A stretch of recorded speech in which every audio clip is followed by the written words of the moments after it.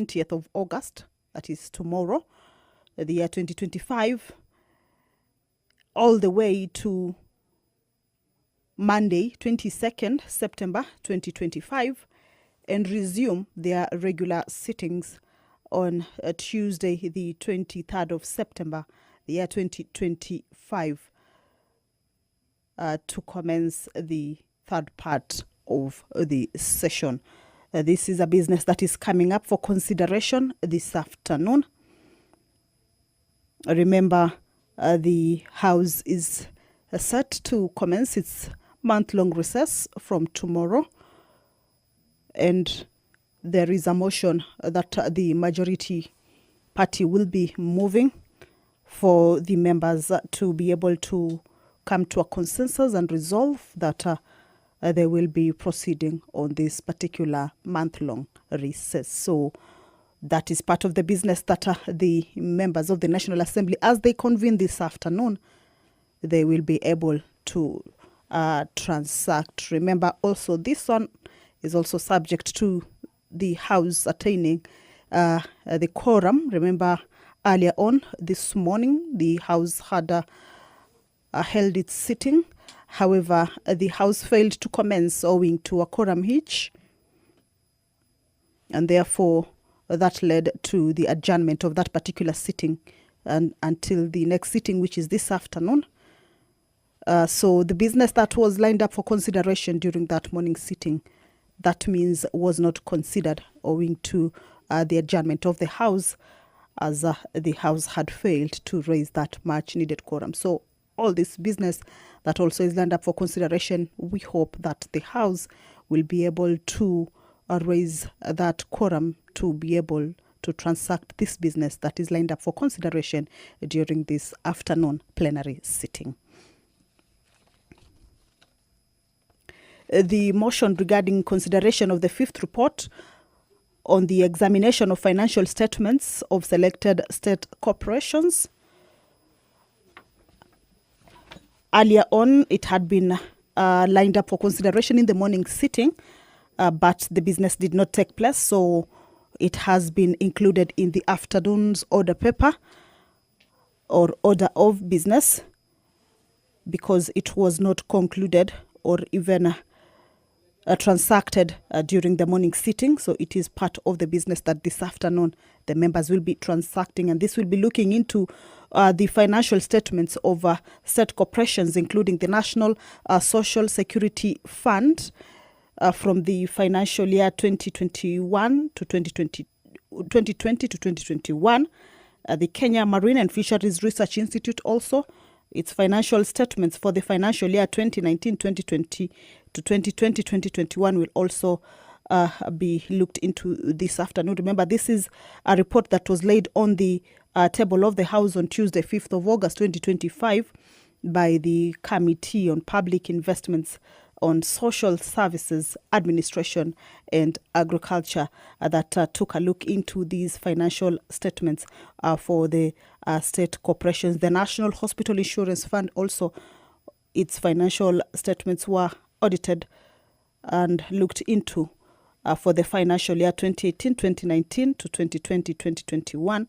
Also, the Kenya Broadcasting Corporation financial statements for the financial year 2013-2014 to 2019, 2018 and 2019.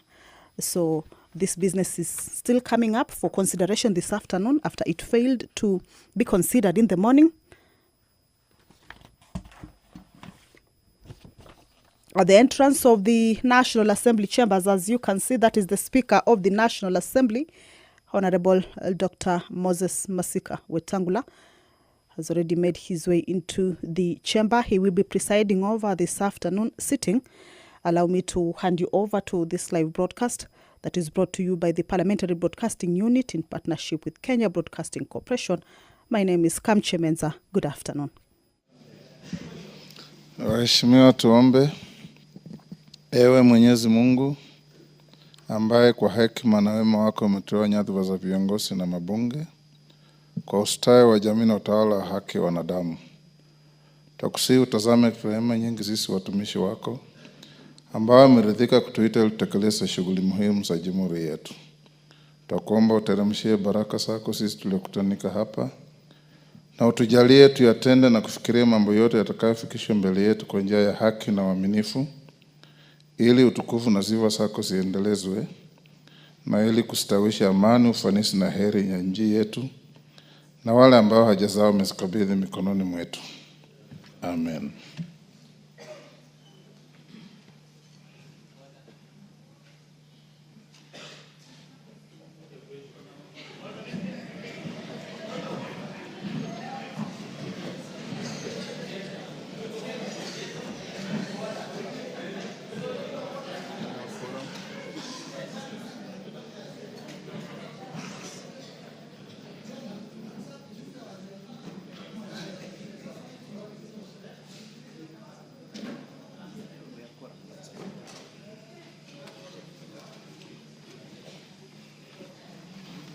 Honorable members, well done. We have no quorum hitch.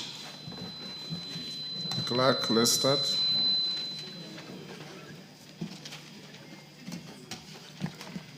Order number 1, administration of oath. Order number 2, communication from the chair. Members on their feet, take your seats.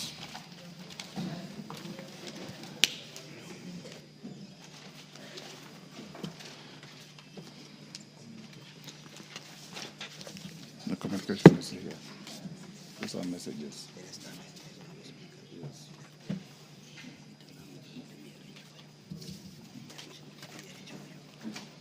Are these stuff there? Are they in the gallery?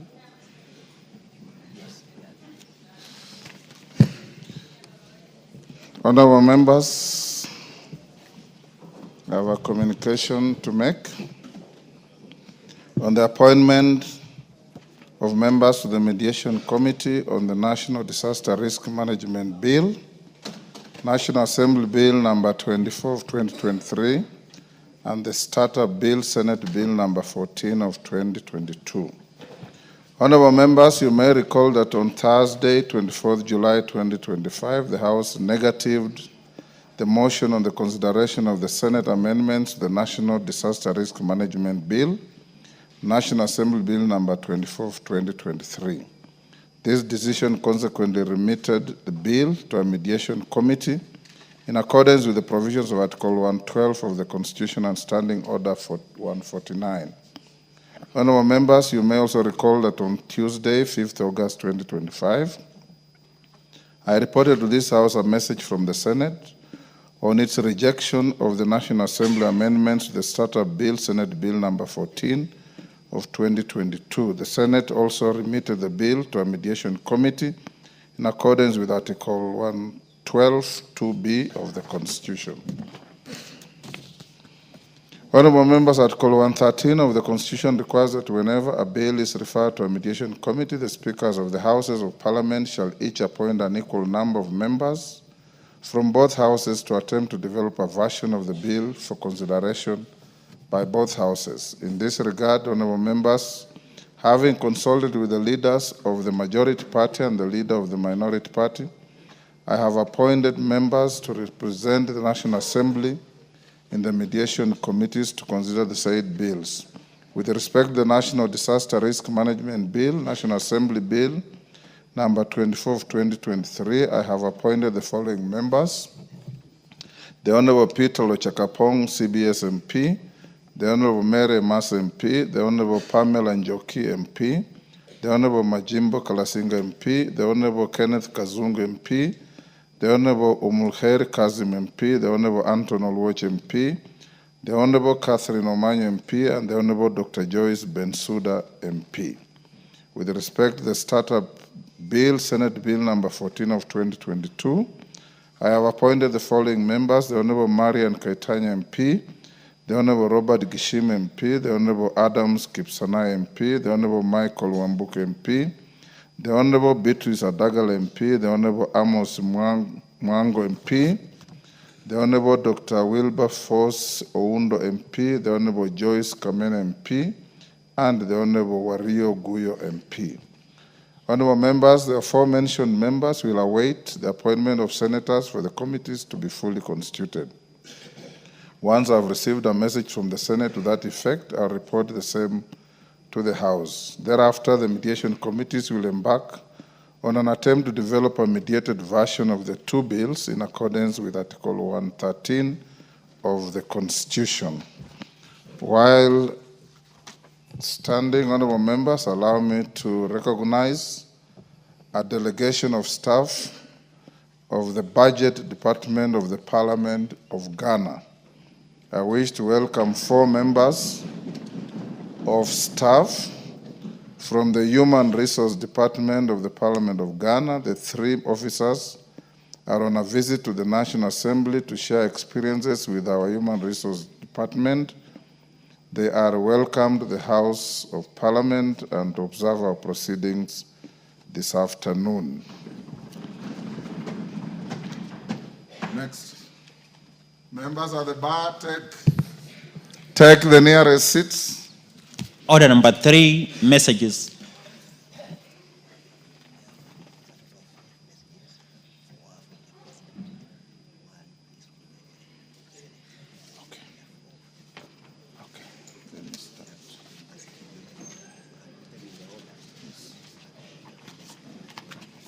And members, we have a supplementary order paper that will guide our proceedings this afternoon. Members on their feet, take your seats. Take the nearest seats. Chen, if you intend to sit, take a seat. Thank you. Honorable members have several messages to deliver at the House. The first is a message from His Excellency the President on nomination of persons for appointment to foreign service.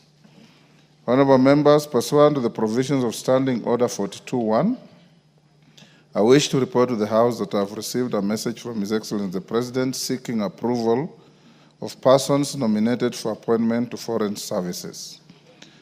Honorable members, in this message, His Excellency the President conveys that in accordance with powers conferred to him by the provisions of Article 132(2)(e) of the Constitution as read together with sections 22 and 22(2)(a) of the Foreign Service Act Cap 185(e), he has appointed 9 persons for appointment as High Commissioner, Ambassadors, and Consuls General, as hereunder. Number 1, High Commissioner, Honorable Florence Chepngetich Bore to Windhoek, Namibia. As ambassadors, 1, Ambassador Anthony Mwaniki Mushiri to Ankara, Turkey, Ambassador Lucy Kirudhu to Bangkok, Thailand, Mr. Henry Wambuma to Bujumbura, Burundi, Mr. Abdul Rashid Salat Abdile to Jakarta, Indonesia, Ambassador Joseph Musyoka Masila to Riyadh, Saudi Arabia, Ambassador Edwin Afande to Vienna, Austria. As Consuls General, Ms. Jane Jepkorir Toroitich, order. Order. Ms. Jane Jepkorir Toroitich to Dubai, United Arab Emirates, and Ms. Judy Kiaria Ngumiri to Goma, Democratic Republic of Congo. Honorable members, I hereby refer the message from His Excellency the President together with the certificate of presidential nominations, CVs, and other testimonials to the Departmental Committee on Defense, Intelligence, and Foreign Relations for consideration. Honorable members, Section 8 of the Public Appointments Parliamentary Approval Act, Cap 7F, provides that unless otherwise provided in law, the committee to which such a nomination is referred shall consider the matter and table a report within 28 days. To this end, the committee should notify the nominees and the general public of the time and place for holding the approval hearing, and thereafter table its report soonest to enable the House to consider the matter within the set statutory timelines. Members at the bar, take the nearest seat. I still have a few communications to make. Take the nearest seats. Wamboka, what is your idea of nearest?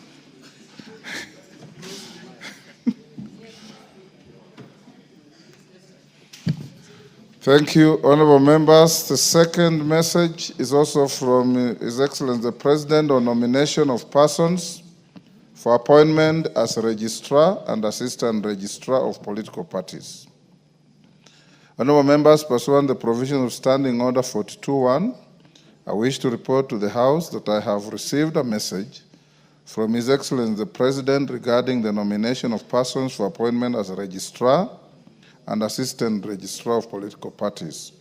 In the message, honorable members, His Excellency the President conveys that in exercise of the powers conferred to him by the provisions of Section 34A and the 6th Schedule to the Political Parties Act, Cap 7D, as read together with Section 5 of the Public Appointments Parliamentary Approval Act, Cap 7F, he has nominated Mr. John Cox Lorionoku and Ms. Agatha Wanjiku Wahome to the positions of Registrar of Political Parties and Assistant Registrar of Political Parties, respectively, and now seeks their approval for appointment by the House. Honorable members, Standing Order 45 provides that upon receipt of notification of a nomination for appointment, such a nomination shall stand committed to the relevant departmental committee for consideration. In this regard, I hereby refer the message from His Excellency the President together with the CVs and other testimonials of the nominees to the Departmental Committee on Justice and Legal Affairs for consideration. Honorable members, paragraph 6 of the 6th Schedule to the Political Parties Act, Cap 7D, provides that the National Assembly shall within 21 days of the receipt of the names of the nominees consider the nominees and approve or reject the nominations. In this regard, the committee is expected to immediately commence the approval process and notify the nominees and the general public of the time and place for holding the approval hearings, and thereafter table its report for consideration by the House. Honorable members, noting that the House is scheduled to commence its long recess from tomorrow, Wednesday, 20th August 2025, the committee will be required to table its report when the House next sits. I thank you. Members at the bar, take the nearest seats.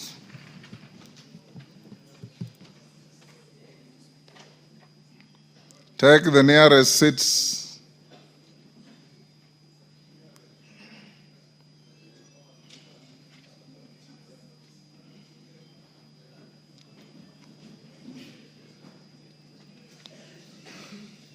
Member for Pokot, take the nearest seat.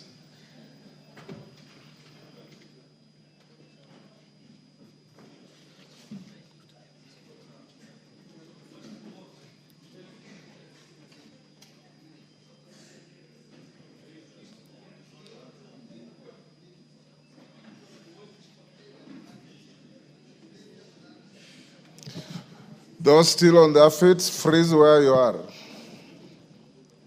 Honorable members, next message is from His Excellency the President, a referral by His Excellency the President of the Wildlife Conservation and Management Amendment Bill, National Assembly Bill number 3 of 2023. Honorable members, pursuant to the provision of Standing Order 42, I wish to report to the House that I have received a message from His Excellency the President regarding the referral of the Wildlife Conservation and Management Amendment Bill, National Assembly Bill number 3 of 2023. Honorable members, His Excellency the President conveys that pursuant to the provisions of Article 115(1)(b) of the Constitution, he has considered the bill and referred it back to the National Assembly for reconsideration, expressing reservations on the bill. In the presidential memorandum, His Excellency the President has expressed reservations on Clause 2 of the bill. Further, His Excellency the President has proposed to amend the said clause and also introduce a new provision. His Excellency now requests the House to reconsider the bill in accordance with the provisions of Article 115 of the Constitution. Honorable members, You may recall that this House passed the bill on 18th June 2025, following which I presented the bill to His Excellency the President for assent in accordance with the provisions of the Constitution. This House is therefore required to consider the President's reservation to the specified clause. Standing Order 154-2 requires the House to consider the President's reservations within 21 days upon receipt of the memorandum. In this regard, the Presidential Memorandum stands committed to the Departmental Committee on Tourism and Wildlife for consideration. The committee should prioritize the consideration of the President's reservation on the bill and table its report soonest to allow the House to conclude the reservations within their timelines. Honorable members, I hasten to guide that the House, in consideration of the President's reservations with the bill by the committee, the House will undertake, in accordance with the provisions of Article 115 of the Constitution. Further, the guidance contained in the Speaker's communication of 28 July 2025 relating the consideration of the President's reservation to a bill and amendments thereto will apply as shall be necessary. Honorable members, I now direct the clerk to circulate the memorandum of His Excellency the President to all members so that they familiarize themselves with the contents therein and the House is accordingly informed. The next, members at the bar, take the nearest seats.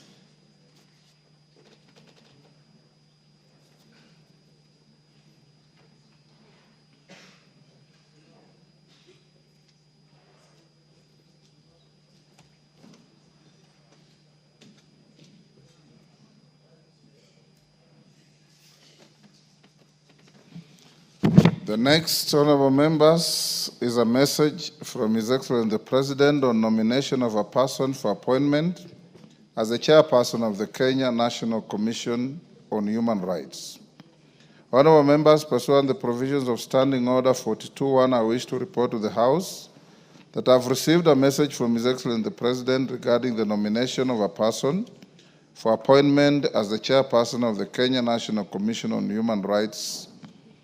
In the message, honorable members, His Excellency the President conveys that in exercise of the powers conferred by Article 252B of the Constitution, Section 11 of the Kenya National Commission on Human Rights Act Cap 71, as read together with Section 5 of the Public Appointments Parliamentary Approval Act Cap 7F, he has nominated Ms. Clarice Awor Onganga for appointment as the chairperson of the Kenya National Commission on Human Rights.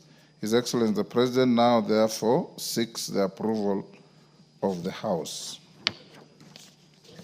Honorable members, you recall that on Tuesday, 12th August 2025, I notified the House about the withdrawal by notice in writing to the clerk of Dr. Duncan Obur Ojwang, the nominee who had been nominated for appointment to that position. Consequently, pursuant to the provision of Section 610 of the Public Appointments Parliamentary Approval Act, the candidate's nomination lapsed. The nomination of Ms. Clarice Awor Onganga is therefore consequent upon that withdrawal.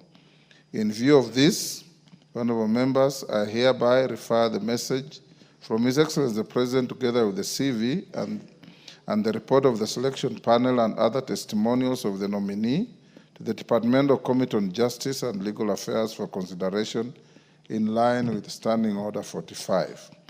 Honorable members, whereas Section 8 of the Public Appointments Parliamentary Approval Act Cap 7F requires the House to make a decision on the nomination within 28 days, Section 11.7 of the Kenya National Commission on Human Rights Act Cap 71 provides for a lesser period being 21 days. In this regard, honorable members, the committee is expected to undertake the approval hearings and submit a report within the timelines provided for in the Kenya National Commission on Human Rights Act Cap 71, that is 21 days. To this end, the committee should notify the nominee and the general public of the time and place for holding the approval hearing and thereafter table its report soonest to enable the House to consider the matter within the set statutory timelines. I thank you. Members, the last is a message from the Senate on the passage of 5 Senate bills. Honorable members, pursuant to the provisions of Standing Order 41-4, I wish to report to the House that I have received 5 messages from the Senate regarding its consideration of 5 Senate bills. Honorable members, the messages convey that on Thursday, 7th August 2025, the Senate considered and passed the following bills with amendments. 1, the Street Vendors Protection of Livelihood Bill, Senate Bill number 41 of 2023, which seeks to provide a legal framework for the recognition, protection, and regulation of street vending. 2, the Local Content Bill, Senate Bill number 50 of 2023, which seeks to facilitate the local ownership, control, and financing of activities connected with the exploitation of gas, oil, and other petroleum resources, and to provide a framework to increase the local value capture along the value chain in the exploration of gas, oil, and other petroleum resources. 3, the Early Childhood Education Amendment Bill, Senate Bill number 54 of 2023, which seeks to amend the Early Childhood Education Act additionally, pursuant to the provisions of Standing Orders 162 of the Senate Standing Orders. Senator Eddie Okech, MP, the sponsor of the bill, has designated the Honorable Naisula Lesuda, MP, member for Samburu West constituency, as the co-sponsor of the bill in the National Assembly. And 4, the Creative Economy Support Bill, Senate Bill number 30 of 2024, which seeks to establish mechanisms for the support of the creative industry to the economy and to establish the Creatives Fund. Additionally, in accordance with Standing Order 162.2 of the Senate Standing Orders, Senator Eddie Okech, MP, the sponsor of the bill, has designated Honorable Irene Mayaka, MP, nominated member, as the co-sponsor of the bill in the National Assembly. In addition, honorable members, the message conveys that on Thursday, 7th August 2025, the Senate considered and passed the Business Laws Amendment Bill, Senate Bill number 51 of 2024 without amendments. The bill seeks to amend various statutes so as to create a conducive environment for doing business. In this regard, you'll note that standing orders require the Speaker to cause a bill received from the Senate to be read a first time upon conveyance of its message to the House. In view of this, and noting that the House will proceed on recess at the rise of today's sitting, I direct the clerk to schedule the 5 Senate bills in the order paper for first reading when the House resumes. Honorable members, inasmuch as I have directed the bills to be read a first time, close attention should be paid to the Creative Economy Support Bill, Senate Bill number 30 of 2024, in line with the provisions of Article 94.5 and 114 of the Constitution on the introduction of money bills and the consideration of money bills, respectively. The relevant committees therefore urge to take note of the constitutional provisions while considering the bill. Thereafter, the bills will stand committed to the following committees for consideration. 1, the Street Vendors Protection of Livelihood Bill, Senate Bill number 41 of 2023, to the Departmental Committee on Trade, Industry and Cooperatives. The Local Content Bill, Senate Bill number 50 of 2023, to the Departmental Committee on Energy. The Early Childhood Education Amendment Bill, Senate Bill number 54 of 2023, to the Departmental Committee on Education. And the Creative Economy Support Bill, Senate Bill number 30 of 2024, and the Business Laws Amendment Bill, Senate Bill number 51 of 2024, to the Departmental Committee on Finance and National Planning. The committees to which the bills have been referred are encouraged to prioritize their consideration and submit their reports as soon as is practicable to enable the House to proceed with the necessary next steps on the bills. The House is accordingly guided. I thank you. Next. Order number 4, petitions. Order number 5, papers.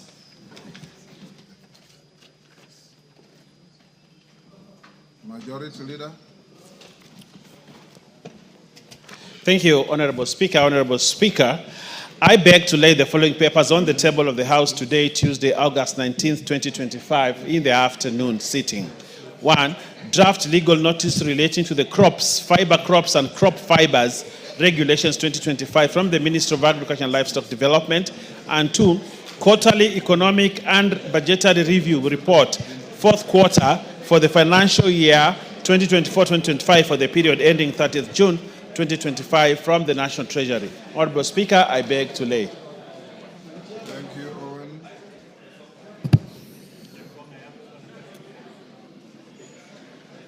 Next order.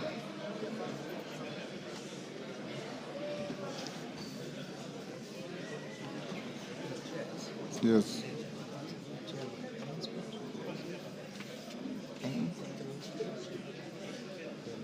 Why they put under order 5?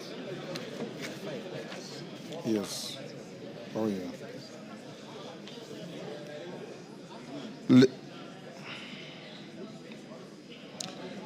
Chairperson, Departmental Committee on Transport and Infrastructure. Other members. Thank you, Honorable Chair. Honorable Speaker, I beg to read the following paper on the table of the House today, Tuesday, 19th August 2025. Report on the Departmental Committee on Transport and Infrastructure on this consideration of the Kenya Roads Amendment Bill number 3, Bill National Assembly Bill number 34 of 2025. Thank you, Honorable Speaker. Chairperson, Committee on Delegated Legislation. Thank you, Honorable Speaker. Honorable Speaker, I beg to lay the following paper on the table of the House today, Tuesday, 19th August 2025.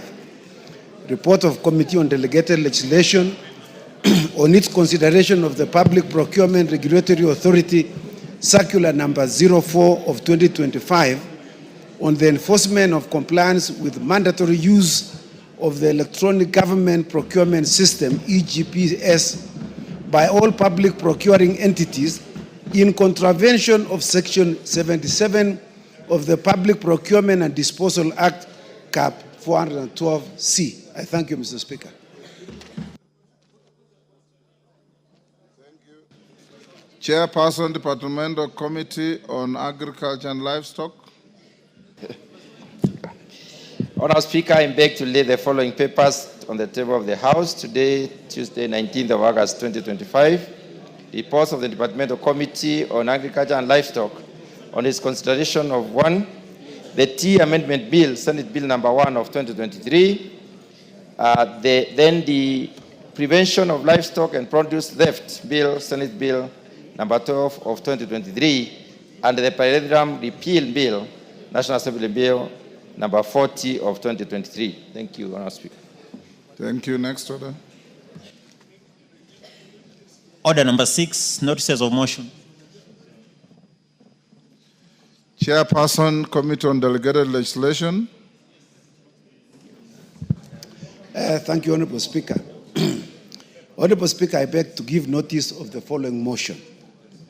That this House adopts the report of the Committee on Delegated Legislation on its consideration of the Public Procurement Regulatory Authority Circular on the enforcement of compliance with mandatory use of Electronic Government Procurement System, EGPS, by all public procuring entities in contravention of Section 77 of the Public Procurement and Asset Disposal Act, Cap 412C, laid on the table of the House on Tuesday, 19th August 2025, and pursuant to the provisions of Section 18 of the Statutory Instruments Act, Cap 2, this House annuls in its entirety the Public Procurement Regulatory Authority Circular in the enforcement of compliance with the mandatory use of the Electronic Government Procurement System, EGPS, by all public procuring entities, circular number 04 of 2025. I thank you, Mr. Speaker.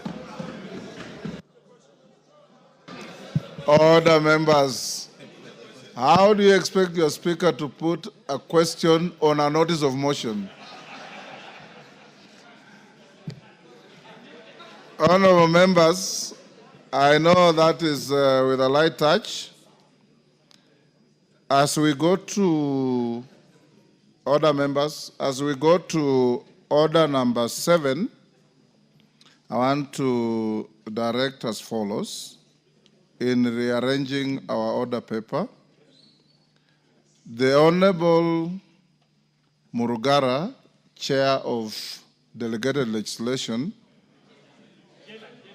Jailak Sore, is as requested to make a statement in relation to some issues that you discussed yesterday. Order. Order. After I allowed the Honorable Murugara to make his statement, the Honorable Wandeto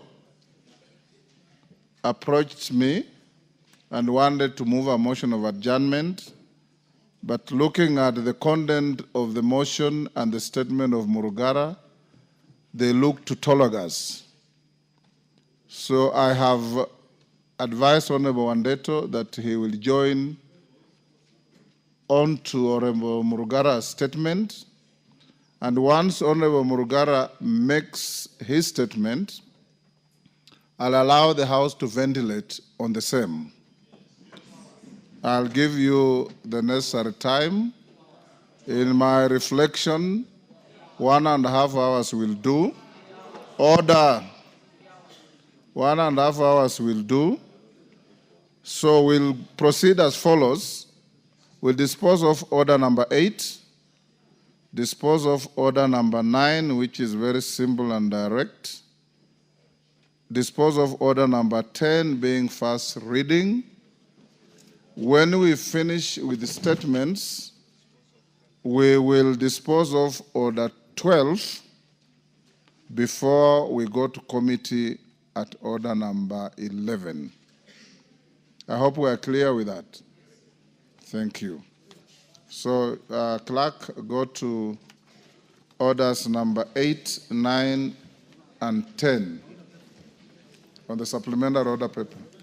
Order number 8, the Computer Misuse and Cybercrimes Amendments Bill, National Assembly Bill number 41 of 2024, second reading and question to be put. Honorable members, order. I'll now put the question at order number 8 that the Computer Misuse and Cybercrimes Amendment Bill, National Assembly Bill number 41 of 2024 be now read a second time. As many as of that opinion say aye. Will those of the contrary opinion say nay? The ayes have it. A bill for an act of parliament to amend the Computer Misuse and Cybercrimes Act Cap 79C and for connected purposes. Order number 9. Before you go to order number 9, members, allow me to acknowledge the following in the Speaker's Gallery: Joel Amimo School from Kisumu Central, Kisumu; Kipkeino Junior School from Tarbo, Uasin Gishu. In the public gallery, members, you should welcome these children to the House of Parliament. In the public gallery, we have Hale Mariting School from Jomvu, Mombasa; Athi Kamunyuni School from Kibwezi East, Makueni; and Kaptebeswet Secondary School from Aina Moi, Kericho. On my behalf and on behalf of the House, we welcome the students, their teachers, and those accompanying them to the House of Parliament. Next. Order number 9, motion, alteration of the calendar of the House. Majority Leader. Thank you, Honorable Speaker. Honorable Speaker, I beg to move the following motion that notwithstanding the resolution of the House of 13 February 2025 and 7th August 2025, and pursuant to the provisions of Standing Order 28.4 on calendar of the Assembly, this House resolves to further alter its calendar.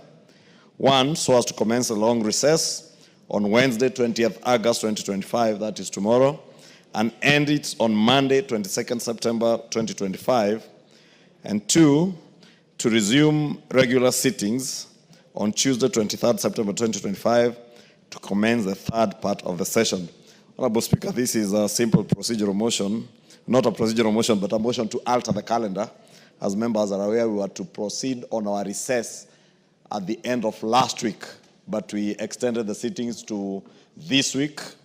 And Honorable Speaker, we will need to recover the time for the recess, this being a short working recess, and therefore we are just extending the recess by a further 1 week. Instead of resuming on the 15th of September, we now resume on the on the 16th of September, we resume on the 23rd of September. And with that, I beg to move and request the Leader of Minority, who is also a member of the House Business Committee, where this matter was deliberated, to second. Junet? Mr. Speaker, I second. Members on their feet, take your seats.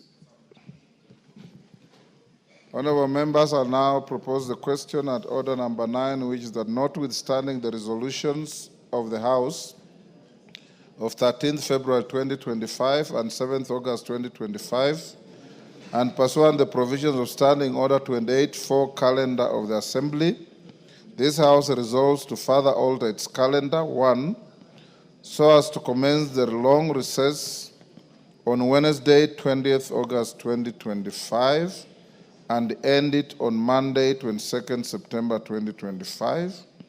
And 2, resume regular sittings on Tuesday, 23rd September 2025, to commence the third part of the session. We put the question.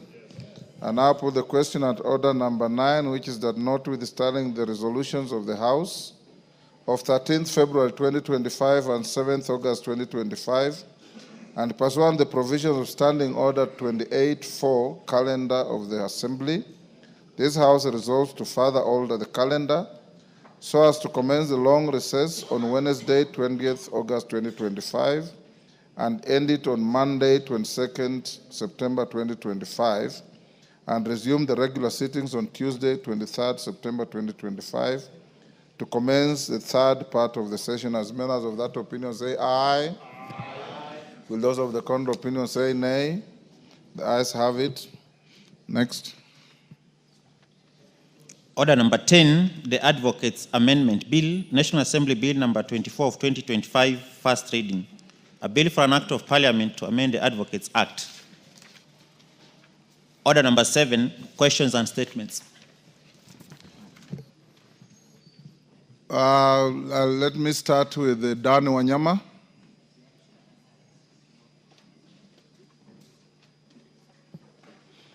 Dan Wanyama is making a statement in relation to the ongoing CHAN football tournament.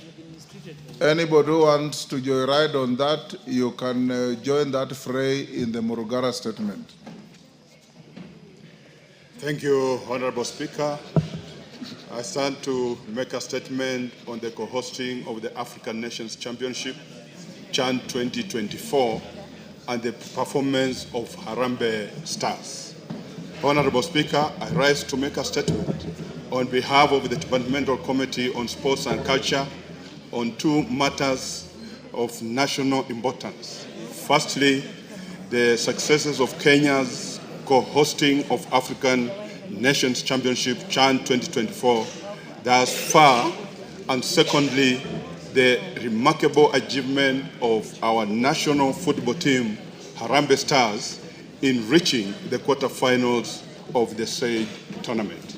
Honorable Speaker, as this House may be aware, Kenya, together with Uganda and Tanzania, were granted the prestigious opportunity on co-hosting the 2024 edition of the African Nations Championship CHAN by the Confederation of African Football, CAF.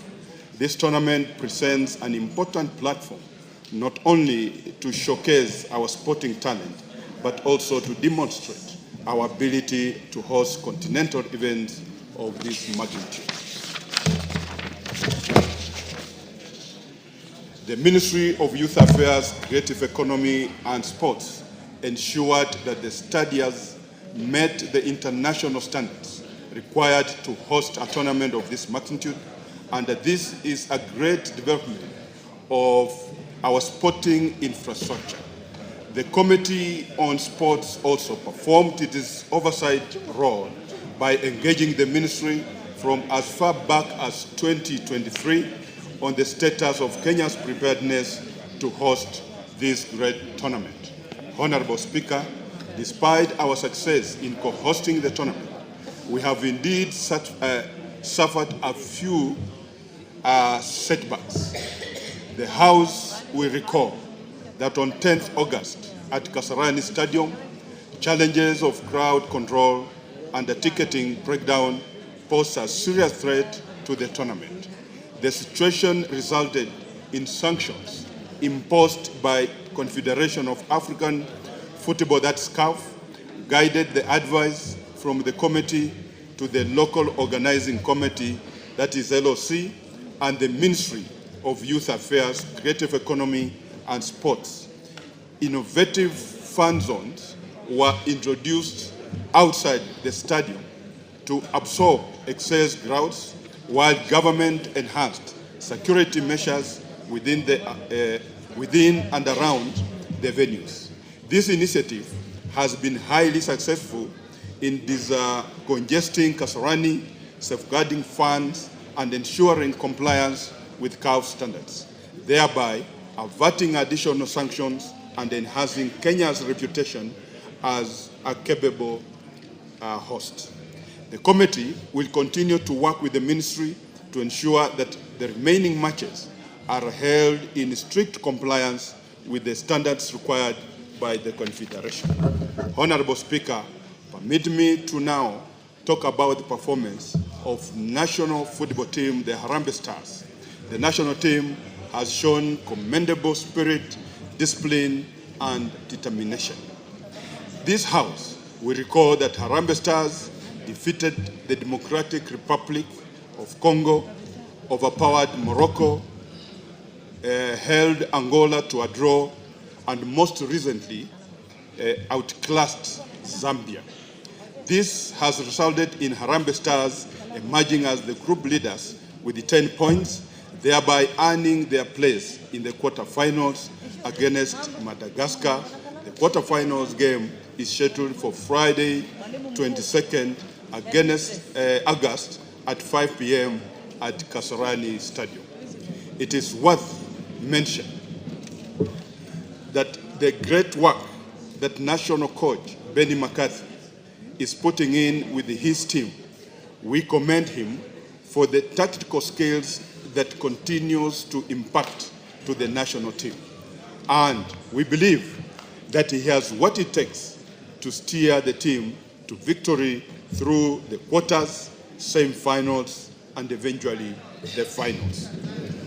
Honorable Speaker, indeed, talent is not the challenge in Kenya across sporting disciplines. We have an abundance of talent beyond. Planning this administration is determined to actualize the Talanda Hela initiative. The committee will continue to work with the Ministry of Sports and all relevant stakeholders to ensure that any legislative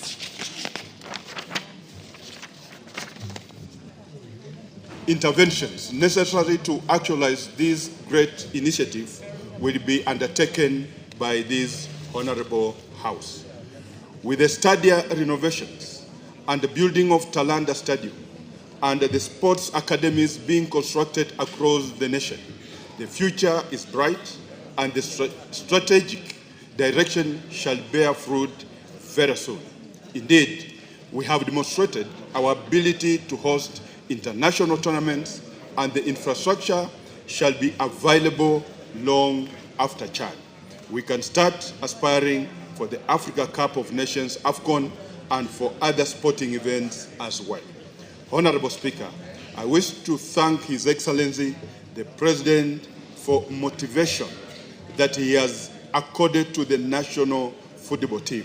The actions by His Excellency, the President, to reward the players is a great testament to the need to monetize talent, which is a key pillar of the Talent Hela initiative. This will go a long way in motivating players to be the best that they can be, and will also ensure that they give the results of their hard work and in discipline. Honorable Speaker, I'm indeed grateful for the continued support of your office and the office of the clerk in facilitating the Committee on Sports and Culture to execute its oversight mandate on matter sports within the country. Indeed, the committee has traveled to various parts of this country to conduct inspection visits over the renovations and construction of stadia. Further, the committee has held several engagements with the Football Kenya Federation and other stakeholders to deliberate on the future of sports in this country. We have set the standards as high as we could. It can only get better with the more cooperation within federations, with government, with partners, and the sports persons who are most integral in the grand scheme of things. Honorable Speaker, the committee wishes to thank all honorable members and all Kenyans who have come out to support Harambee Stars and sports in general. I also extend gratitude on behalf of all the teams and sports persons who continue to fly our flag and make our anthem to be played in international podiums. We shall continue the journey and mark the milestone. Kenya stands at a pivotal moment in the football journey. Co-hosting CHAN 2024 is not just a sporting event. It is a national project that carries economic, diplomatic, and cultural significance. The Harambee Stars, as our ambassadors, deserve our unwavering support. As I conclude, allow me to commend the Malkia Stars under-20 team that won the African under-20 championship in Cameroon by beating the host nation 3-1. I thank you, Honorable Speaker. Thank you, honorable members. I've been requested to give an opportunity to Honorable Otienda Mola as the captain of the Bunge football team to complement that statement. Honorable Otienda Mola. Thank you, Mr. Speaker. Let me thank Honorable Dan Wanyama and the Sports Committee. On behalf of the Bunge football team, a couple of whose members are here, I see Jack Wanami, Kaikai, Maungu, Mogaka, and a host. Oh yes, and Yesu himself. Well, that's a different team. I was talking about the male one because you. Anyway, I have a very short time, so let me finish this. I want to congratulate the Harambee Stars because even the Harambee Stars comprises only of men. So there's the women's football and men's football, and it's not discriminating. It's just that there's each with their own line. Mr. Speaker, I am happier to give these congratulations, unlike matters I will be speaking to later that have brought me much sadness. But on this, I am very happy to congratulate first the players. Secondly, the technical team.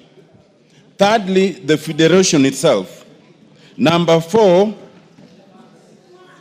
the Kenyans themselves, and not just Kenyans, East Africans.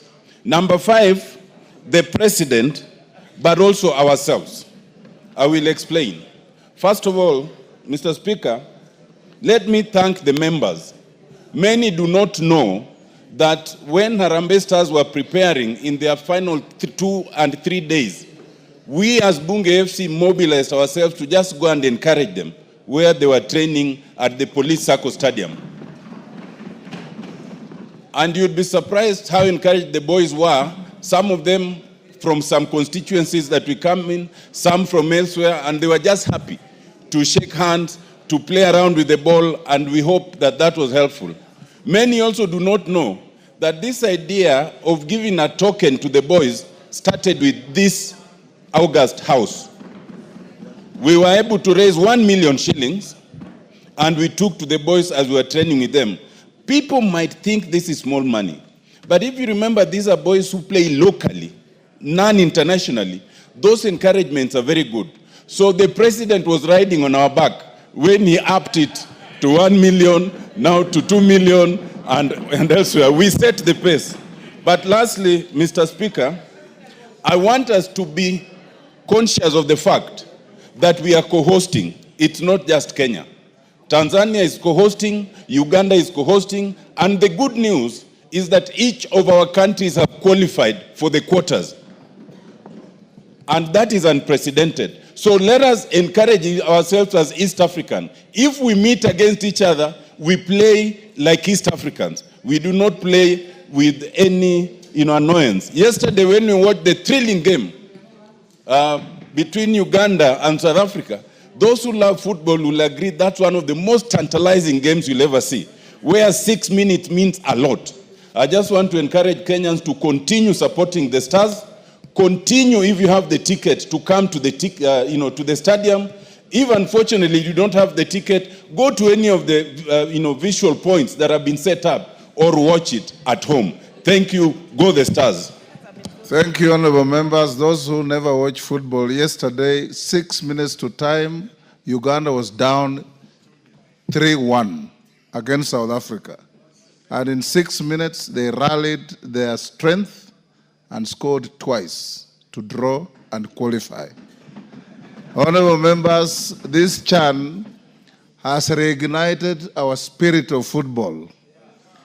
Those who watched football in the early years can remember the phenomenal team of Mohamed Abbas, Hussein Heri, John Bobby Okola, Josephat Murila, Ambrose Ayoyi, Wilberforce Mulamba, JJ Masiga, Onyango Jogo, and many others who made this country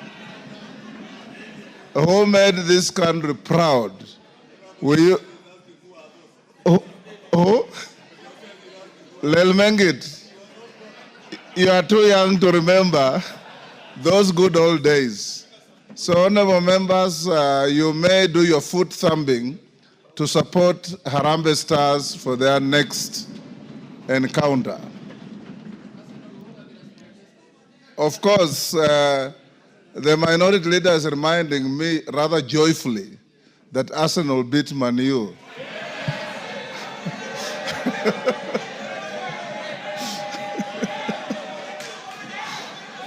Yes, Millie. Yes, Millie. Millie, what is it?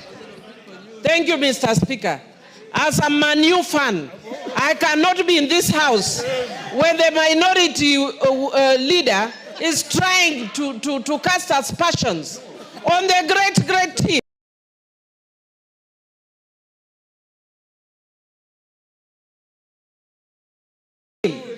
When we sympathize with the small teams like Arsenal that my husband supports, small teams, those are useless teams. But Mr. Speaker, I hope my husband is not watching this one. Order, honorable members. Order. Yes, Junet. Mr. Speaker, if you watch the game between Arsenal and Man U on Sunday, you can only pity them because, Mr. Speaker, Man U was playing like Rosinga Island Football Club. Order, honorable members, we'll leave it there. Yes, Wangwe. Thank you, Honorable Speaker. Honorable Speaker, on that list which you have just mentioned, yes. In 1987, Honorable Speaker, the captain, Austin Oduor, helped to take the cup for Kenya, Honorable Speaker. So you Yes. cannot mention without listing. I didn't mention all of them, but I know all of them. It was fantastic. Honorable members, can we leave football there? Yes, Farah. I have never known you to watch football. Mr. Speaker, this is an August house. This is a house of leaders. The young boys and girls this side and this side in the nation are watching us. Instead of celebrating our own, why do you have to celebrate a team somewhere else in the farthest part of the world? Farah, you are out of order. Order. You are out of order. Talking about Order, Farah. Order, Honorable Farah. Order. We are doomed with this. Honorable Farah, you are out of order. In fact, Arsenal is Arsenal because of our African boys like Nwango Kanu, Ebue, Why don't they come here? and many others. Yes, Saka, right now, Bukayo Saka. So you're out of order. Honorable members, let's go to, allow me to acknowledge in the public gallery, Gakuru Primary School from Tharaka, Tharakanithi, and Sally Ann School from Bureti, Kericho. On my behalf and on behalf of the House, we welcome the students, their teachers, and those accompanying them to the House of Parliament. Let's go now to Honorable Murugara. Thank you very much, Honorable Speaker. Now, Speaker, we are just from a light moment, but this is not very light now, as it touches on very serious matters that are before the House. Honorable Speaker, this is a statement on allegations of inducement in the consideration and passage of a bill. Honorable Speaker, this statement is made on behalf of the Departmental Committee on Justice and Legal Affairs and its members with regard to statements made during the joint Kenya Kwanza ODM Parliamentary Group meeting held yesterday, 18th August 2025, that was presided over by His Excellency the President, Dr. William Samoei Ruto, and the former Prime Minister, the Right Honorable Raila Amolo Odinga. At the meeting, a statement was made to the effect that the consideration and passage of the Anti-Money Laundering and Combating of Terrorism Financing Laws Amendment Bill 2025 was influenced by a Kenya shillings 10 million inducement collected by a member of parliament or members of parliament allegedly on behalf of members of the National Assembly. Honorable Speaker, the Anti-Money Laundering and Combating of Terrorism Financing Laws Amendment Bill 2025 was a bill sponsored by the leader of Majority Party. It was read for the first time in the House on the 4th of March 2025 and thereafter committed to the Departmental Committee on Justice and Legal Affairs for consideration and reporting to the House. The committee duly conducted public participation, considered the bill, and tabled a report in the House to inform the House's second reading of the bill. The bill sought to amend 10 acts of parliament to address technical compliance deficiencies identified by the Eastern and Southern Africa Anti-Money Laundering Group, the Financial Action Task Force in Kenya's regime on anti-money laundering, combating of terrorism, financing, and the combating of proliferation of financing.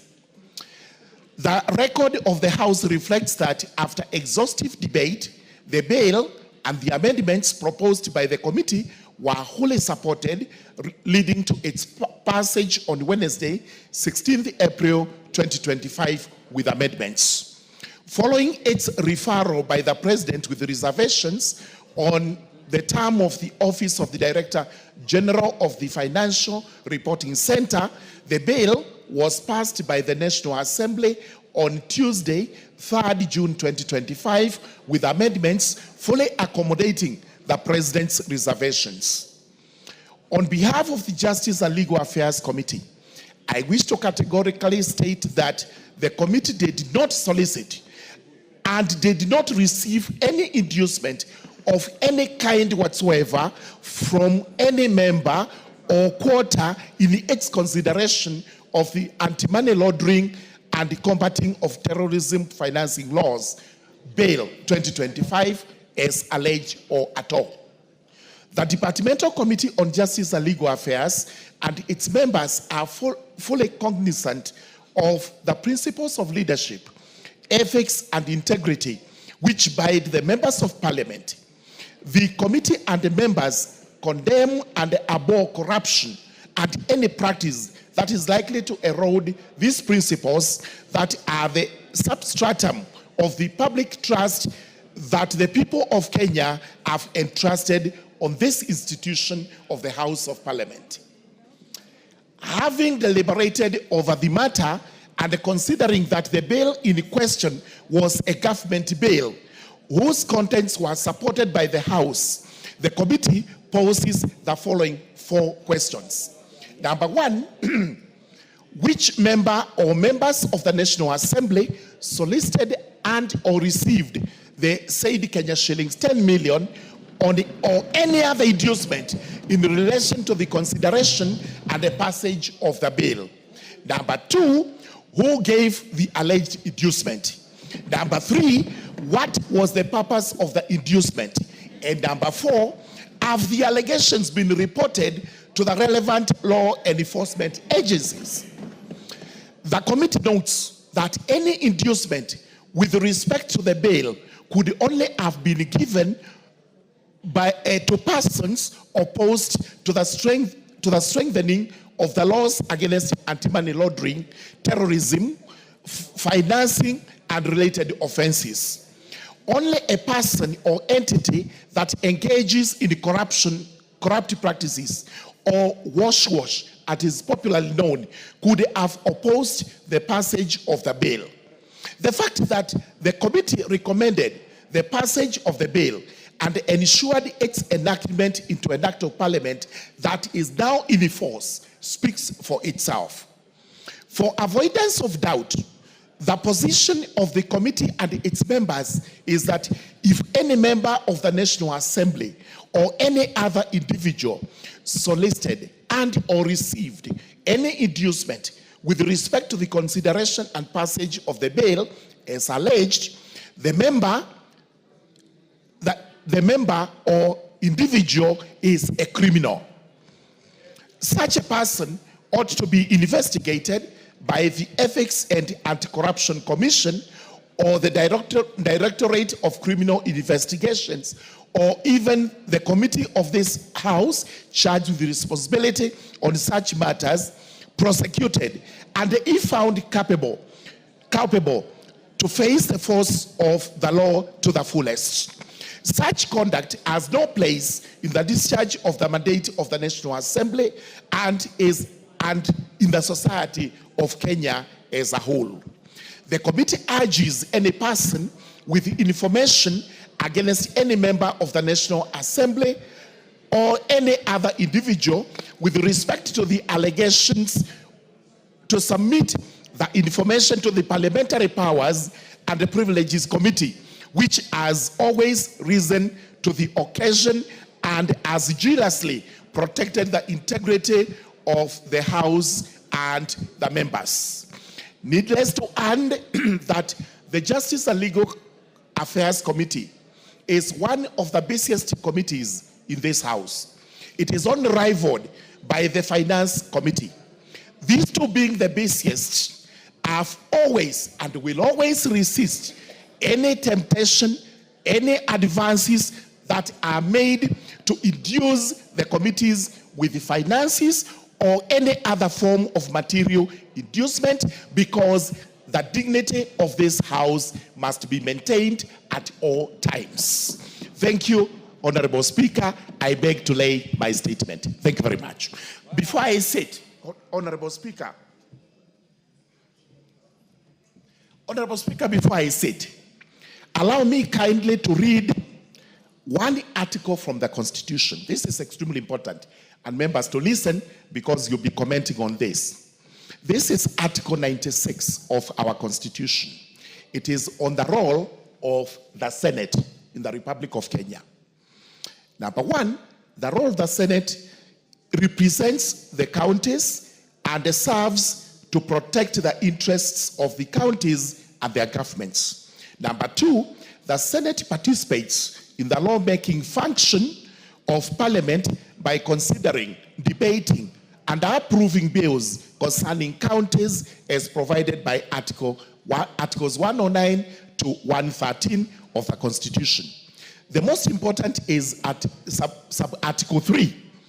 The Senate determines the allocation of national revenue amongst counties as provided in Article 217 and exercises oversight over national revenue allocated to the county governments.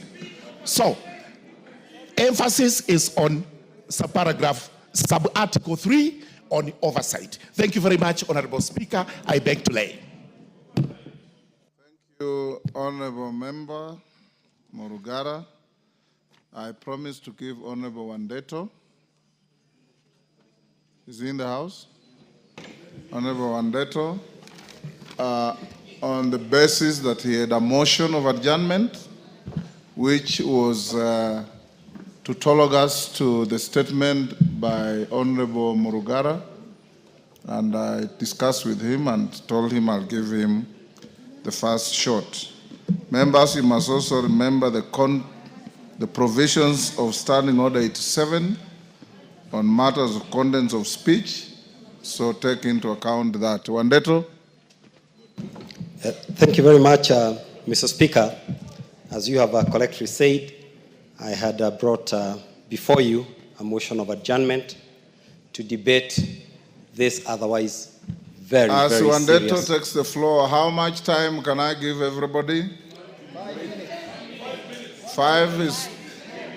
I have 1.5 hours for this. Can we do 3 minutes? With your leaders taking 5. Okay. Thank you, Mr. Speaker. Like you have said, I had brought a petition to you. Mr. Speaker, you need to protect me.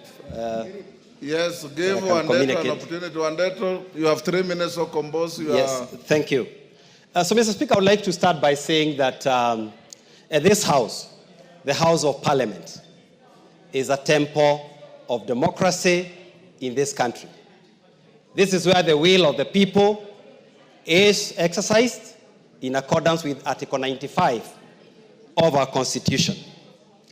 And so whenever there are allegations of the nature that has been made in the last 2 weeks, Mr. Speaker, it is a matter of grave national concern, and that is why you have done the right thing to stop all other business of the House to ensure that members are able to ventilate into the otherwise very serious allegations that have been brought against this House.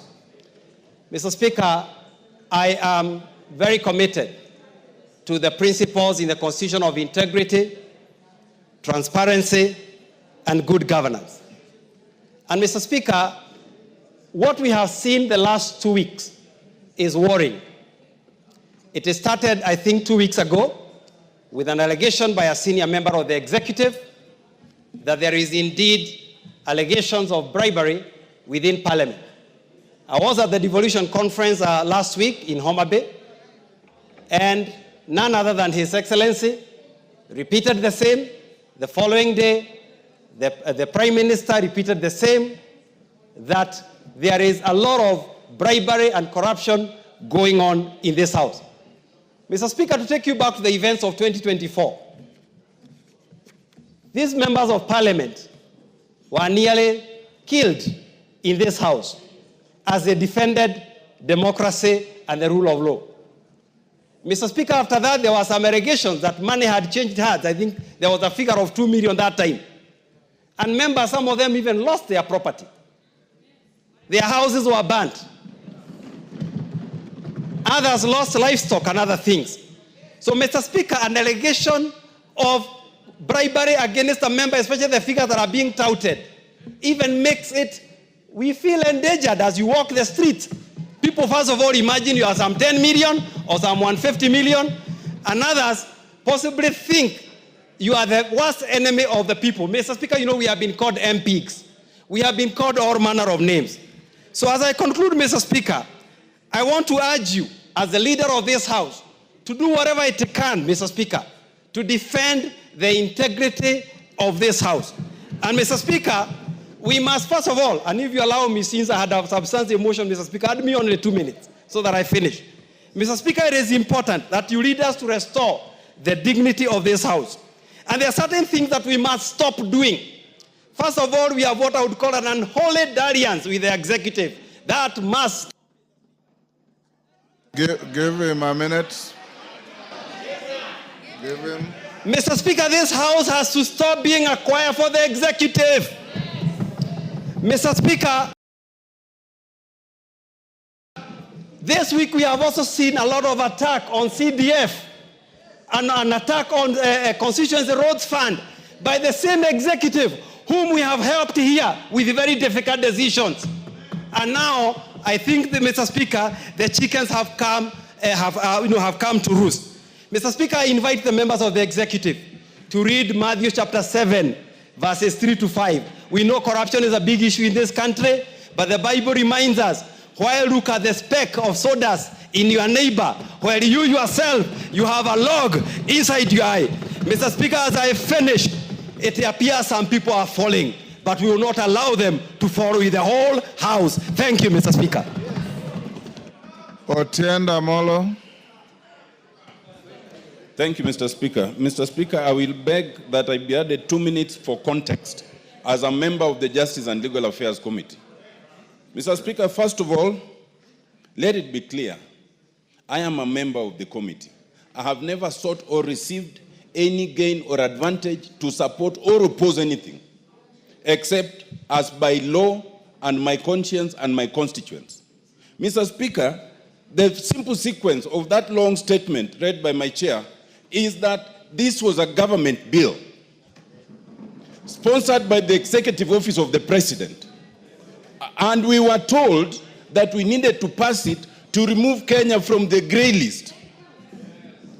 In compliance, and it was signed off by the leader of majority, we complied, it came here, it passed. Where is our fault? Should we have rejected it? Because if we did, then you can blame us. Mr. Speaker, if that passage of the act and the amendment was procured by any corruption, then that corruption can only come from the Executive Office of the President. Because they are the ones who wanted it to pass. And if that is so, then 3 things follow. 1, that either the President or someone in his office knows who gave the bribe. 2, the President or someone in his office knows who received that bribe. And 3, they know why it was given, because obviously it could not have been for passage. It's even more annoying that it is alleged that some 10 million was given. Do you know 10 million to give the members, that's 28,000. So it's being alleged that members of this House are cheap as 28,000 to pass a law. It's even more annoying. Mr. Speaker, some of us have reputations and careers beyond this House. So when you attend a forum where for the first time in a PG, live TV has been invited, and then you are being accused of that kind of thing, it is so insulting, it is so demeaning, it is so unfortunate. Mr. Speaker, I want to say this, that even if there was such a supposition by the President, Standing Order 42 gives him the opportunity to write to you a special message, which then you can table and we can inquire into it, not to be paraded and demeaning as if we are criminals. Now, the way forward, Mr. Speaker, I want to suggest that our only way forward, you see, in this House, we cannot discuss people adversely because Standing Order 83 all the way to 107 restrict our discussion. But for us, unfortunately, no one protects us out there. All sorts of allegations are made against you and you must just sit and listen. Our only ventilation is Standing Order 191.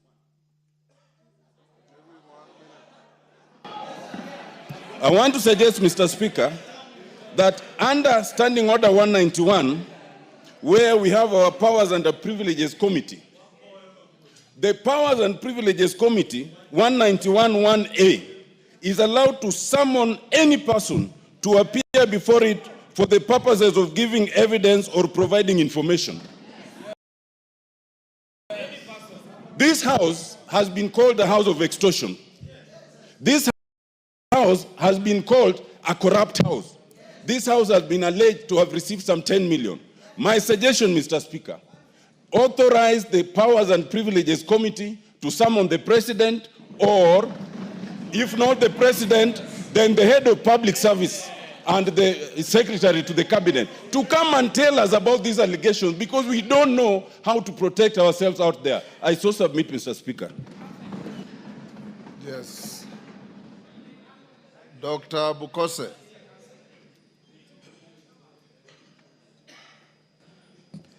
Mr. Speaker, thank you for allowing me to contribute to the statement by the leader. You have 2 minutes, 2 minutes. By the chair, Chailak. Honorable Speaker, it is a very embarrassing situation when the head of state stands and accuses this house, and specifically referring to the committee. It's not acceptable. I think, and it should, if there was any issue, should have been able to have us as members of parliament and discuss this issue. To me, I suppose that most likely the head of state might have been lied by whoever took the information to him that that person took 10 million to the Chailak. Yeah. Those are his views. Just listen to each other. If 10 million was given, then the person who gave the 10 million must state very clearly whom did he give the 10 million. Yeah?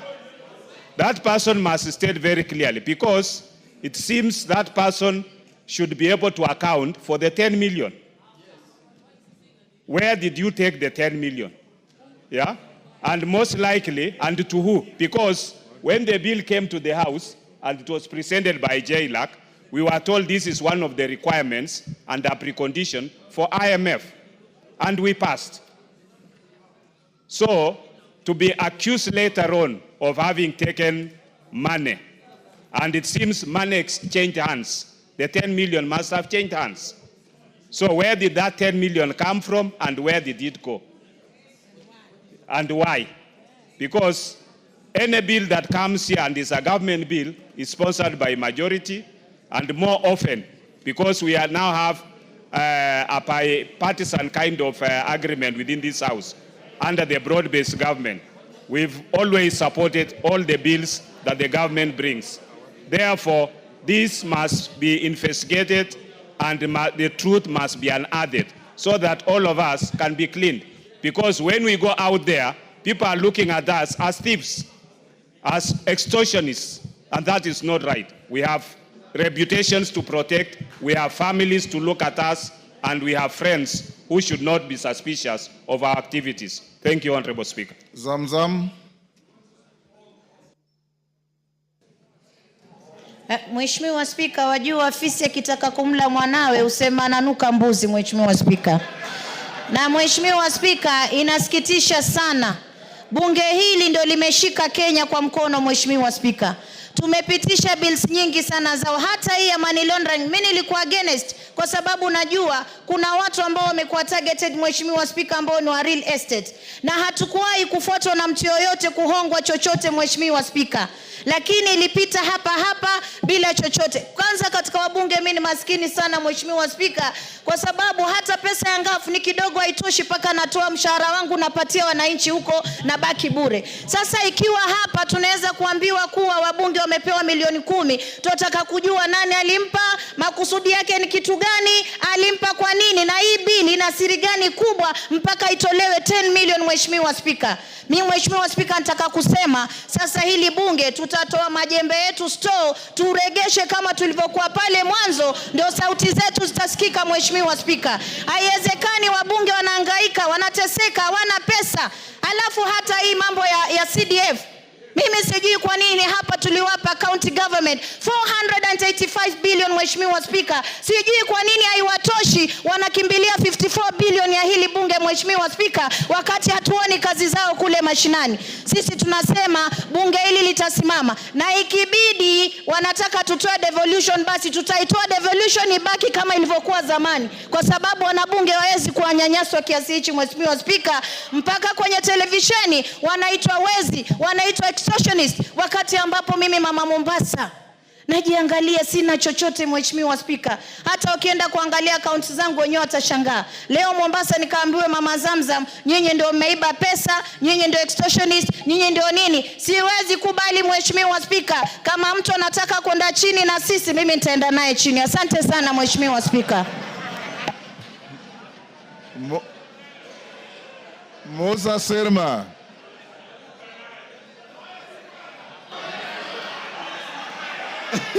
Order. Musa Sirma. Yes. Mr. Speaker, I want to really support the sentiments of Honorable Murugara on this issue, where we are being portrayed as a parliament of extortionists and people who take bribe. Mr. Speaker, people who are corrupt have a place to go in this country, and that is the court. And if there is anybody who has been known to have done those things, we want to tell the government to pick those people, take them to court, and they belong to jail. Mr. Speaker, we are being maligned by people looking forward to taking the money from CDF and taking it to the counties to be eaten. If a whole governor can bring 150 million to Senate, for sure. For sure, if I can use the words of the president, where is he bringing this money from? Counties cannot show the amount of money they have been given in terms of development to the people of Kenya. Mr. Speaker, it has reached a time that we need to audit the counties and really see whether they are really entities to be used for development in the rural areas. Mr. Speaker, if I can remember, because I was in the Bomas, the constitution actually which we passed and which was brought by the people is not what we are having now. The Yashpal guy had 14 regions and they were non-executive.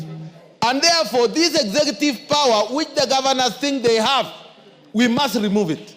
It is time that we talk to the people and let them be given development directly.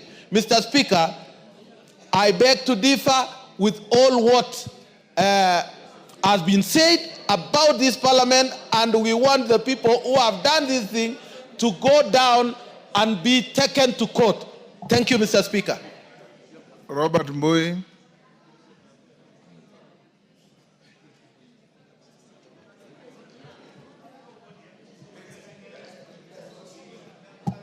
Thank you, Mr. Speaker. Mr. Speaker, Parliament is under attack, Mr. Speaker.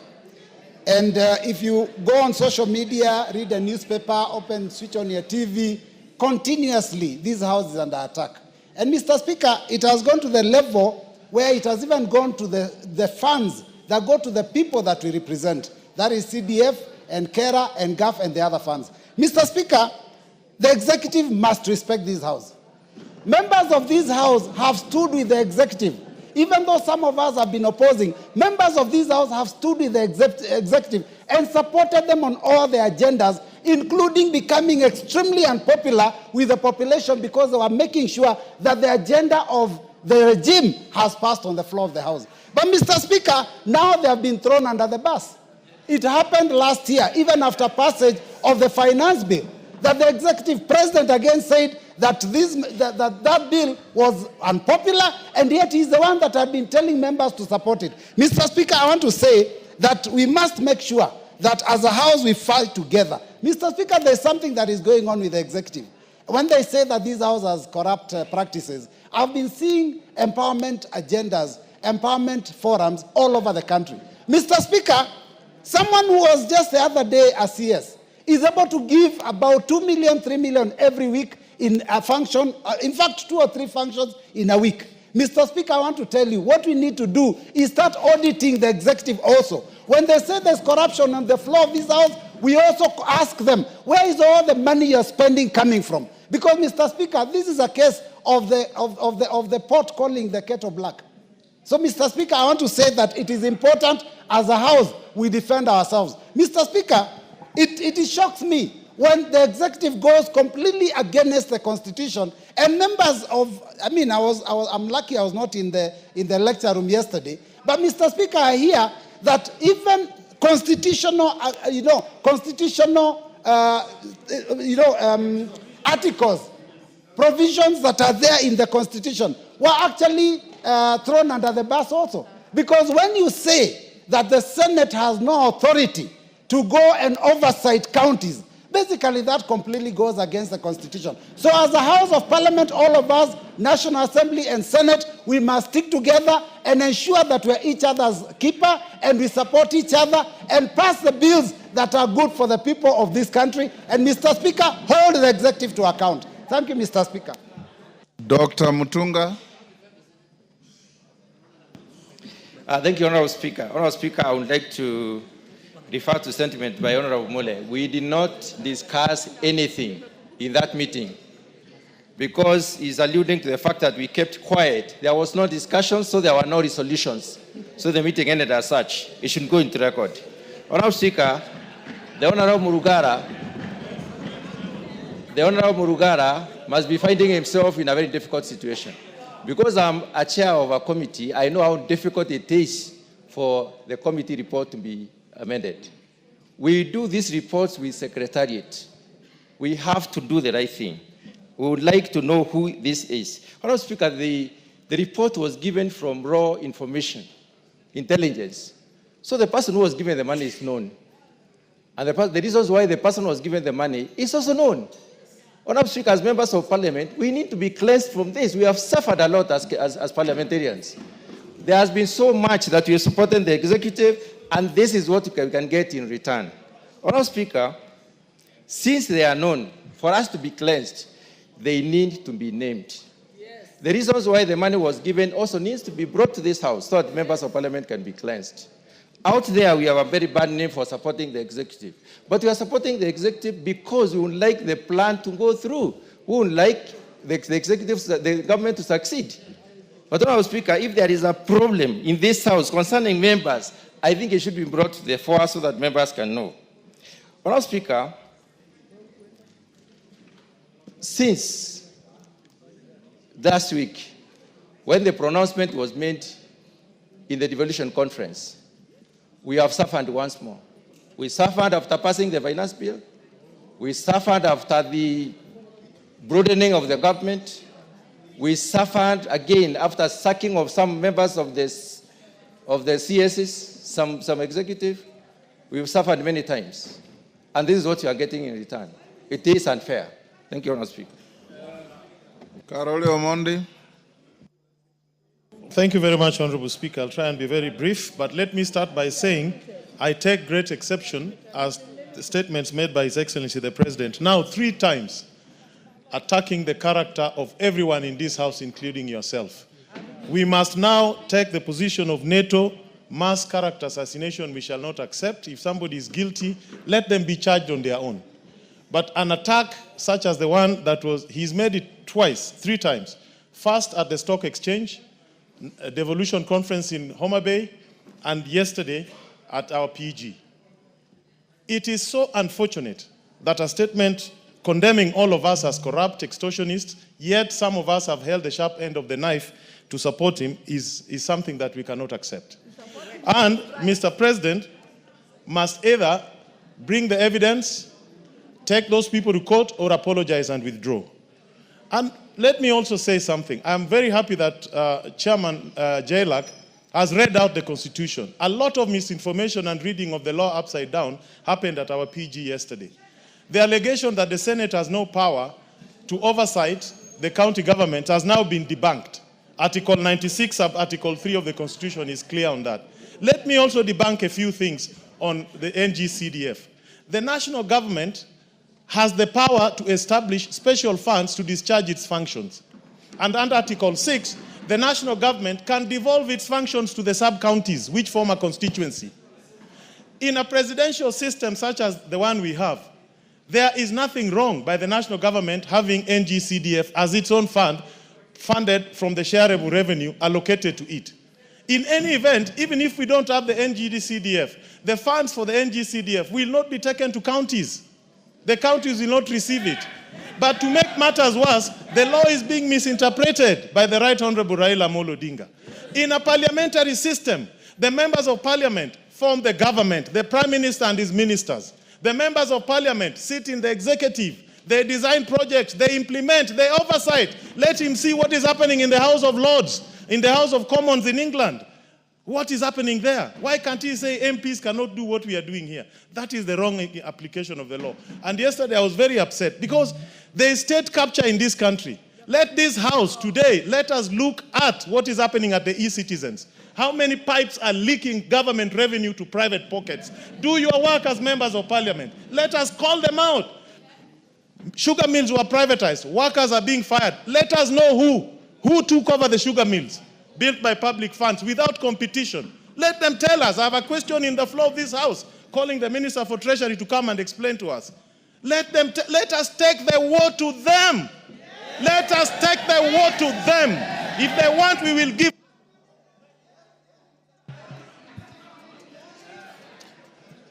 Member for Kenyan.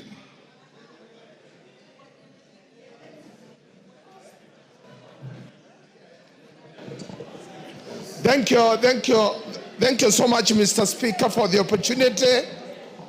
On this hour and this moment, I want to say that this House is under siege for all of us, inclusive, Mr. Speaker. You are in this House to preside over it, and when we are under attack, you are the first person on the line of attack. I really want to say that this is the government, the executive, which we have worked and we have given it our sweat and our blood to make it to where it is now. We have lost properties. We have lost reputation. We have lost credibility in our own constituencies. We have business partners we work with. Whenever we visit them for business, other than the parliament, they see us, we are taking corruption into their own offices. And it is for that purpose, Mr. Speaker, we would want to say that whoever suggests that we are corrupt, they should, and we are not, they should go to the same venue, tell our wives, tell our children, tell our business partners, tell our friends that that was a very erroneous statement that came from none other than the head of state for this country. Because the first question I got when I went home last night from my wife, he wanted to check my pocket if I had any illegal money. And I really want to rest my case that we earn our sweat by offering services to this government through this parliament. Thank you. Member for Bumula. Honorable Speaker, I was very shocked yesterday by the sentiments of His Excellency the President. Members, let's listen to one another. You will add me some 30 seconds, Honorable Speaker. Honorable Speaker, the Constitution is very clear. Chapter 8, 9 and 10 is very clear in terms of roles of Parliament, Judiciary and the Executive. This House is self-regulating through the Committee of Powers and Privileges chaired by none other than the Speaker himself. Mr. Speaker, this House has done well. As a National Assembly, we've risen to the occasion. When we called out on Shah, during Adani, Now the committee on Park has done very well with e-citizen, and my guess is good because I think that is where the rage is coming from. They have come out to unmask the culprits of e-citizen and how money is being stolen. Honorable Speaker, this House, this floor impeached a minister of government, Honorable Mithika Linturi. We have done well, Honorable Speaker, as a parliament. It is wrong, Honorable Speaker, for a president to say he's fed on raw intelligence, Honorable Speaker, and moves to make such accusations against us. Honorable Speaker, in law, and you know better than me, anybody who becomes aware of a crime and keeps quiet of it is an accomplice. As we speak, the Honorable President is an accomplice, Honorable Speaker. Why was he giving the 10 million shillings? Order, Wamboka. I referred you to Standing Order 87. You want to discuss the person and conduct of the President? Bring a motion. Well guided, Honorable Speaker. Yes. Read your standing orders. Well guided, Honorable Speaker. Honorable Speaker, the President has all instruments. The President has all instruments. Order, Otieno Amolo, what is it?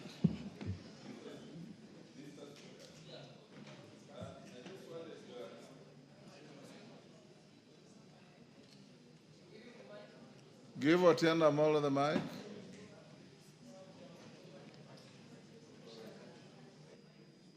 What's happened? Move to the... Mr. Speaker, yes. As you know, I respect your guidance and rulings, but I had intended to bring this letter for your formal guidance on content of speeches. 87.1. Mr. Speaker, it's my understanding that what you cannot discuss is the conduct of the President, but you can discuss his speech. I'd like you to give a ruling on that. As we sit here, I have no speech from the President to discuss. You know very well, Honorable Otieno Amolo, that when the President addresses the House, he makes a speech, and I allow you to debate it for 3 days. As it is here, I have no speech that can guide me on what you should debate. So, Amboka, go on. There is a thin line, Honorable Speaker, of what we are discussing, but I think the point is made. Our thinking, Honorable Speaker, is someone is trying to get to NGCDF, KERA, Honorable Speaker, and other funds that are devolved through this House, Honorable Speaker, and that is unacceptable, Honorable Speaker.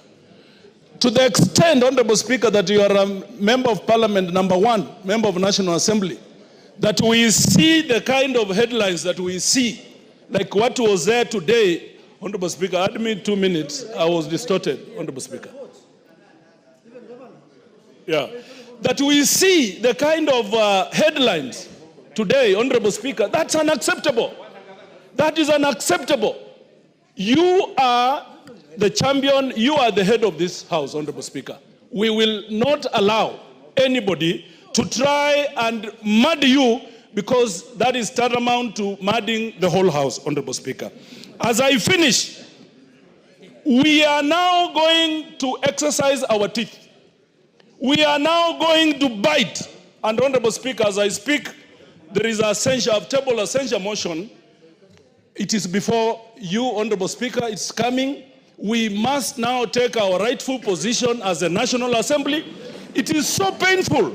Some members of this House, most members have stood with the executive. They have defended the executive. They have suffered because of executive, Honorable Speaker. They have lost their popularity, some of them, presumably because of the executive. And now the same executive want to throw them under the bus. We say no. Wakwende. Honorable members, I'll now give to Silvanus Osoro, but before he takes the floor, I acknowledge the following. Kipsingay, order. Order, members. Kipsingay Secondary School from Sotik, Bomet. Joska PAG Church, Mavoko, Machakos. On my behalf and on behalf of the House, we welcome them to the House of Parliament. Osoro. Thank you very much, Honorable Speaker. Honorable Speaker, I first want to confirm that I'm a member of the Jailer Committee. That has really largely been mentioned. Number two, even before I get to the details, Honorable Speaker, on what the Honorable Murugara has said, I also want to associate myself fully with the statements that have been made by the Honorable Karoli Omondi. And I'll be very particular, Honorable Speaker, on one issue even before I get to the second one, on the question of NGCDF and devolution. Honorable Speaker, I think that the vision and the mission of the drafters of the Constitution, and even the people who dreamt about devolution, including Right Honorable Raila Amolo Odinga, they really must have had a very good plan on what devolution is and actual things, what devolution ought to have been. Honorable Speaker, we want to tell them, and I say this with tremendous respect, that kwa ground vitu ni different. That what people think devolution ought to have been or should be is not what it is. There is nothing that is working on the ground as far as devolution is concerned, Honorable Speaker. And that is why in any case, Honorable Speaker, Article 96 should actually be implemented the more. We cannot say that you want the county assembly members be left with the responsibility of oversighting governors. Honorable Speaker, a governor that controls 13 billion shillings, a county governor that controls 13 billion shillings cannot be oversighted by an MCA who wants 80,000 shillings, and then they give them 3,000 shillings every day, Honorable Speaker, even to follow them, Honorable Speaker. And that is where we are saying, Honorable Speaker, that we must be very particular, Honorable Speaker. Mr. Speaker, the argument is about this house being declared corrupt. It's not about discussing devolution. The head of the state declared us corrupt. Well, how? Order, Sane. Honorable Sane. No, don't be harsh on your colleague. Honorable Sane, if you are listening to the debate, you have been talking about two things: the integrity of this house, the fate of devolution, the fate of NGCDF, and the power of the Senate to oversight the counties. All these are entwined into what we are debating. So, Honorable Speaker, as I was saying, this house, Honorable Speaker, has been under attack from every corner. We've been attacked, Honorable Speaker, by the members, some members of the judiciary. We've been attacked by the members of the public, sometimes being threatened, Honorable Speaker, to have our houses torched, Honorable Speaker. We want to, with tremendous respect, also tell His Excellency the President.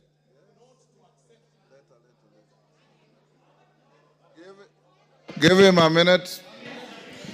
We want to tell His Excellency the President of the Republic of Kenya that now that attacks are coming from all over, I want to inform him, Honorable Speaker, that he should not take the invitation to also join the bandwagon that attacks this house. Because this house, if somebody claims that they brought money to a certain committee or to a particular chair, then especially on a bill that is actually sponsored by the AG from government, then that person should actually be arrested the more, because he is the one picking money from some public side and then to try and bribe the members of parliament, Honorable Speaker. Because this House, Honorable Speaker, has been under attack from every corner. And it should actually not be happening. Today, as we are speaking, Honorable Speaker, people are already complaining about KERA. They want the KERA funds to be reverted to the counties. They want NGCDF to go. But, Honorable Speaker, you will need a microscope to see what governors or county governments are doing, Honorable Speaker, because there is nothing that is being done, Honorable Speaker. Time up. Time up. Parashina. Thank you, Mr. Speaker. Thank you also for standing for to be one of the leaders to be counted in this country for defending Parliament. Mr. Speaker, I only also need to comment on three things, or four: doctrine of separation of powers that we saw yesterday, and we need to remind the executive we don't work under their mercy. Number two is yesterday I witnessed executive, that's the president, lecturing members of Parliament, trying to create intimidation. We want to tell him that we are not going to go through intimidation. Here or outside, we will continue doing our duties without being coerced. We also need to remind the executive through the president and Mr. Raila that he should respect parliament every time. He is leading executive, judiciary should be respected, and parliament should be respected. Suggestions that Mr. Speaker came, which also brought yesterday, is about us in the committee. They alluded that when we summon state agencies or even PSs or ministers, they say that we keep asking them for money. Then the question is, how are we going to do our oversight role, if at all? They are saying that we are looking for money. It is our duty to do our oversight role, and I can tell them it is no longer going to be business as usual. And the last one is an independent investigation. If possible, let the president or this house establish an independent investigation where the executive can submit evidence where this house has been involved in corruption. But we cannot allow it, like saying a pot. How can a pot say that the pan is black? It is not possible. Thank you, Mr. Speaker. Jane Kagiri.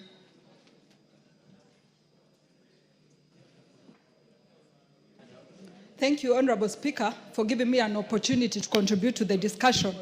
Honorable Speaker, my English teacher always told us, before you skin a dog, you give it a bad name.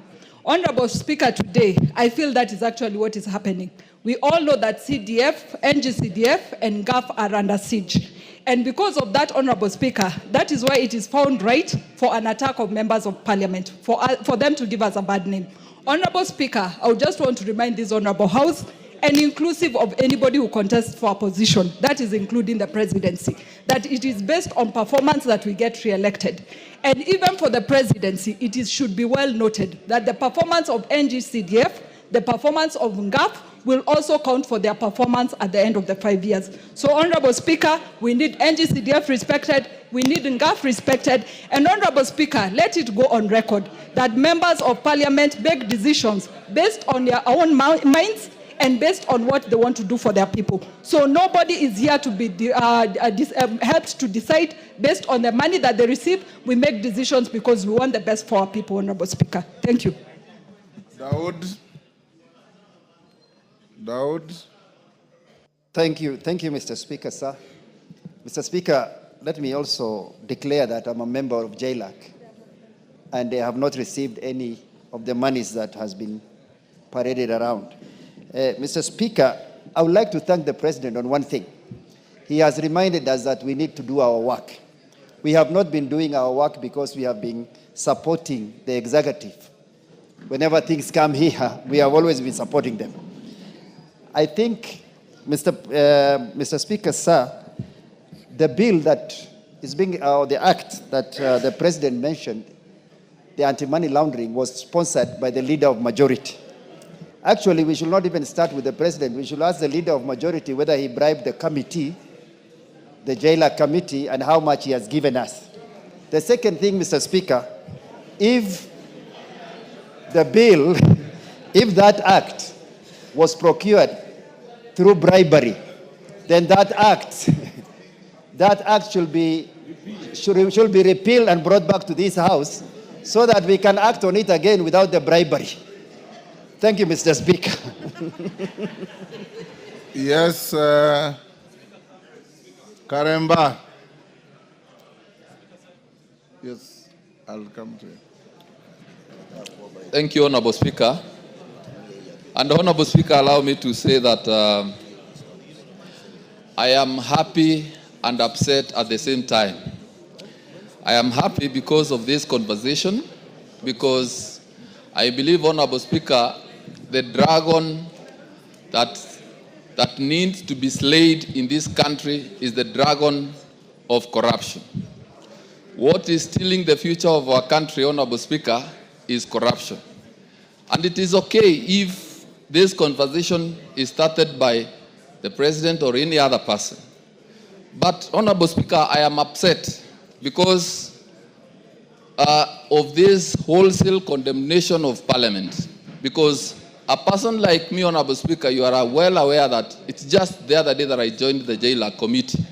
And I am now branded as perhaps one of the people who have already received the money. And Honorable Speaker, it is very wrong for anyone to do this kind of condemnation on members of Parliament. But I believe it is for a few reasons. One, it must be that they are coming for CDF and for RMLF. It is for that reason.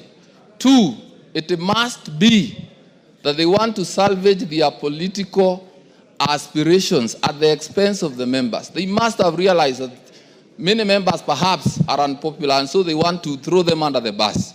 And it is unacceptable, having benefited from the support of the members, that now they want to sacrifice the members. Thank you, Honorable Speaker. Thank you. Kibagendi. Osero, you are not Kibagendi, are you? He borrows my name sometimes. Order. You are known in this house as Osero. Take your seat. Thank you. Thank you, Honorable Speaker, for giving me this opportunity. It is the classic case of the skunk calling the pig stinky.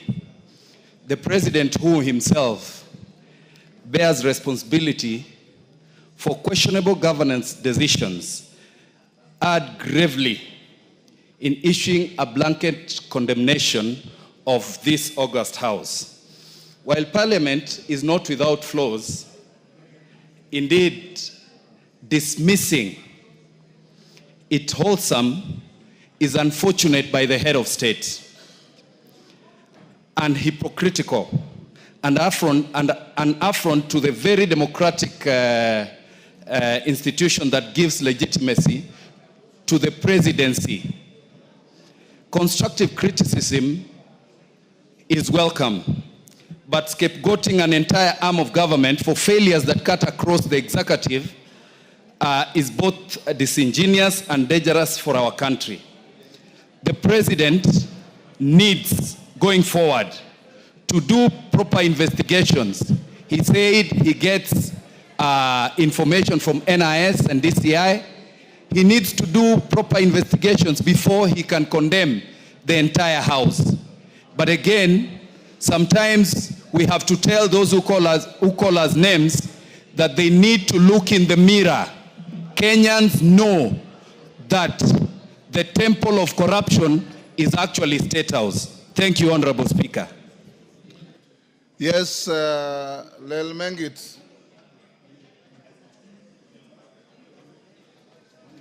Thank you, Honorable Speaker. I would also want to echo my sentiments on this case.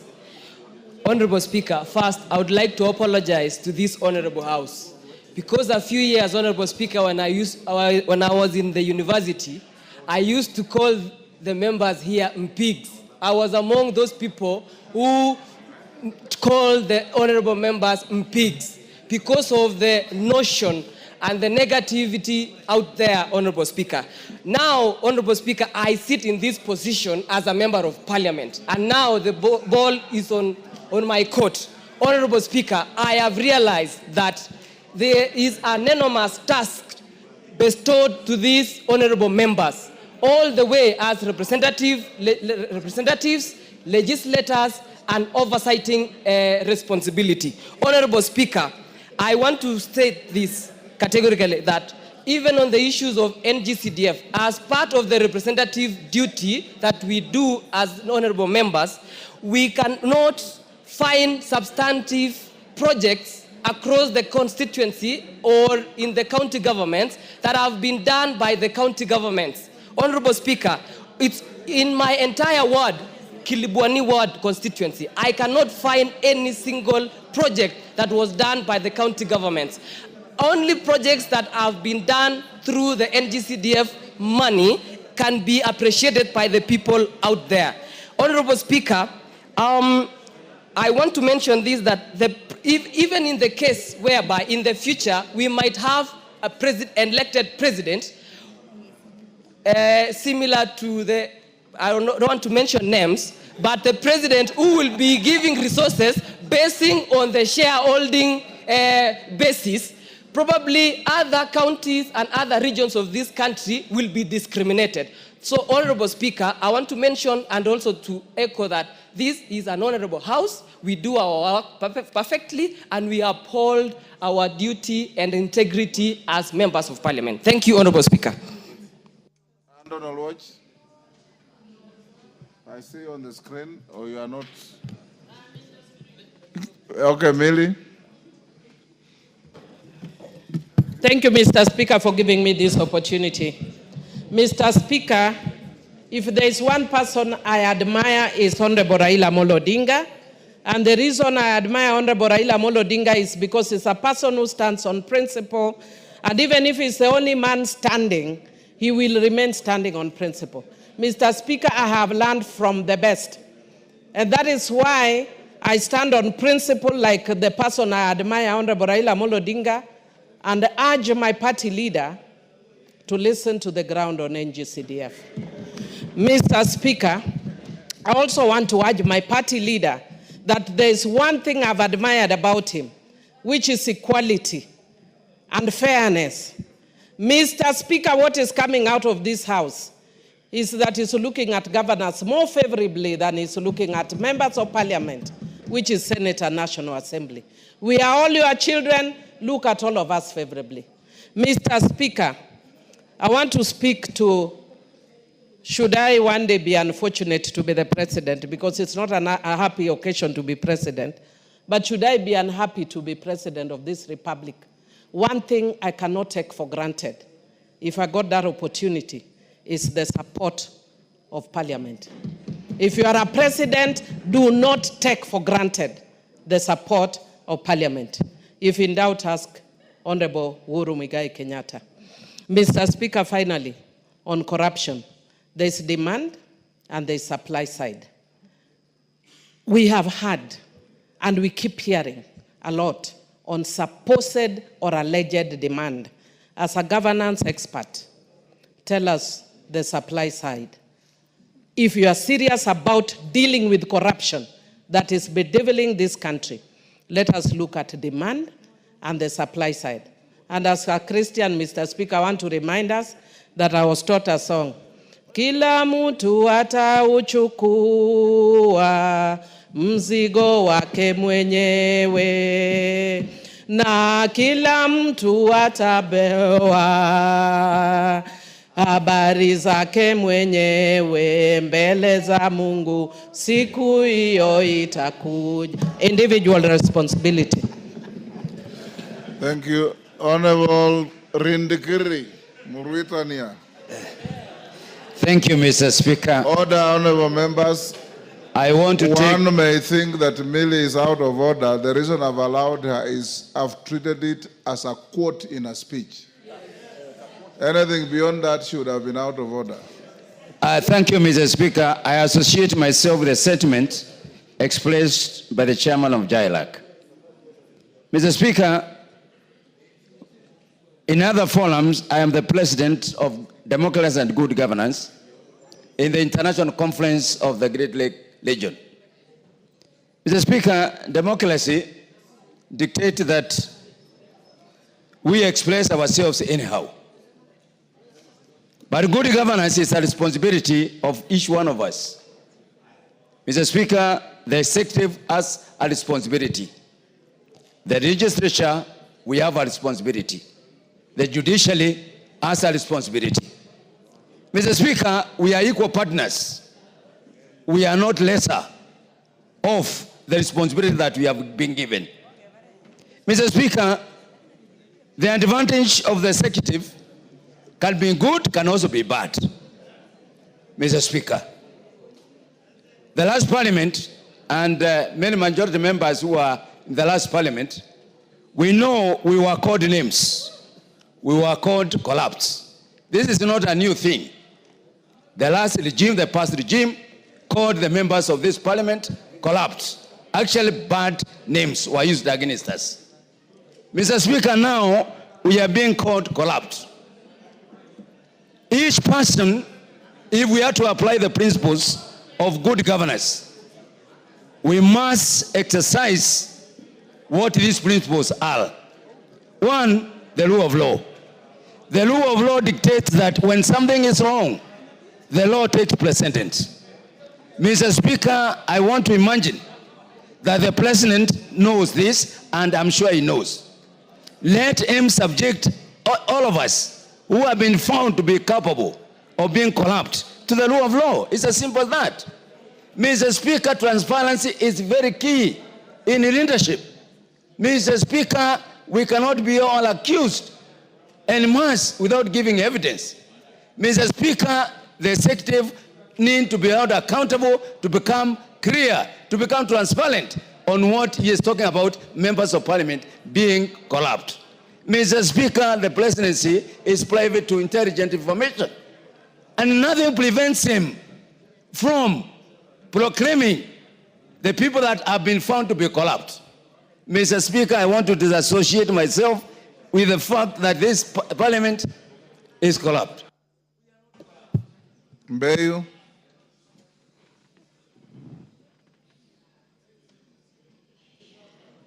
Asante Mheshimiwa Spika. Mheshimiwa Spika, mimi nahuzunika sana. Haya maneno yalitokea kwa viongozi wetu wakuu jana, ni jambo la kusikitisha. Na hasa nikisikia upande wa kuondolewa pesa za NGCDF na ni pamoja na ngafu. Tufikirie sisi kama wabunge, majina tumepewa. Lakini hawa wabunge hawana shida kama wale wananchi wetu waliweza kutupigia kura pale. Wale wananchi wanategemea NGCDF, wanategemea ngafu, watoto wao wasome, watoto wao waende chuo kikuu, miradi ifanywe, shule zijengwe. Na mheshimu sana baba Raila Amolo Odinga. Lakini kwa hili atufikirie sisi, na mimi wakilifi, wale wa mama wajane, walioamka saa 10 kwenda kupiga kura ya Mbeyu, machungwa 6. Wataniuliza mimi niwaambie nini? Siwezi kulipa fee, niko na mradi wa full scholarship. Watoto maskini wanategemea hizi pesa walipiwe fee. Sisi ndio tunaenda kuteseka, Mheshimiwa Spika. Mbali na ile kejeli yote ya kupewa haya majina, ni wale watoto maskini wa Kenya wanategemea pesa za NGCDF kujikimu pale mashinani. Tutawajibu nini? Sisi tutawaambia nini? Tunataka kurudi na hakuna pesa za kuwasaidia. Tutatetea vipi? Kura inakuja, bado miaka 2. Ngafu haiko. Kama zile pesa mabilioni yanaenda kwa counties na hakuna alama pale, health status mbaya, ya education imeshindikana, ile ya ECD, mambo ya maji shida. Wakilimbikiziwa hizi pesa kama zile ndogo zimeshindikana pale kwa counties, wakiongezwa za NGCDF maeneo bunge 7, 8 na ile ya Nairobi iliyo na maeneo bunge mengi, wataweza vipi kutuonyesha kazi inafanyika? Alafu sisi tutakuja hapa, Mheshimiwa Speaker, tuwe flower girls sisi women rep na wale wa mama wengine kunywa chai tu, tutakuwa tuko kibaruani. Lakini yule mtoto wa maskini wa Kenya atafanya nini? Atapiga kura vipi? Apigie nini? Na tumaini gani? Lazima viongozi wetu wafikirie, ni kesho kutwa tu wataitisha kura, hatutaweza kujisaidia, hatutaweza kutetea mtu. Mbeyu nitajitetea mimi na watu wangu maskini. Asante Mheshimiwa Speaker. Omboko Milemba. Thank you, Honorable Speaker. I think this is a very great opportunity from the President and the Honorable Raila Amolo Odinga to call out Parliament. And this is a great opportunity for the 13th Parliament to take this opportunity to actually deal with the elephant of corruption. You don't underrate when Raila Amolo Odinga stands up and says something. You don't underrate when President Ruto rises up to say something. And therefore, the way we deal with this matter will be very important, and the 13th Parliament has been given this opportunity. If we deal with it in a manner of only lamenting or threatening other organs and moving away from it, we shall lose it. the correct way to deal with this matter is to dissect it squarely the way the chair did put it. That we establish a commission, we establish a parliamentary committee, we establish within our own standing orders a unit that will investigate this matter to the very end. Remember, the person who spoke to this, who is the president, has intelligence, and I hear, though I did not attend the meeting, that he did indicate that he gets this raw intelligence. And then this would roll out to every other sector, including the executive and other players. If there's anything that Kenyans are crying of, is corruption. And if we are being mentioned on this wholesomely, we have to dissect it squarely and then move to the other players within the executive. Are you aware that there could be executive members who could go to the president and pick money, say they're taking that money to parliament, and they come here, they don't give money, and that thing could be going on. This could be a bigger scheme which this House can now take and look into the details. For instance, Parliament has been standing with the executive. How much money did you receive when you did pass the housing bill? How much money did you receive when you passed SHA? How much money did you receive when you did deal with finance bill? And many other bills that we have dealt with. So we need to deal with these things squarely. There are many other issues that we do pass here. And if we go that direction, we shall save the Kenyans. We shall actually start dealing with the elephant of corruption, still beginning with this House and then rolling it out. I am also sad that there's unconstitutional statements that are being pronounced very quickly. Look at this. We need to defend the Constitution and the independence of this House. When you talk about the lack of Senate's role in counties, mark that. It needs to be dealt with by this House. When you talk about CDF, I don't want to belabor on this one because it has been thoroughly flogged. But look at this. There's another one flowing down ourselves, that we need to devolve education. Look at what health is happening. And it also came from the two leaders. I think it was Raila Amolo Odinga that we devolve education. Health is dead. We are now speaking of devolving education to the counties. We shall not have education. So this is a very good opportunity. But look at this. Independence of the House. Time is up. Give him 30 seconds. Independence of this House can only be protected by this House. When you teach the students who are up there, you tell them that the House is independent and no any other unit, no any other body can make a law. That's what we teach. I'm a teacher. But look at this now. How many bills are we getting being referred back to the House under the article which requires that you raise 2/3 majority? Those are issues that this parliament must now stand on and make good law. David Ocheng. Thank you so much, Mr. Speaker. Mr. Speaker, I've been here long enough to know that every time we've had a bipartisan initiative, this House suffers. I remember in the 11th Parliament, when the President and Raila came together that time on IBC, we were brought here one afternoon, we were told, pass these bills, no removal of a comma, no full stop being removed. When BBI came, the same thing. Now we have this opportunity, and I thought this would be used to bring the country together and fight these ills together. Corruption has been pointed out as the biggest ill we've had.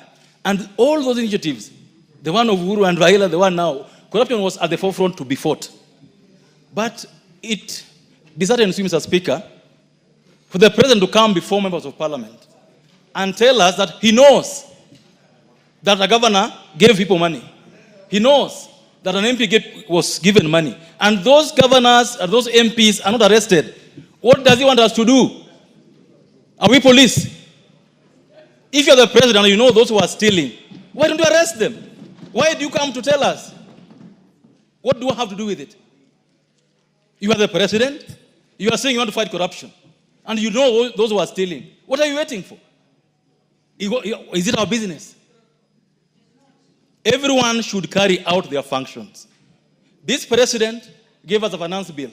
That was very unpopular. We passed it for him. This president gave us a housing levy. Very unpopular. We passed it for him. This president has asked us to pass SHA. We sat here until 10 p.m. Passed it for him. What have we done for him? What has this parliament not done for president that he now has to come and bastardize us? What? Let him do his job. And why he's also involved in corruption, we'll follow him. You can't come and name everyone else be corrupt as if yourself you're very clean. It doesn't work like that. We have one country. We must all protect this country. We won't allow. We are not begging for CDF. We don't use CDF money ourselves. We're not begging for CDF to be kept. Senate should not beg to carry out his functions. It is not the job of Raila to tell us what the law says. It can't be. This House must take back seriously going forward. And if there's a PS or a minister stealing money, let us deal with them. But we can't allow people to come and start reading for us Riot Act as if themselves they are very clean. This parliament must reclaim its place in history. Give him 30 seconds. So, Speaker, I was very happy yesterday with our leadership. Because you cannot go before governors, abuse us, insult us, then call us. Instead of telling us why you called us, you start lecturing us on matters that you should deal with personally. So, Speaker, I want to request our leaders today, leadership of Parliament. Let's deal with the issue the President has raised, but let's not be beggars. CDF, we must sit here as members of Parliament, make sure that CDF is entered in the Constitution. We can't allow people who don't sit in Parliament to control what we do in this Parliament, Mr. Speaker. It's wrong, and you must deal with it. Thank you. Your time is up. Ferdinand Wanyonyi. The Speaker, I just want to take this very seriously. I'm doing my third term in this House. And this House must be respected. Members who are here, I want to tell you, you actually have lost, you are losing your integrity out there. And our discussion here, Mr. Speaker, is not because we are defending ourselves. It's because of these allegations. I would have expected head of state to call us in the Kamukunji privately and expose to us, telling us exactly what he has heard. But instead, actually, we have been exposed. I want to take this opportunity and say whatever allegations have been given to us. Mr. Speaker, you actually, for your own sake, you actually, because you oversight us here, your name is also going to be, be there. In fact, as you go out there, people are now dismissing us. I remember just 2 days ago, I gave out money, and they were saying, you are a millionaire.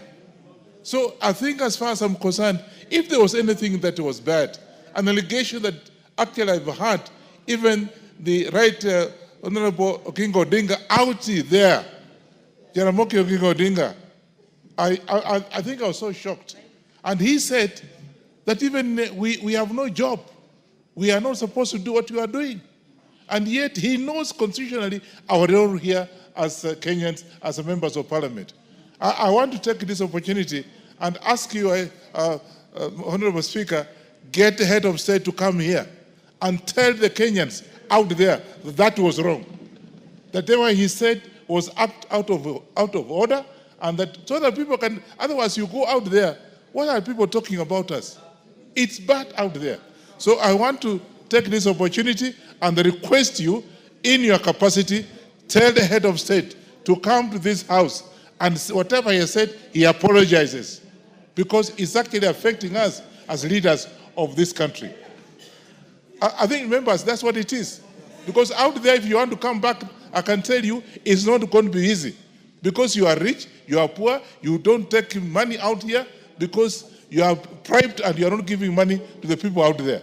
So, Mr. Speaker, I think I want to ask you, kindly get head of state here to come and tell this House so the Kenyans can hear that he was wrong. I think, members, actually, you agree with me. You agree with me. Let Ruto come here and tell the whole country that it was wrong for him to say what he has said. And if he's relying on King Odinga for his re-election, Oginga Odinga died in 1994. Honorable Ferdinand Wanyonyi. I was in this house with the late Jaramogi Oginga Odinga, and he died in 1994. Yes, thank you. Chonga. Asante mstahiki Spika kunipa nafasi hii. Matamshi niliyasikia yakitoka kutoka kwa rais yalikuwa ni ya kuvunja moyo, si kwa wabunge lakini hata kwa nchi nzima. Ifikapo wakati ambapo kwamba baba anasema ameshindwa na watoto, ni kumaanisha kwamba hiyo jamii imeangamia. Palipo na kosa ambapo kwamba mtoto amekosea, baba anatakana asimame na aweze kupeana mwelekeo. Nchi nzima, ulimwengu mzima, ukitaja mambo ya ufisadi, Kenya tunapewa position. Kuna mahali Kenya inaonekana kwa upande wa ufisadi. Ufisadi ule ni wabunge ndio wao wamefanya ufisadi ule. Mbona tusichukue nafasi na wakati wa kujua exactly shida iko wapi? Ni jambo la kuhuzunisha. Nimemsikia mwenzangu hapa akizungumza ya kwamba jana akifika nyumbani bibi yake anamwangalia mifuko. Mimi nimetoka mashinani, Mheshimiwa Spika, nasikia njaa, lakini bibi yangu swali la kwanza ananiuliza, huu maskini tuko nao wa nini kiwa nyinyi mnabeba mabilioni haya yote huko nje, unapeleka wapi? Uko na bibi mwingine? Uko na warembo? Ama hii pesa inaenda wapi? Ile nafasi ya kuitwa mheshimiwa mstahiki Spika, sasa hiyo uheshimiwa umeshatoka. Tumekuwa wadharauliwa.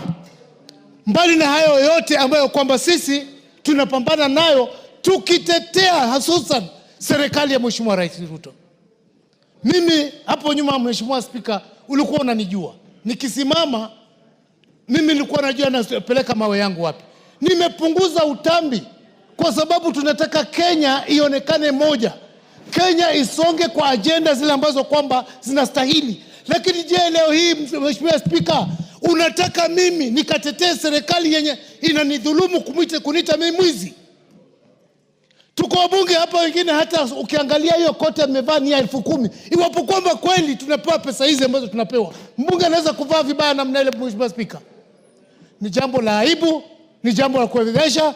Pia mimi naunga mkono ya kwamba sisi ni tegemeo la rais, tunahitaji atuombe msamaha. Bila hivyo kila mtu atabeba msalaba wake, kama vile Millie Odhiambo alivyosema. Asante Mheshimiwa Spika. Sane.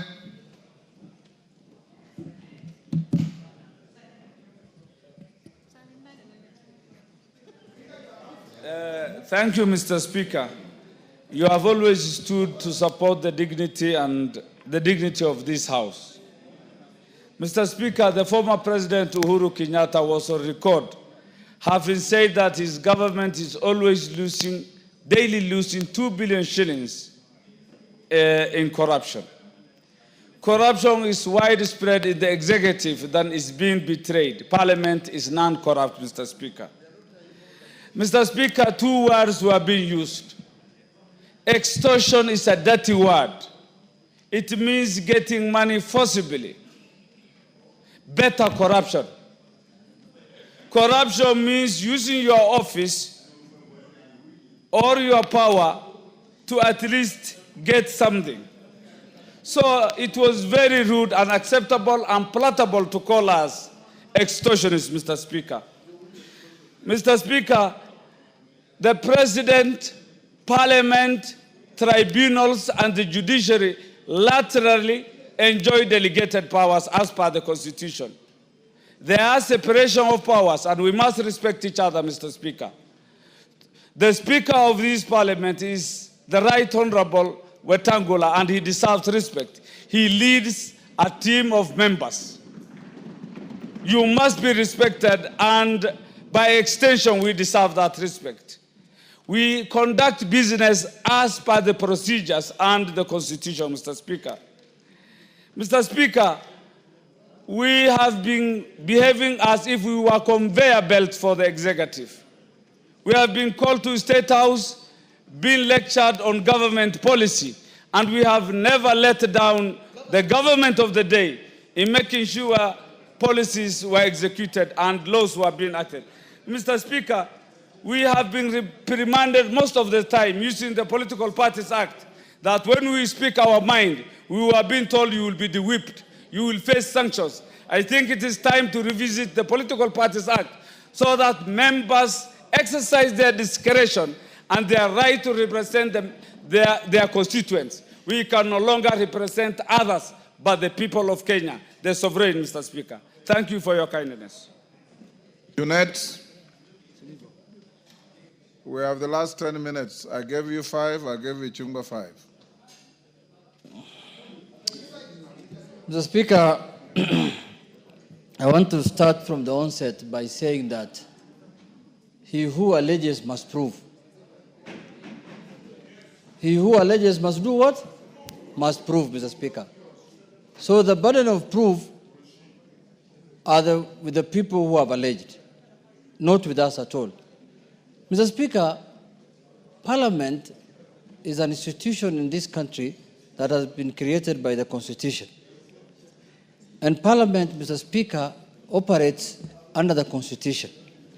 It's an arm of government that every Kenyan who thinks of leadership aspires to be, Mr. Speaker. Mr. Speaker, I have said on this floor before that people think coming to Parliament is an easy thing.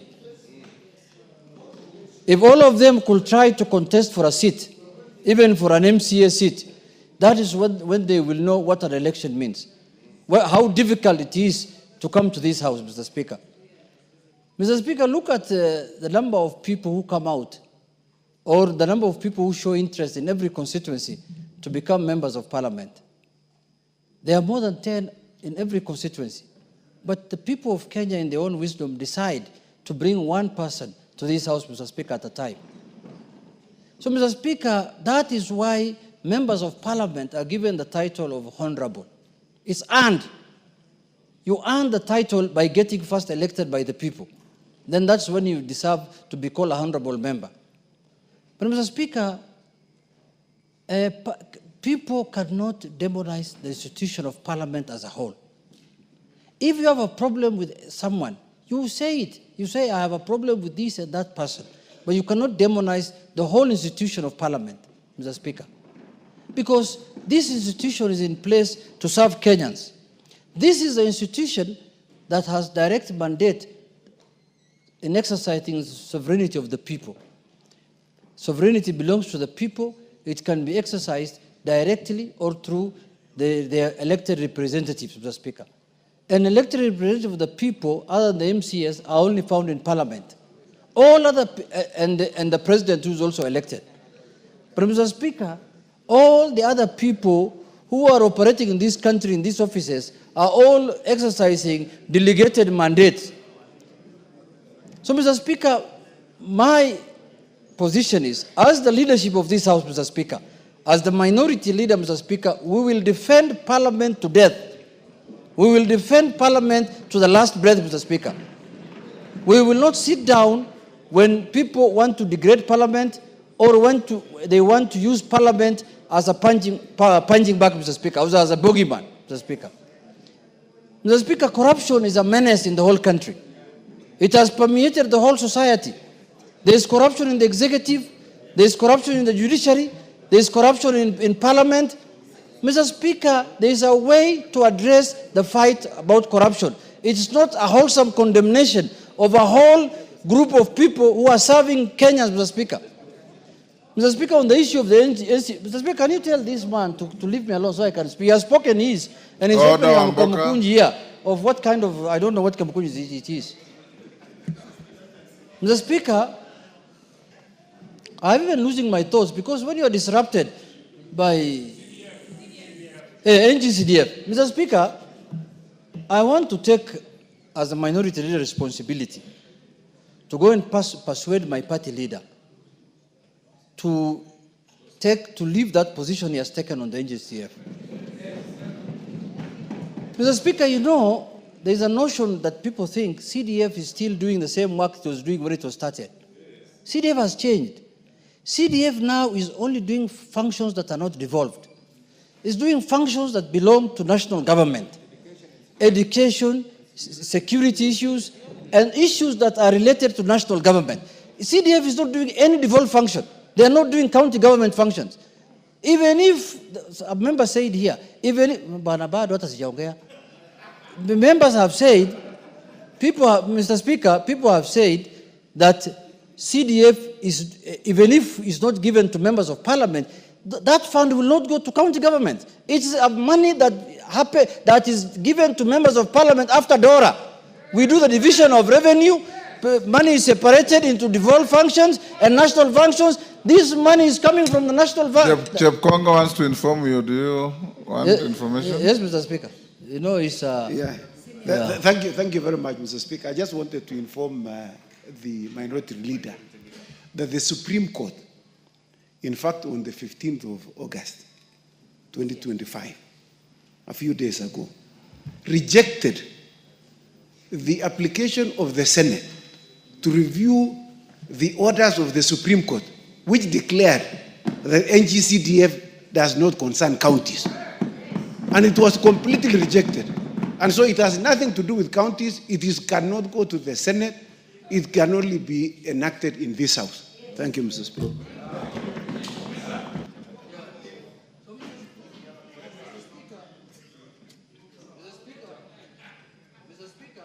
What's happened to the mic? Mr. Speaker, I want to say this, that I agree with the Honorable Chepkonga, that CDF has got nothing to do with the devolution. CDF, if this fund is not sent to constituencies, the national government can send it to county commissioners. They can say, county commissioners, go and build schools, go and build dams, chief's offices. Nothing stops the national government from taking this money to anybody of the, they can even take it to chiefs. Chiefs can go and build even their offices themselves. So, Mr. Speaker, first we have to acknowledge that this fund has nothing to do with devolution. It's not taking money that belongs to devolved entities, Mr. Speaker.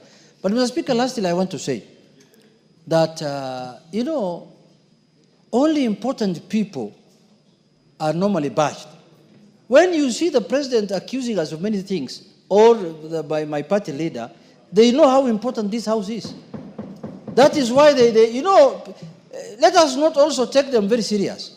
Because, you know why I'm saying that? Because everything also they want to do must come through this House.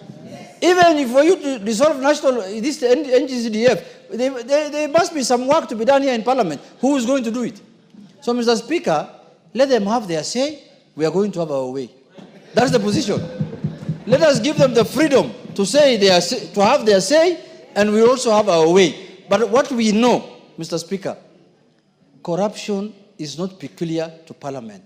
Corruption, if it is corruption everywhere, and it must be fought in that manner. But if you want to make it sectional, Mr. Speaker, then you lose the war on corruption.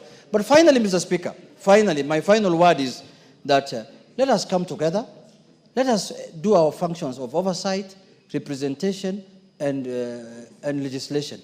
Mr. Speaker, we have legislated the last 2-3 years under your leadership in this House. We have passed many, and we have the power of the pass. It is us who decide which fund goes to where, as this House, Mr. Speaker. There is no taxation without representation. We have all the powers, Mr. Speaker, and you know the executive cannot operate without Parliament. They can go and say whatever they want to say outside there, but everything they will do must go through this House. Mr. Speaker, if there are allegations of corruption on anyone among us, everybody will carry his own cross. So there is no need of condemning the whole House as a group, Mr. Speaker. With those few members, Mr. Speaker, I want to say, members, don't be annoyed. We will deal with these people perpendicularly. We know how to deal with them. Just keep quiet.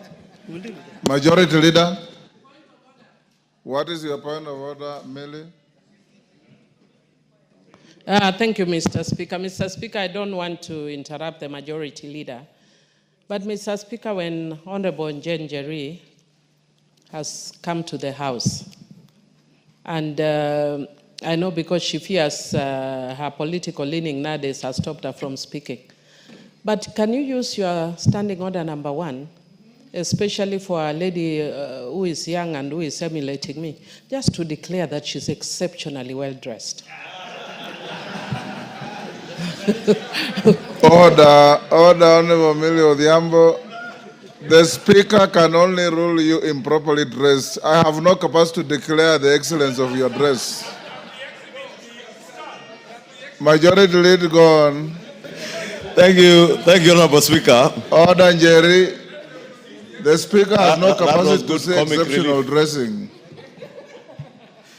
Millie has a very sharp eye. Honorable Njeri passed just in front of me here and I hadn't noticed, unfortunately. Honorable Speaker, let me join members and maybe just start off from where Junet has stopped. I think the only exception I see is that the gracious lady is wearing something that looks like a cheetah. Or a leopard. You can be certain, Honorable Speaker, if she was here earlier, yes, she would never have recognized any of the footballers that you are mentioning from back those days. Just like the Honorable Joseph was asking who are those the Speaker is mentioning. Because they were not born by then, Honorable Speaker.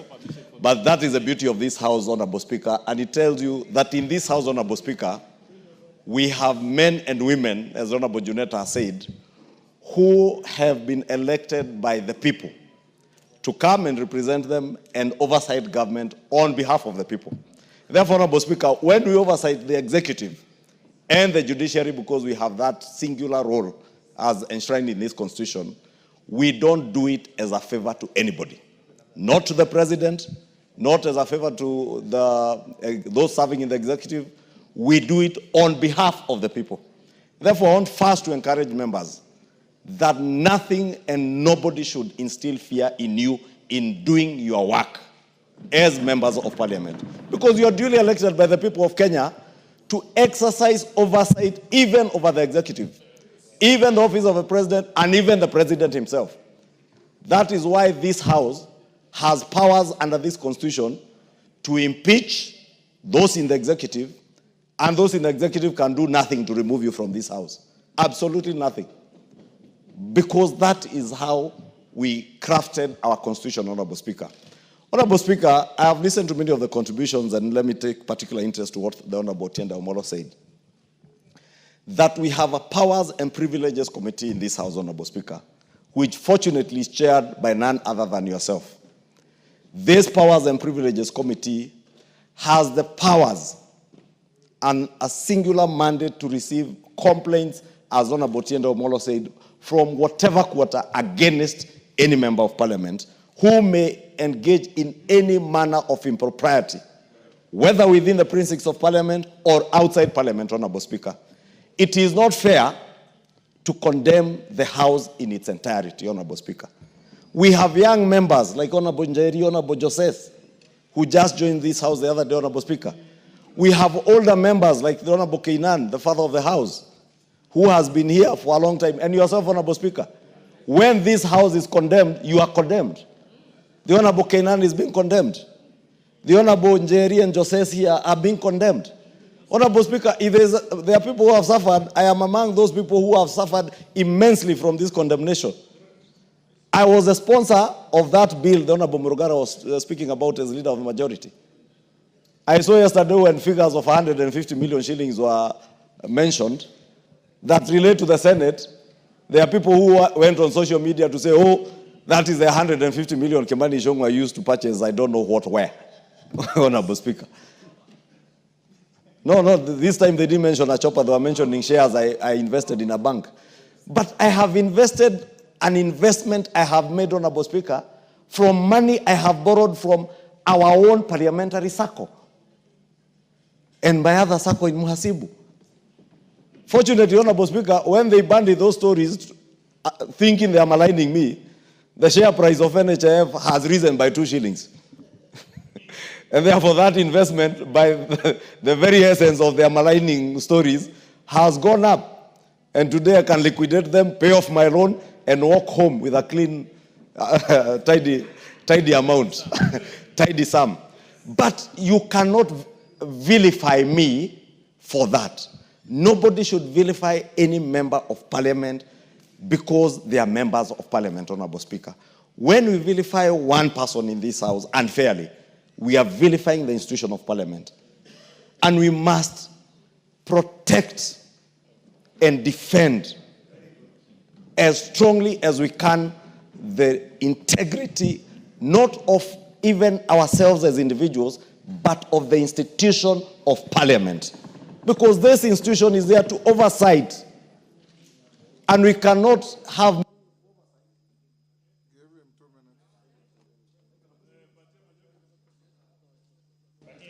Honorable Speaker, I was saying we cannot have meaningful oversight over the executive if we are seen to be beyond reproach, Honorable Speaker. Let us use our powers and privileges committee to ensure, Honorable Speaker, if by any chance there is any one of us, and I say any one of us, Honorable Speaker, including myself, who, Honorable Speaker, as the Swahili would say, aliye na tuhuma yoyote, let them be before the Powers and Privileges Committee and also before the investigative agencies like EACC, so that they may take action so that we protect the institution of parliament, Honorable Speaker. Two, Honorable Speaker, on the question of what is provided for in Article 94 to 96 of our Constitution, and I don't want to repeat what has been said about the powers of the House, in our sister House in the Senate, to oversight national revenue that is going to the counties. I think it is a matter, and I said it yesterday, Honorable Speaker, in that meeting, that it is a matter that is explicitly provided for in the Constitution. We cannot amend this Constitution by vilifying the institutions of parliament, whether it is the National Assembly or the Senate. Let us just purpose to live by the tenets of this Constitution. Honorable Speaker, NGCDF. Again, NGCDF is vilified and attacked in this fashionable thing to attack members of parliament. NGCDF does not belong to members of parliament. The Kikuyu NGCDF does not belong to Kimani Ichung'wah. Neither does the Eldasa NGCDF belong to the Honorable Kenyan Mohammed. Aden Kenan. Honorable Speaker, NGCDF belongs to the people of Kenya, to the constituents who have elected us to come and represent them here. We oversight NGCDF just like any other fund in government. Honorable Speaker, when the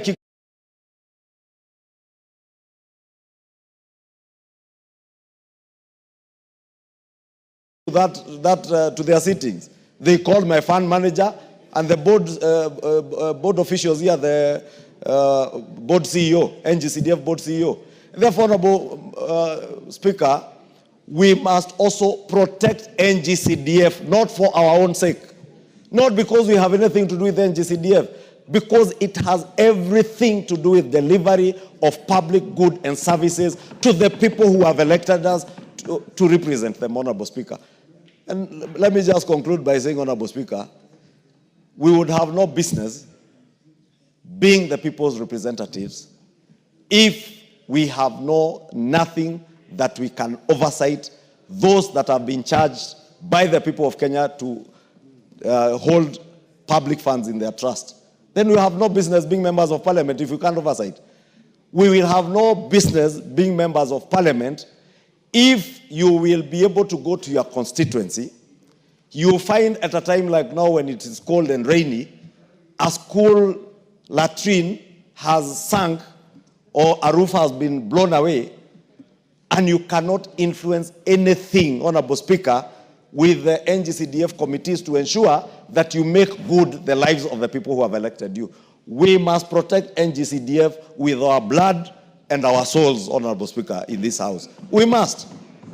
And we must tell everybody, Honorable Speaker, even those who are in the county governments, Honorable Speaker, and we have said it numerously, we are not in competition with the county governments.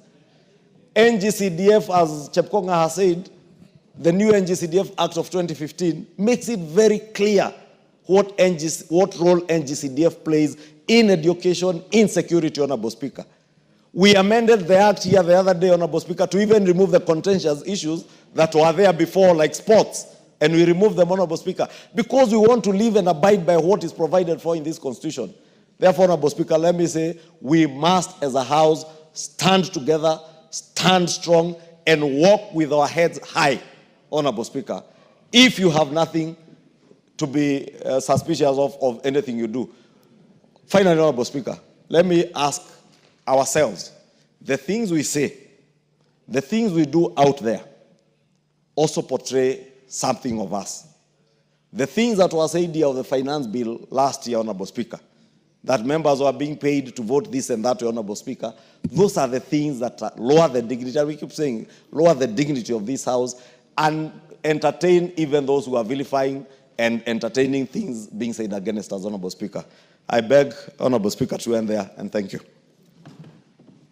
Honorable members, let me thank you as a House, particularly the Honorable Murugara and Honorable Wandeto, for having found it within their powers and necessary to bring the statement and the motion which I didn't approve, but which I informed the House and allowed Honorable Wandeto to have the first bite. Honorable members, as your Speaker, I shall always be your first and last line of defense to your integrity and to the dignity of this House. I want to encourage us, in the words of the Honorable Minority Leader, as leaders, we cannot insulate ourselves from criticism, both fair and unfair, because that's the cost of leadership. When you are in leadership, you fall under the category of what one writer says, that when you meet people, 30% will like you without even hearing anything from you or knowing who you are. 30% will hate you without knowing who you are or hearing anything from you. It is now up to you to convince the remaining 40% to like you or to hate you. That is the paradox of life. And I want to encourage us, as a House of leadership, to be above irritations, to be above any temptations to have a short fuse on issues, because you are leaders. And when you are a leader, you cannot sit there and expect to hear only things that please you. You also hear things that don't please you. And sometimes when we hear things that don't please us, they raise us to a higher calling to ensure that things are done differently. I also advise that when something is said against you, if it is not true, you ignore it. If it is true, you do something about it. Then we move on. There was a very high state of anxiety and anger. Many members called your Speaker, expressing displeasure, expressing anger, and wondering what direction we are headed. But that we have had an opportunity to speak. And to those who haven't spoken, I'm sorry, the time was not enough. We can't all speak on the same subject. And to members like the Honorable Salasia, when we have a motion like this, the Speaker gives priority to members who are regularly here.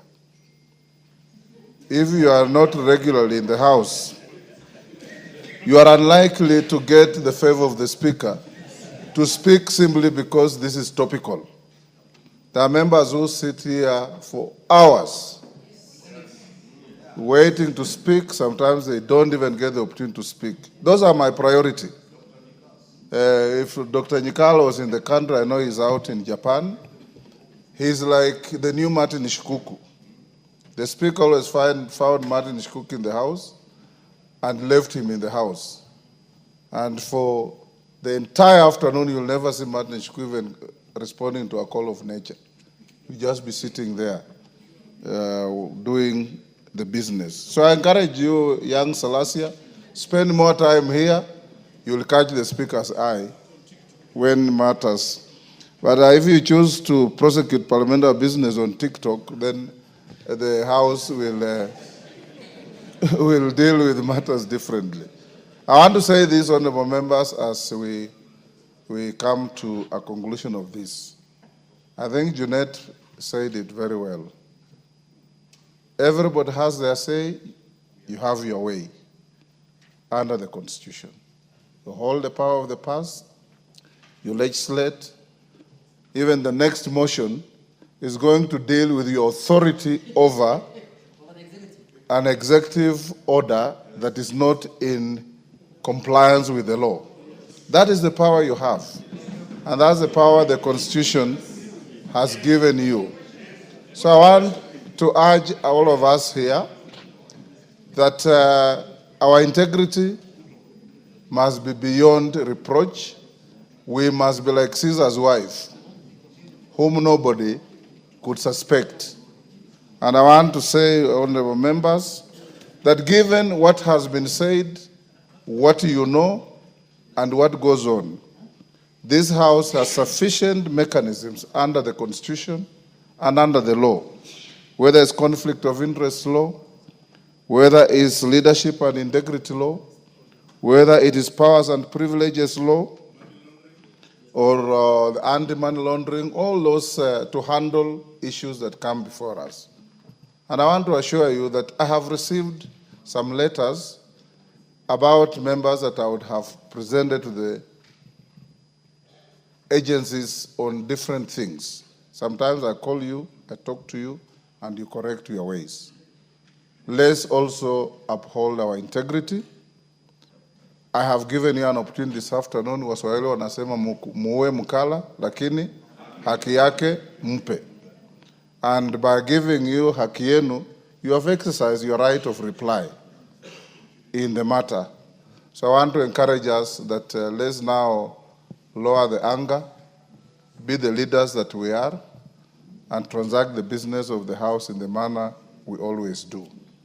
I know that some members who are not happy, and rightly so, because if you are not within the bracket of those who are bent, and you say everybody's bent, then you create serious issues. You know, in my community, we say there's no little stream that does not have a snake. Every stream has its snake. And like Parliament, we probably also have our snake. Yes, we will probably also have our snake. So the leaders, Ichungo and your group, Juneta and your group, have regular get-together. Luckily, this matter comes at a time when we are retreating with the entire leadership of the House to Mombasa tomorrow.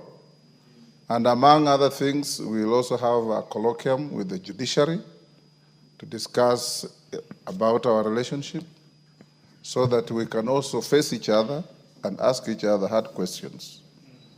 If you have time, watch a movie called The Star Chamber. The Star Chamber, where beyond formal decisions, there are decisions on issues, so that you can be able to also look at each other in the eye and tell each other the stark truth, that you know what I know, and you know I know what you know, and going forward, let's not act in a manner that says, don't say, don't ask. Thank you, honorable members. We'll now go to the next business, but the decorum you have displayed reaffirms what everybody expects, that this is a house of reason, this is a house of sobriety, this is a house of maturity, and this is the nerve center of the Republic of Kenya. You are the representatives of the people of Kenya. They have donated this power under the Constitution to you, to levy taxes, to appropriate those taxes, and to audit those taxes through oversight. It can't be any better than that. Let's live to that billing. Thank you, honorable members. As your speaker, you've seen today in one of the papers that is rapidly degenerating from a respected paper to not just a tabloid, but a gutter. Putting the two speakers on the front page and you read the story, there is no relationship whatsoever. But as leaders, we're used to this. They will do this, they will give up. What is important is focus on what you are doing. Winston Churchill said, you'll never finish your journey if you stop to throw stones at barking dogs. Focus on your journey, and you'll do things right. Thank you.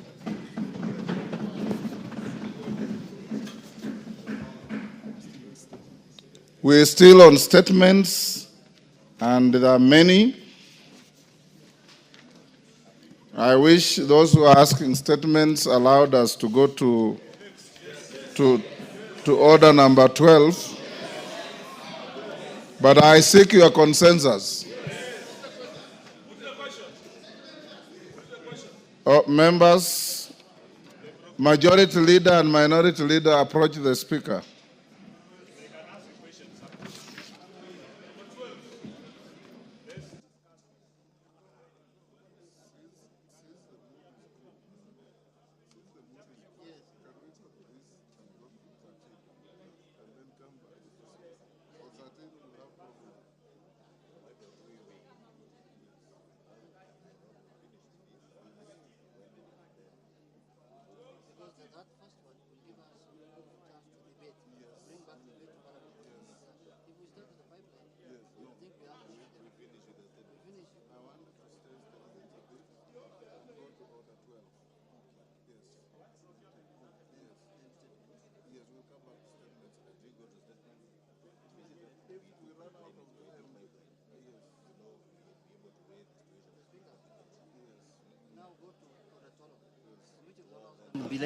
Order, honorable members. Order, members on their feet, take your seats.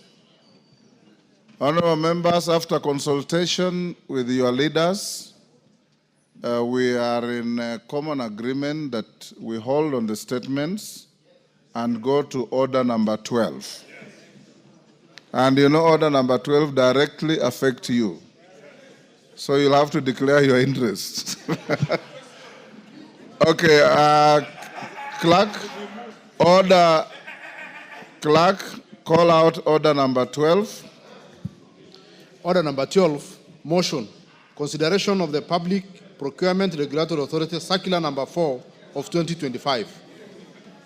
Honorable Chair, Committee on Delegated Legislation.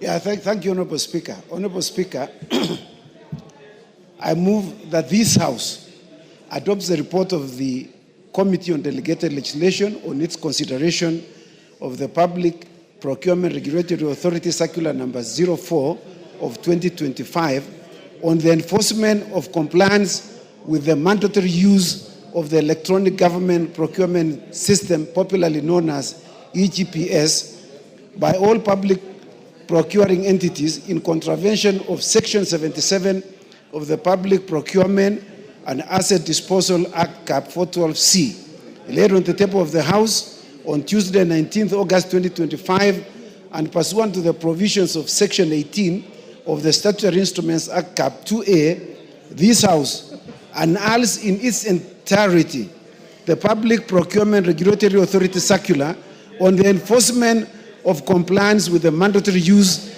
of the Electronic Government Procurement System, popularly known as EGPS, by all public procurement entities, published as Circular number 04 of 2025 for the following reasons.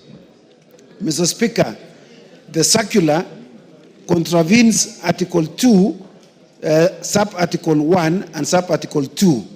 It also contravenes Article 10. It contravenes Article 27, Sub-Article 2. Honorable Chepkonga, when you are moving a motion, you just read it as it is. Yes, that's what I'm reading. You are saying it contravenes Articles 2. It also contradicts. Where is it also? In sorry. Where is it also? Yes.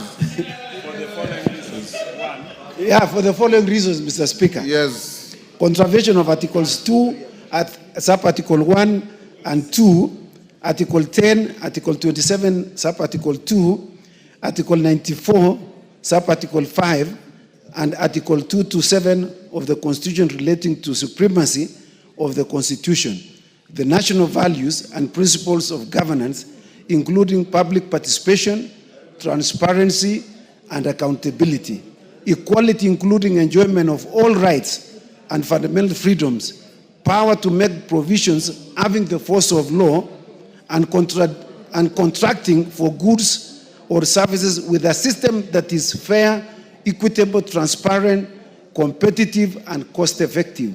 Number 2, contravention of Sections 9 and Section 77 of the Public Procurement and Asset Disposal Act, Cap 412C, relating to the function of the authority, which do not extend to creating binding obligations, and the recognition that tender submissions may be made in either manual or electronic form.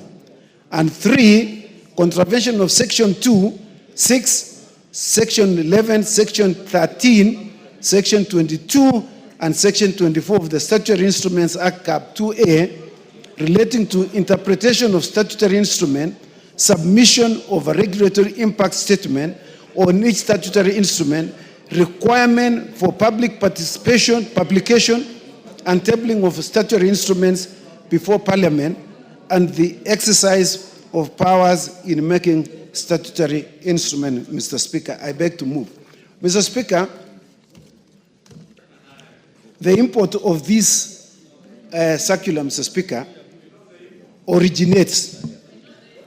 We know, you know, but just to set the stage, Mr. Speaker. During the morning sitting, Mr. Speaker, of the National Assembly on 14th of August 2025, the Honorable George Murugara, Member of Parliament, rose on a point of order seeking clarification from the House on the Public Procurement Regulatory Authority Circular number 4 of 2025, dated the 12th of August 2025, on the enforcement of compliance with mandatory use of electronic government procurement system by all procuring entities. The Honorable Murugara observed that the circular is a statutory instrument within the meaning of Section 2 of the Statutory Instruments Act, Cap 2A, and as a result, as such, ought to have been transmitted to the House for committal to the Committee on Delegated Legislation for scrutiny and approval. The Honorable Murugara noted that the circular appeared to have the force of law by declaring that failure to comply would constitute an offense, thereby making it imperative for the circular to undergo the requisite parliamentary scrutiny. Accordingly, Honorable Murugara requested that the Honorable Speaker do issue directions for the circular to be referred to the Committee on Delegated Legislation for scrutiny and approval as required by the Statutory Instruments Act, Cap 2, Mr. Speaker. Consequently, the Honorable Speaker directed the Committee on Delegated Legislation to undertake thorough scrutiny of the circular in line with the relevant legal framework, and further directed the committee to table its report before the House on Tuesday, the 19th of August 2025. Mr. Speaker, as a consequence of this, the committee sat on the same day and invited the Public Procurement Authority to appear before the committee on that same day at around 4 p.m. Mr. Speaker, the Public Procurement Authority appeared before the committee, and Mr. Speaker, we examined the circular. And as we also looked at it in regard with Section 2 of the Statutory Instruments Act, which defines what a statutory instrument is, Mr. Speaker. It defines as follows, Mr. Speaker, and members need to be careful to hear this. It states as follows, that a statutory instrument is any rule, order, regulation, directive, form, or any other instrument issued or made or established in the execution of a power conferred by or under an act of Parliament. Mr. Speaker, this circular makes an attempt and purports to exercise some statutory power by evading this House and giving direction and creating offenses, Mr. Speaker, on issues that this House has pronounced itself. And Mr. Speaker, I just want to mention just a few sections, Mr. Speaker, of the law that it contravenes. No, Mr. Speaker, no, it's important for purpose of record, Mr. Speaker, lest we are assumed to have contravened. Mr. Speaker, Section 77 of the Public Procurement and Disposal Act, Mr. Speaker, is absolutely very clear. It states as follows. It says that submission of tenders, documents, whether in electronic or manual form, shall be in writing, signed, and in the case of manual submission, they shall be sealed in an envelope. Mr. Speaker, this is still law. This circular makes an attempt to outlaw this law by saying that manual tenders will not be allowed, neither will they be submitted, Mr. Speaker. What does that mean, Mr. Speaker? Mr. Speaker, this is in contravention of Article 94 of the Constitution, which clearly says there is no person under the sun in the borders of the Republic of Kenya who has power to make anything that has a force of law, Mr. Speaker. Mr. Speaker, Mr. Speaker, this circular makes an attempt to amend our law, which we passed in this House, to outlaw manual process and saying it is only the electronic process, Mr. Speaker. Mr. Speaker, the Constitution is very clear, Mr. Speaker. The Constitution of this country is very clear, Mr. Speaker. Article 2 of the Constitution, Mr. Speaker, on the supremacy of this Constitution, it states as follows. This Constitution is the supreme law of the Republic of Kenya and binds all persons and all state organs at both levels of government. And the most important one, Mr. Speaker, is sub-article 2. No person may claim or exercise state authority except as authorized under this Constitution. And under this Constitution, Mr. Speaker, it also includes the laws that this House makes. So if you purport, Mr. Speaker, to exercise the authority of this Constitution without following the due process, that process, Mr. Speaker, is unconstitutional. Mr. Speaker, this circular purports to enforce certain procedure, Mr. Speaker, and amend the law without public participation as required by Article 10 and Article 118 of the Constitution. Mr. Speaker, the courts have made it absolutely clear, it's like day and night, that public participation is mandatory and it is important in every legislative making authority. And so, Mr. Speaker, if they wanted to exercise any legislative authority, they should have undertaken public participation to amend Section 77 of the Constitution. Mr. Speaker, Article 27 on equality and freedom of discrimination. It states very clear, Mr. Speaker, that every person is equal before the law and has the right to equal protection and equal benefit of the law, Mr. Speaker. Mr. Speaker, if you enforce the electronic process, Mr. Speaker, we are aware some parts of this country do not have internet, Mr. Speaker. How do you want someone in Samburu, in outlying areas of Mandera, in Kerio Valley, Mr. Speaker, where there's no signal, for them to participate in tender process that is called EGPS, Mr. Speaker? In Tana River, Mr. Speaker. Mr. Speaker, and I want to say this as a former Director General of CCK. If it is true that the internet is across the country, why do they have Universal Service Obligation Fund, Mr. Speaker? That is intended to ensure that internet and telecommunication services reach all over the country. And that is the reason why it is there. It is recognized that telecommunication services are not available across the country, Mr. Speaker. So to make eGPS mandatory, Mr. Speaker, is to make it discriminatory to other Kenyans who do not have that service, Mr. Speaker.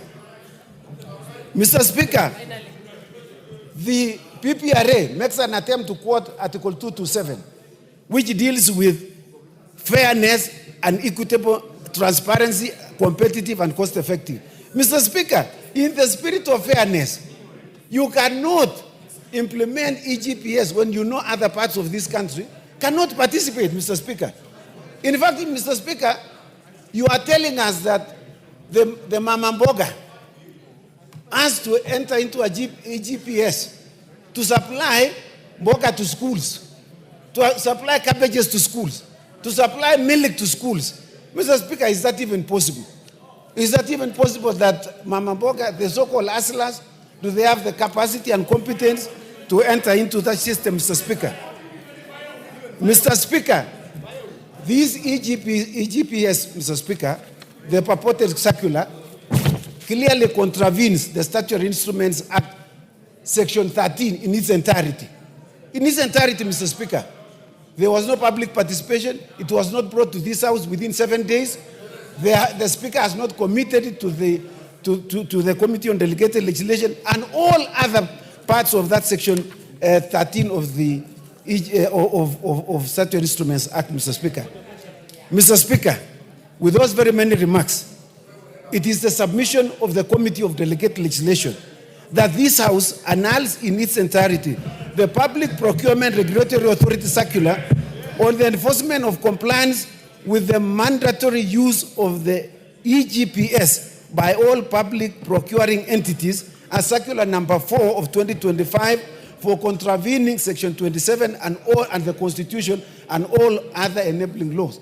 Mr. Speaker, I move and I request the Honorable, I want to request the Honorable Junet to second.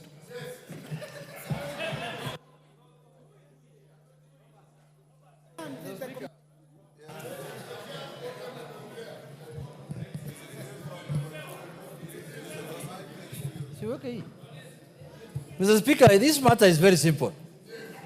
Mr. Speaker, this is the easiest matter before the House, because the law says, the law, not a circular, not regulations, not any letter of communication from any minister, the law. The law says that you are allowed to use electronic or manual procurement system.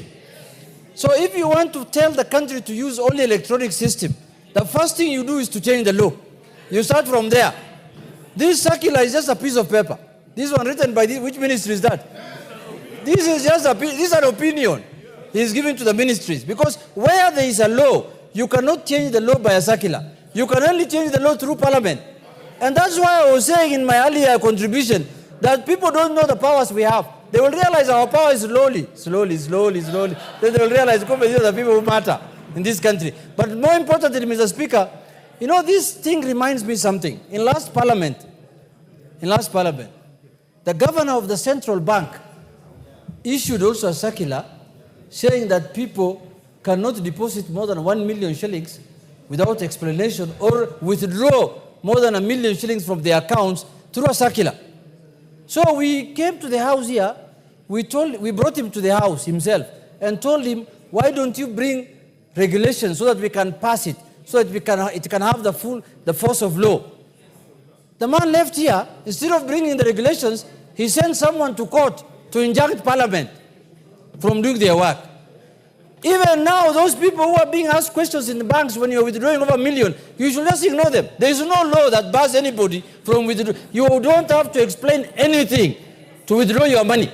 So people are being taken as fools by the banks that they will tell you, can you fill this piece of paper to tell us where the money is going? Just write, the money is going to my house, and there's nothing they can do.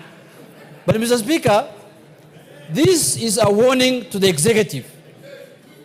This is a warning to the executive that the only entity, the only body the Constitution has given powers to make law is Parliament. No other person can do anything that will have force of law other than Parliament. So if you want to enforce anything, please bring it to Parliament. That is our work, that's our business, and that's why we are here. So this one should just be thrown out immediately, Mr. Speaker, with unanimous ayes, so that people can start procuring manually from tomorrow morning, or from midnight tonight, God willing. Mr. Speaker, I second. I beg to second. Honorable members, order members on their feet, take your seat. Umulher. Honorable members, I now propose the question at order number 12, which is that this House adopts the report of the Committee on Delegated Legislation on its consideration of the Public Procurement Regulatory Authority, Circular number 04 of 2025, on the enforcement of compliance with the mandatory use of the Electronic Government Procurement System, EGPS, by all public procuring entities in contravention of Section 77 of the Public Procurement and Asset Disposal Act, Cap 412C, laid on the table of the House on Tuesday, 19th August 2025, and pursuant to the provisions of Section 18 of the Statutory Instruments Act, Cap 2A, this House annuls in its entirety the Public Procurement Regulatory Authority Circular on the enforcement of compliance with the mandatory use of the Electronic Government Procurement System, EGPS, by all public procuring entities, published as Circular Number 04 of 2025 for the following reasons.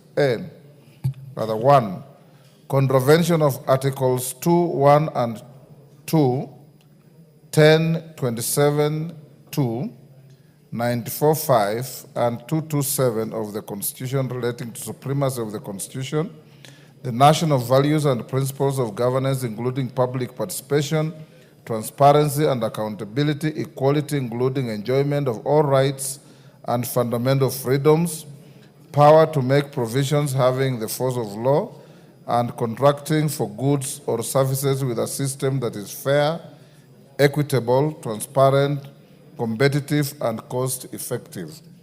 2, contravention of Section 9 and 77 of the Public Procurement and Asset Disposal Act, Cap 412C, relating to the function of the authority, which do not extend to creating binding obligations and the recognition that tender submissions may be made either manual or electronic form.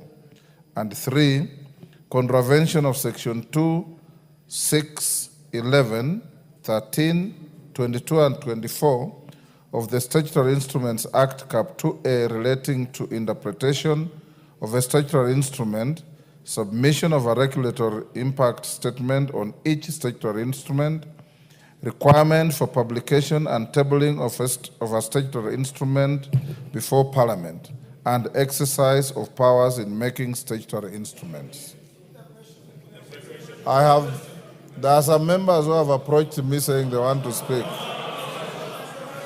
Do I put the question? Yes. Is that the mood of the House? Yes. I now put the question that the Speaker now puts the question to order number 12. As many as of that opinion, say aye. Aye. Will those of the contrary opinion say nay? Aye. The ayes have it. Honorable members, other members at the bar, take your seats. I have not put the question yet. Take your seats. Honorable Ngeno, take the nearest seat. Take your seats. Honorable members, I now put the question at order number 12, which is that this House adopts the report. Order.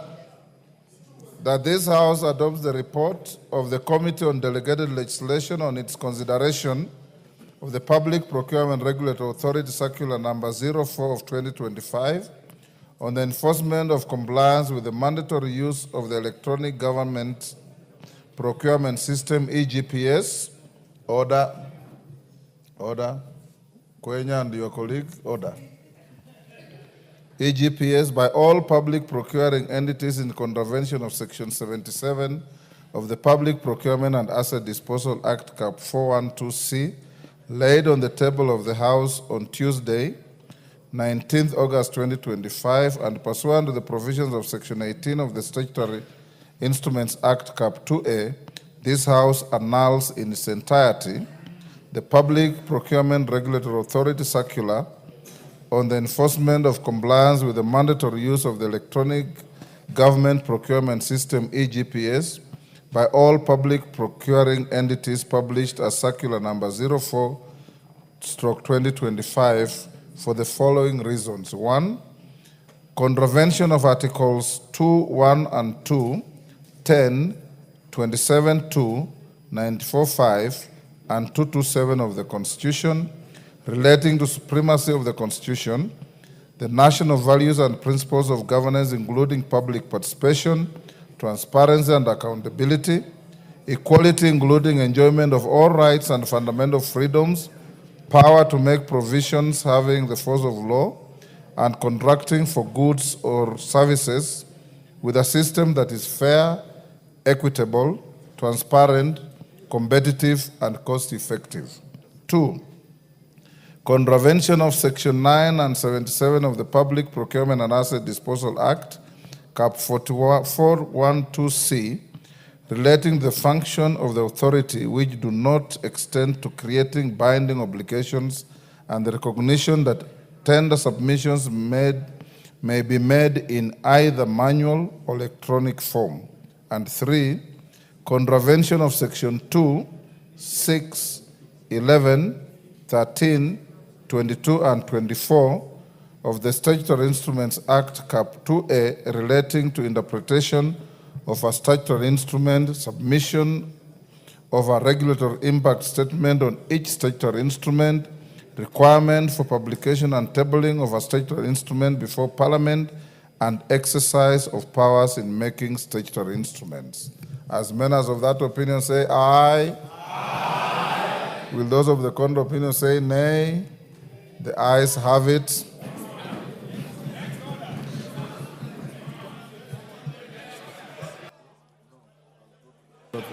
Honorable members, can we now go to order number 13? Call out order 13.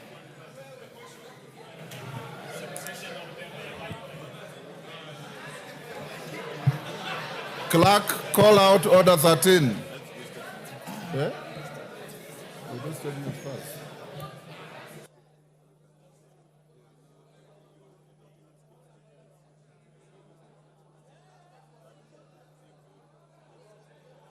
Honorable members,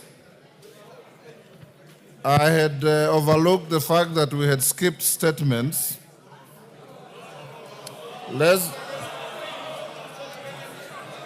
Let's clear statements first. Call out order 7. Order, members, order. Order. Honorable Wamboka, order. Order, members. Order. Unfortunately, that authority is not shared. Call order 7. Order number 7, questions and statements. Just Kambalu.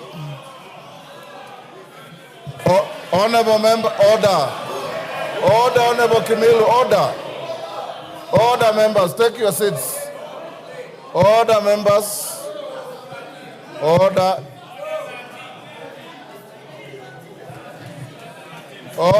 Order, Honorable Kimilu, you are getting disorderly. Order. Honorable members, unfortunately, that authority is not shared. It is the Speaker's authority. We have called out statements. Jess Kambalu. Jess Kambalu. If Jess Kambalu is not there. I am. Oh, go ahead.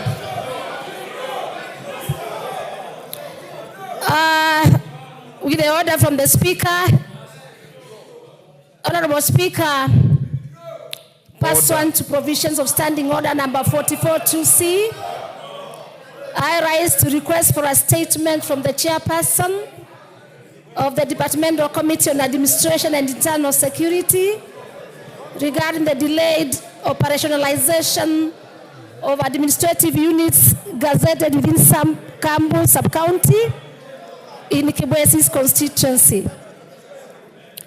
Honorable Speaker, in 2017, the national government gazetted new administrative units in Makueni County with the aim of bringing government services closer to the people. Further, in 2024, additional administrative units were gazetted, which included one... Order, members. Jessica, hold on. Order, members. Allow the Honorable Member for Kibwesi East to prosecute her statement. I move on, Mr. Speaker. Thank you. Of course, I understand the House. Honorable Speaker, in 2017, the national government gazetted new administrative units in Makueni County with the aim of bringing government services closer to the people. Further, in 2024, additional administrative units were gazetted, which included 1 sub-county, 4 divisions, 28 locations, and 48 sub-locations spread across the county. Subsequently, on 11th March 2024, the then Cabinet Secretary, Minister of Interior and National Administration installed the first Deputy County Commissioner for Kambu Sub-County. Despite the installation of the Deputy County Commissioner, some administrative units in the sub-county are yet to be operationalized, thereby denying residents access to critical government services. As a result, many residents of Kambu Sub-County are forced to travel longer distances to access such services. Honorable Speaker, it is against this background that I request for a statement from the chairperson of the Departmental Committee on Administration and Internal Security on 1, a report on the status of operationalization of the administrative units in Kambu Sub-County, particularly Nguata and Chulu divisions, Kavatini, Ndongoni, Zambani, Kadhekani, and Mutituande locations, and Kikunduku, Dua, Maiku, Usalama, Adi Salama, and Kidhirulu sub-locations so as to improve service delivery, address security concerns, and enhance equitable access to opportunities dependent on administrative units. 2, steps being taken to ensure that the Deputy County Commissioner and police officers within the administrative units in Kambu Sub-County are provided with vehicles, given that the vast size of the area, including posting of additional police officers and administrative officers. And 3, measures being taken to operationalize the gazetted administrative units in Kambu Sub-County and the timeline for their activation. I thank you, Honorable Speaker. Signed by myself, Jessica Mbalu, CBS MP, the Member of Parliament for Kibwezi's constituency. I thank you. Thank you, all the members. Chairman, Administration and Internal Security Committee. Yes, the Honorable Tongyo. Go ahead.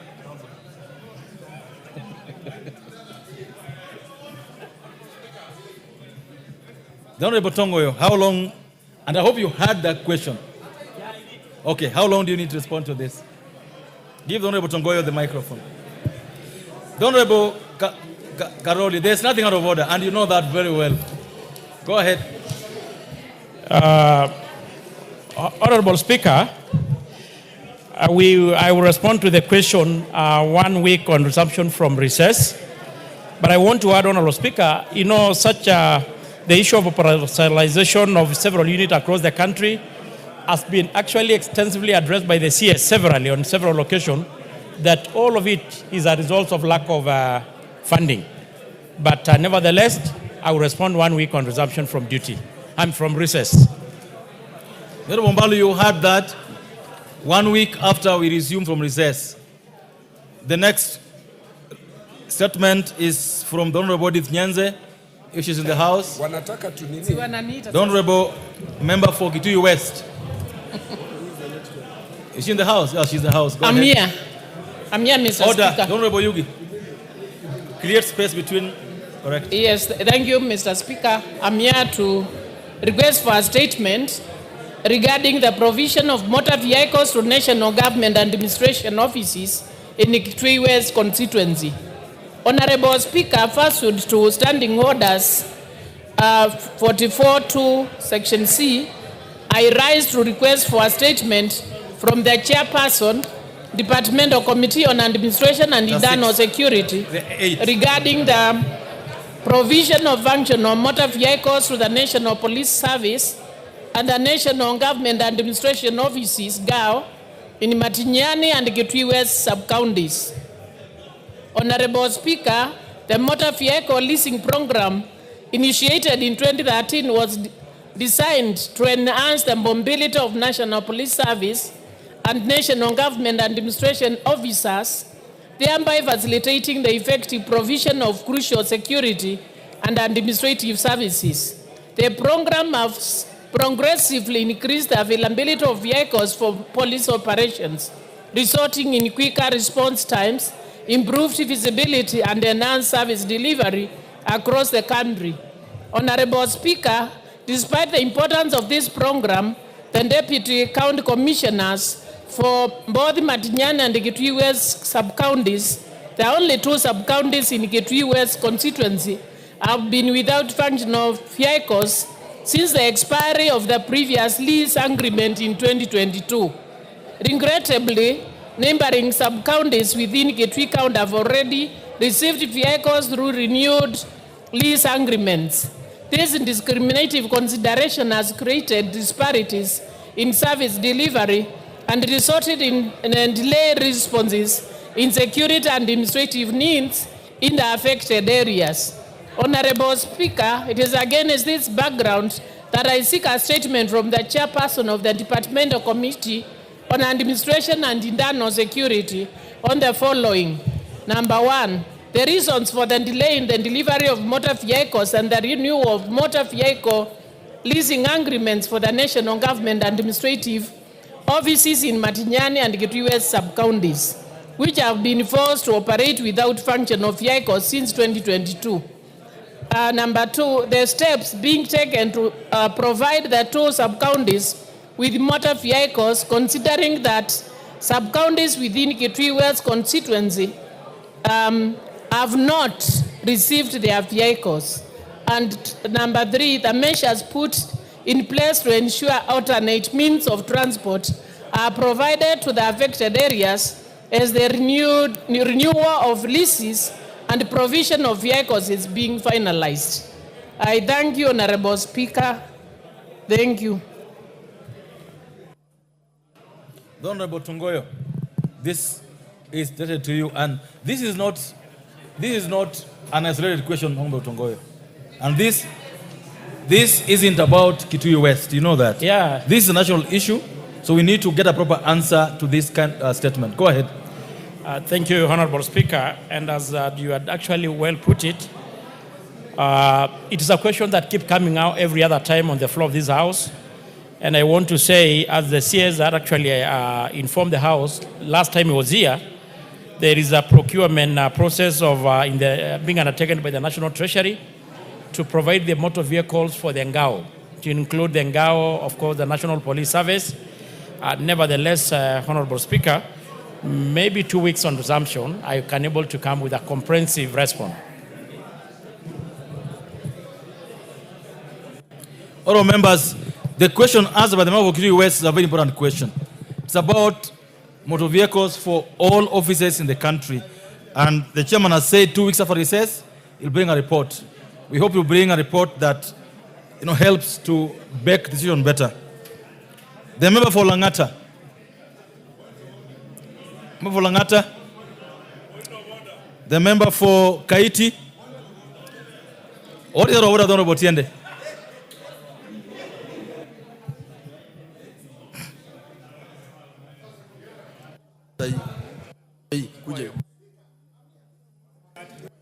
Point of order, just hold on.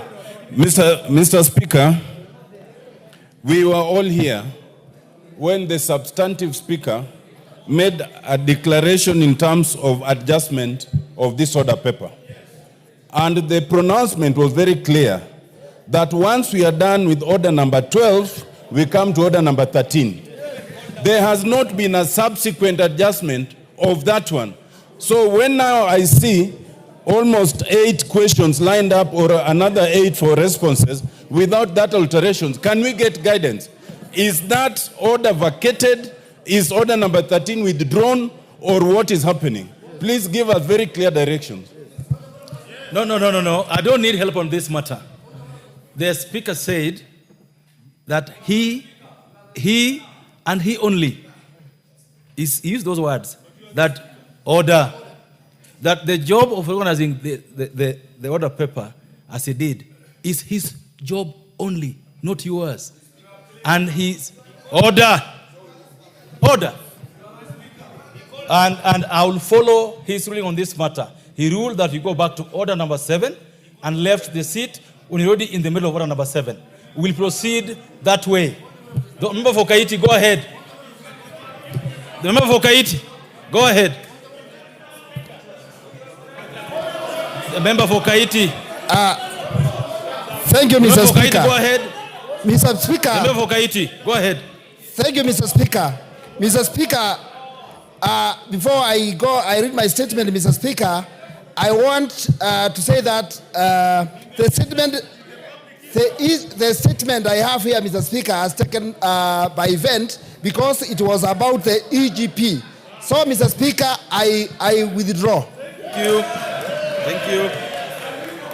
The member for Isiolo South, the Honorable Tubi Bidu. The member for Isiolo South, go ahead.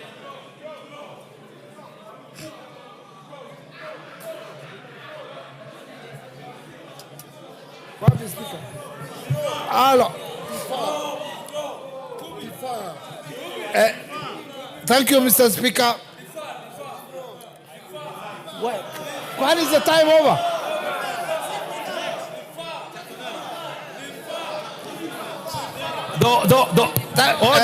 The Honorable Tubi shall be heard. And he shall be heard, and he shall be heard in silence. Go ahead. Thank you, Mr. Speaker, for giving me the opportunity. Mr. Speaker, I'm good.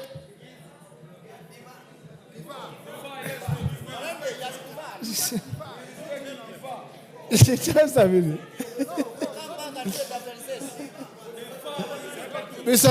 Mr. Speaker, thank you, Mr. Speaker, for giving me the opportunity. But because of the pressure from my fellow colleagues, I would like to defer this question for next time. Thank you.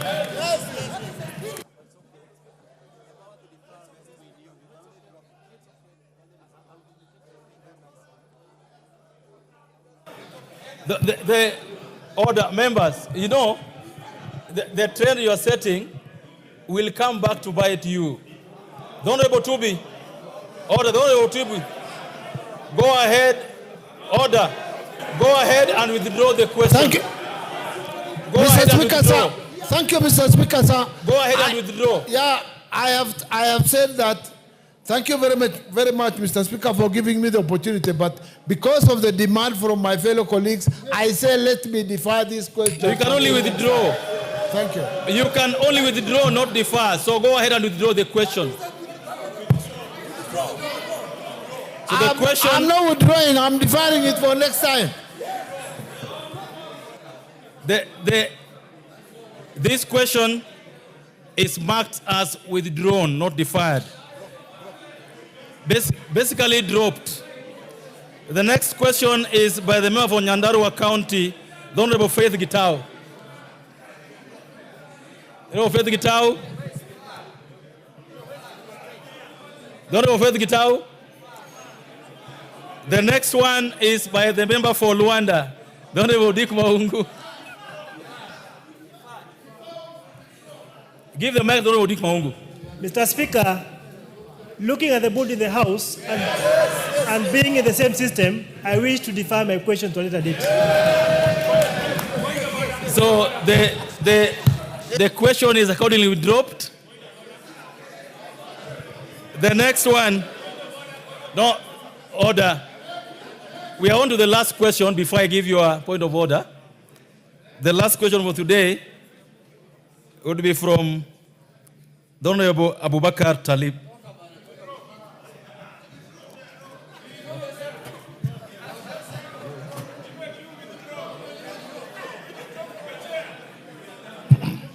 Where are you? Yeah.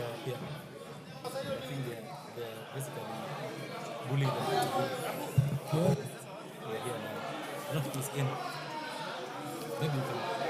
Yes, order. Order. Order. Rally. Honorable Kimilu. Order. It's 2 minutes. Order members. Sasa una nini bana? Order members. Osero. Order. Order members. Even some of members who are not known for any industry in this house are all of a sudden becoming picketers. We can't allow that in a house. Honorable members, even those who have said they defer the questions, there is no member who has any authority to defer a question. The questions can only be deferred on the authority of the speaker. You cannot stand there and say you defer your question. All questions that have been alleged to be deferred are dropped. Yes.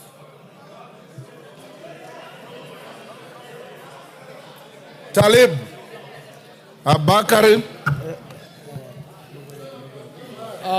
Thank you, Honorable Speaker. Honorable Kimilu, I have known you to be a very decent member. If you continue being rowdy, you will constrain the speaker. You know, I hardly send members out of this house, and I don't want to do that. Some of you are young, your constituents are watching, your families are watching, the country is watching. It is disgraceful to be told to leave because you are being rowdy. Just maintain your cool. When you want to speak, seek the speaker's authority. I'll give you time to speak on any matter that is relevant to the House. Go on, Honorable Abakar Talib. Yes. Protect me from Wanjala, Honorable. Yes. Speaker. Not Tongoyo, Kokoyo. Yeah, Mr. Speaker, sir, I raise on Standing Order 52, subsection M.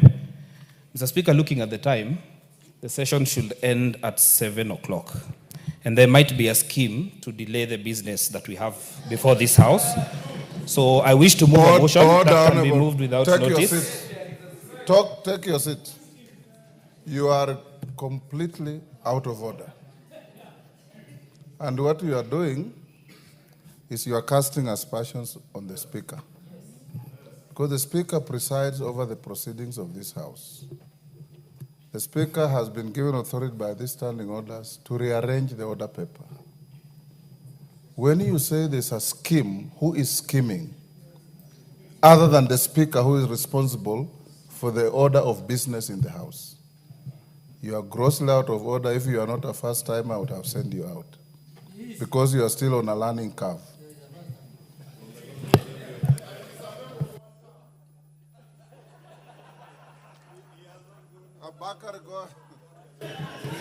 Abakar, go ahead. Yeah, thank you, Honorable Speaker. I withdraw my question. Thank you. Question dropped. Now we go to responses to questions. Defense, intelligence, and foreign relations. Respond to the question by Waitan Mohammed. Go ahead. Nelson, go ahead and respond. I will not be long. Just allow me 2 minutes, kindly.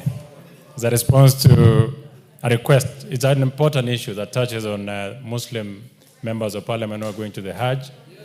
And I allow just 2 minutes to respond to it.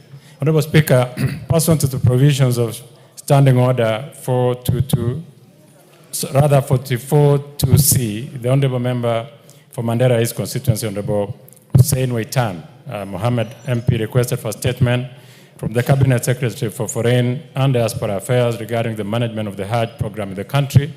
The member specifically sought to be informed on the following areas. Number one, a report on the management of the Hajj program in Kenya, including a detailed account of 2025 Hajj session. Number 2, measures being undertaken by the Ministry of Foreign and Diaspora Affairs to ensure the welfare of Kenyan pilgrims in protected, particularly on the failure by SUPKEM to provide essential services while charging exorbitant facilitation fees. And 3, the long-term strategy to manage the Hajj program, including the establishment of a regulatory framework to anchor the program within the government agency, and oversight mechanisms to ensure the welfare of Kenyan pilgrims, including the cost effectiveness of the administration of the program and specific timelines for implementation of these particular reforms. Honorable Speaker, on the management of the Hajj program, the ministry reported that Hajj, one of the 5 pillars of Islam, is coordinated globally by the Kingdom of Saudi Arabia through its Ministry of Hajj Affairs and Umrah. In Kenya, participation is facilitated through accredited Hajj agencies, SUPKEM, and stakeholders. SUPKEM provides coordinated support services to pilgrims, including pre-departure education, registration support, liaison with Saudi authorities, health advisory, and compliance with administrative requirements. In 2025, a total of 4,500 Kenyan pilgrims participated in pilgrimage, up from 3,400 in 2024. Kenya's allocation remains at 10,000 pilgrims, although the Hajj mission has opted not to fully utilize this allocation. The introduction of the NASC platform on Masa wallet system in the 2025 pilgrimage significantly improved visa processing, financial transparency, and overall organization. However, challenges in transportation, accommodation, and on-site logistics support negatively impacted the pilgrim experience. Honorable Speaker, on the measures being taken to safeguard the welfare of Kenyan pilgrims, the ministry indicated that a dedicated Hajj team from the Kenyan embassy in Riyadh and consulate in Jeddah is deployed annually to assist pilgrims in consular matters, emergencies, and liaison with Saudi authorities. Pre-departure medical checks and insurance requirements are enforced in coordination with the Ministry of Health. To address concerns raised in 2025 Hajj, the ministry has engaged SUPKEM to consider the reforms, which include, and I hope, Honorable Member, you're listening, I'll be very quick, transition to chartered flights for better scheduling and coordination with Saudi authorities, use of full capacity buses for direct transfers between sacred sites to reduce congestion, centralized accommodation with licensed providers to ensure quality standards, timely payments and secured fixed spaces, quarters to avoid disruption in Mina and Arafat, enhanced oversight of Hajj agents to curb inflated pricing and substandard services. And lastly, convening a structured meeting. For those Muslim honorable members who have come before me, the Vice Chair, the Ministry of Foreign Affairs is convening a meeting. Honorable Vice Chair, Major Retired Bashir, who is my vice, will be part of that team, and the Ministry of Foreign Affairs, and a team from Office of the President on convening a structured meeting between SUPKEM, Hajj agents, and Muslim leadership to resolve the recurring concerns. Honorable Speaker, so note that Honorable Major Bashir will be involved in that. On the long-term strategies for managing the Hajj program, the ministry noted that it does not have the mandate to regulate religious matters. Honorable Speaker, as I conclude, the ministry stated that it is keen to protecting the welfare, rights, and interests of Kenyans abroad and will continue to employ necessary measures to guarantee their safety in foreign countries as it continues to address the distress cases in Hajj through the numbers that have been listed here before me. And I will, when I table, you can check on the table office. I submit, and thank you, Honorable Speaker, and thank you, Honorable Members, for listening. Yes, Waitan.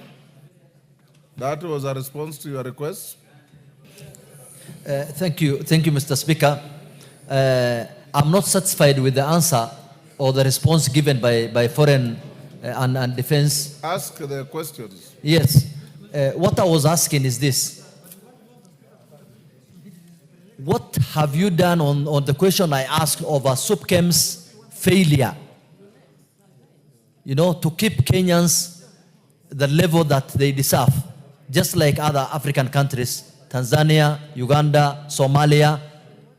while Kenyans were taken to level 6, or zone 6 in other words, which is over 7 to 8 kilometers to the Jamarat. Jamarat is a stone throwing area. Those questions are not answered. The questions, I mean the response seemed to be very shallow. Do you throw stones or you stone the devil? Is it just throwing stones? You're stoning the devil. Yes. Yes, Mama Zamzam. Take note, Nelson. You'll respond after. Mheshimiwa Spika, nimemsikia mheshimiwa na majibu yake, lakini wale mahujaji hawatakuwa na furaha na uamuzi ambao umetoa, kwa sababu katika sheria zetu wamepewa haki kwa sababu ya mali yao kwenda kuhiji, na wametoa pesa ambayo ilikuwa inafaa iwe na wapa sehemu nzuri ya kufanya hija, sehemu nzuri ya kulala, lakini hawa SUPKEM ambao mnasema waje wakae chini na maagent, wenyewe wamekuwa maagent badala ya kufanya oversight. Kwa hiyo sioni kama hawa wakikaa pamoja kutakuwa na mwelekeo. Mimi naomba tu hawa mahujaji waache wenyewe wajipangie vitu vyao, watafute agent kivyao, waende wasafiri, wafanye hija yao, wakae mahali pazuri. Lakini ikiwa serikali pia wanasema hawawezi kuwasaidia kwa sababu ni religious matter, tukumbuke kuwa hawa ni wa Kenya, wametoka Kenya. Chochote kikitoka kule, serikali ya kule ita communicate na Kenya. Kwa hiyo sisi tunaomba tu wangekuwa wamewapa mwelekeo mzuri badala ya kuwarushia tena kwenye SUPKEM ambao wamekuwa kibadhiri pesa zao, hawajawaregeshea pesa ambazo walitoa na wakapata huduma mbaya, hawajafanya refund. Kwa hiyo sioni kama wakikaa watapata uamuzi. Asante sana Mheshimiwa Spika. Farah Maalim. Mr. Speaker, the situation of the Hajj for the Kenyan pilgrims is very pathetic. It is the worst in that place. Even a failed state like Somalia has got so much better than us. You cannot imagine. The Supreme Council, SUPKEM itself, has transformed itself into a money-making cartel where they extort millions of dollars. What used to cost $100 as a service now is $1,400 and something per person. They have collected millions of dollars, $8 million, $7 million, and they don't get the services at all. So you need to make a serious investigation. And 99% of the Kenyan population, Muslims today, are so disappointed with it. You will see the mood here in Parliament. Nobody supports it, including your Vice Chair, who is next to you there. So, Mr. Speaker, my plea, both the Chair and the Speaker, is that let this be taken as a national. We have a very good relationship with the countries in the Gulf states, and more so with Saudi Arabia. And we cannot allow our Kenyans to be mistreated the way they were mistreated this time around. So, Mr. Speaker, I want the chairman to make a serious investigations, involve members of parliament in here into this, and let's get to the bottom of this cartel, which is bleeding Kenyans and is literally very, very bad. Yes, Sane.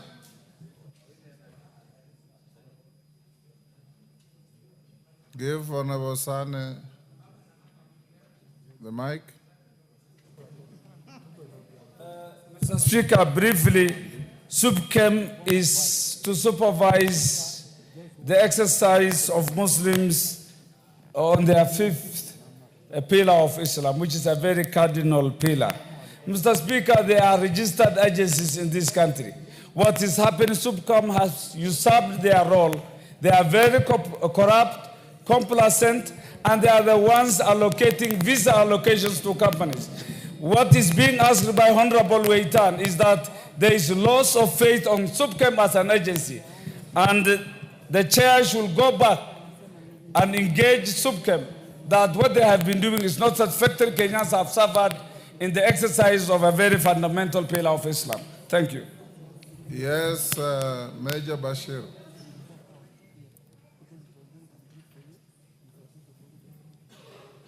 Honorable Speaker, first and foremost, I'm a member of the Committee of Defense, Intelligence and Foreign Relations, and of course, as a Vice Chair, thank you. And I understand the pain that members of the Islamic faith undergo when they go for Hajj. And the most important thing is that this is not a matter for really government to regulate, because Islamic issues cannot be regulated by the Ministry of Foreign Affairs. When I heard the statement that was read by the chair, it says there must be a structured meeting between SUPKEN, which has been alleged, Hajj agents, and the Muslim leadership to convene. I think that is the best way forward that we need to engage. So instead of trying to tell, because I mean, this house has a number of religious entities. So the best way is that we convene a meeting between SUPKEN, Hajj agents, and the Muslim leadership, so that we come up with a structured way of handling Hajj way forward. Thank you. Farah. Yes, Honorable Junet. Farah, hold on.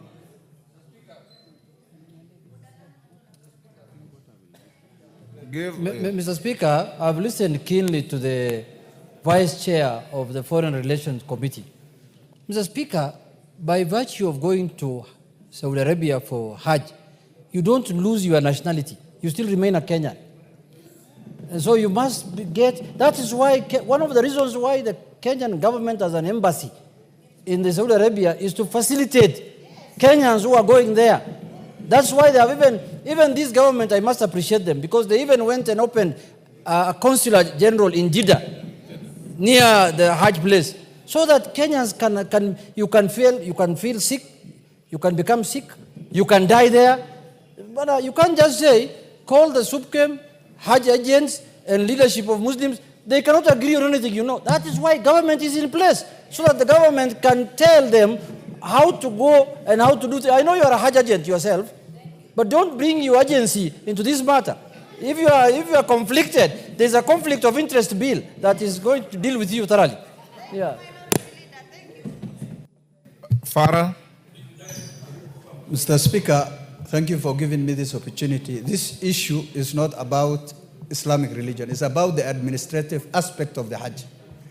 As Honorable Junet said, the ministry has a role to play, Mr. Speaker. Mr. Speaker, I disagree with my brother, Honorable Major. I want the committee to investigate this issue, call all the relevant departments or stakeholders to do a thorough investigation and come with a conclusive answers in this House. Mr. Speaker, what the chairman has read here is not a solution to the people who went to Hajj for the last several years. They have been suffering and they were tortured in a very bad way, Mr. Speaker. Thank you very much. Honorable Koech, just take your seat first. I listened to your response. I appreciate that you are reading what is written at the ministry. Even as the Speaker, I find it unsatisfactory. For the simple reason, and I can tell you for free, when I was foreign minister, and Farah can bear me witness, I dismantled the cartels that were swindling our pilgrims to Mecca. They were charging exorbitant resources and abandoning the pilgrims. A delegation saw your speaker in the chamber, and I was shown a contrast. Pilgrims from Tanzania are put in a level where they have beds, they have sanitary facilities, they have catering facilities. Pilgrims from Kenya are wriggling on the floor in a very awkward situation. And the people who go to Mecca, as our compatriots, don't lose their citizenship when they go there. They go there because we facilitate them to go. It's a religious duty for Muslims to go to Mecca, those who can. I would direct you to get back to the ministry, tell them that what they gave you is inadequate. We want you, if necessary, I'll send your committee to go to Jeddah and go to Riyadh and find out where these lapses are that are putting Kenya in a very awkward situation. You understand, Nelson? Give Nelson the... You probably have not had serious interaction and close interaction with the Muslim faith. I have, and I know. I largely relied on my deputy, considering this is a religious matter, who is a Muslim and I'm a Christian. But listening to what members, the Muslim members, yes, and the few members who have spoken, there's a serious problem, evidently, that deals with management. And even if we were to have a meeting with the Ministry of Foreign Affairs, for instance, with the leadership, I don't think it would make sense. So, like you rightfully instructed, I think it's imperative for my committee to now seriously consider this matter and call all the parties for a meeting. I think that will be the best thing to do. So I'll pursue it that way. I've also, before you take over, Honorable Speaker, I've been engaging with the mover of the Honorable Hussein, person who requested for this statement. I've engaged him extensively on this matter, and I've engaged the other Muslim members, and I think it's important, as you instructed, that now we go the direction that you've given. So most obliged, Honorable Thank Speaker. you. Honorable Gikaria. Gikarias, I think you are the questioner. Yes. So, Kareke?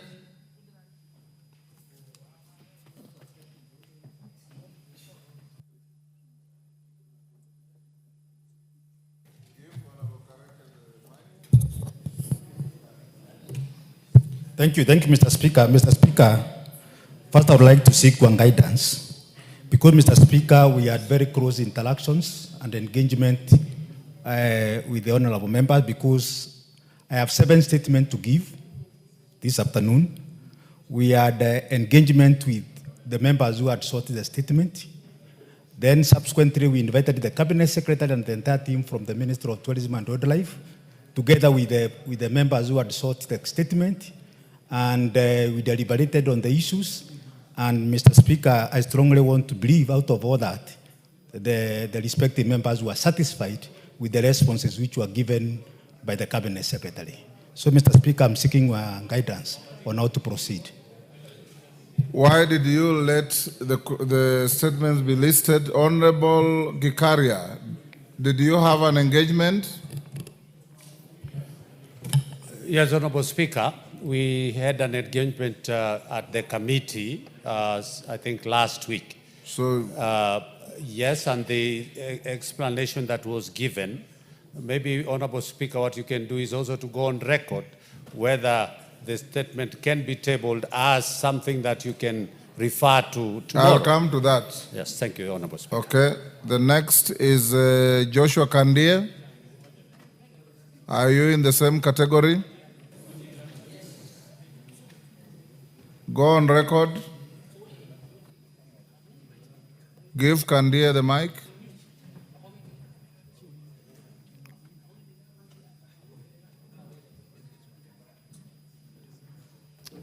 Yes, Kandie. Thank you, Mr. Speaker. I'm waiting for the reply from the Ministry of Tourism. Okay. Kareke, go ahead. Thank you, Mr. Speaker. Mr. Speaker, I wish to give the response to a statement on the rampant cases of snake bites in Baringo County requested by the Honorable Joshua Kandie, MP, Member of Parliament for Baringo Central. Mr. Speaker, the statement sought the following concerns: the steps taken by the Ministry of Tourism and Wildlife to reinstate compensation for victims of snake bites, particularly in Baringo and other regions where such cases are rampant. Number 2, the measures put in place or are being considered to provide interim relief to the affected families who suffer the loss of their beloved ones due to the snake bites. And finally, a report on the number of snake bite incidents leading to the fatalities or severe injuries that have been recorded in Baringo County. Mr. Speaker, on the first issue, on the step taken by the Ministry of Tourism and Wildlife to reinstate the compensation, the Ministry of Tourism and Wildlife has acknowledged the rampant snake bites, particularly in Baringo and other regions where cases are rampant. Compensations for snake bites victims in Kenya was officially discontinued following the miscellaneous amendment to the Wildlife Conservation and Management Act, with the change taking effect from January 18, 2019. As a result, victims of snake bite are no longer eligible for the compensation under the current law. Mr. Speaker, on the measures put in place as being considered to provide interim relief, Mr. Speaker, KWS promoted response by attending to the affected families and communities to provide both practical and emotional support. KWS officers visit various families to offer condolences and counseling, recognizing the profound emotional impact that snake bite, that snake bite fatalities and injuries have on the victims. Mr. Speaker, on the other incident, since the beginning of 2024 to date, Mr. Speaker, Baringo County has responded to 42 cases of snake bite injuries and 3 deaths caused by the snake bites. Mr. Speaker, KWS promptly respond by attending to the affected families and communities to provide both practical and emotional support. KWS officers visit families to offer condolences and counseling. And finally, Mr. Speaker, KWS also often provide logistical assistance to the affected families, such as facilitating transportation for the deceased during the burial ceremony. Then, Mr. Speaker, the service also work closely with the county health department and other partners to ensure the victims receive prompt referral and treatment at equipped health centers. And finally, Mr. Speaker, KWS actively participate in raising awareness about the snake bite prevention and first aid with the communities. I thank you, Mr. Speaker. Thank you. Kandia? Yes, Kibagende, what is it? No.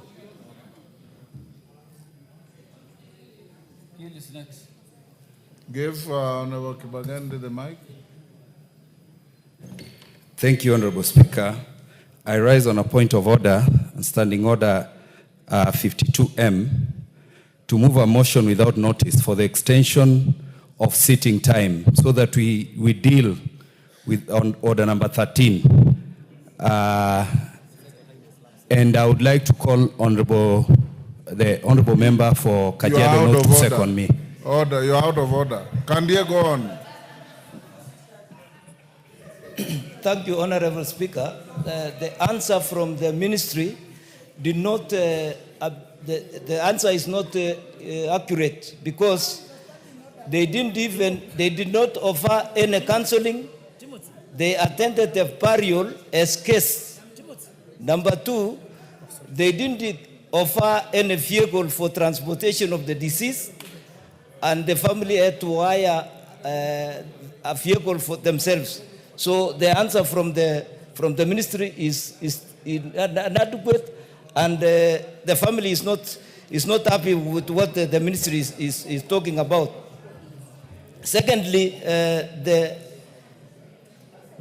Amos Jeburet Kimeres was bitten by the snake within their home compound and not grazing codes as per the report presented by the chairman. Secondly, the deceased left a very young family who depended on him solely. He was the only breadwinner.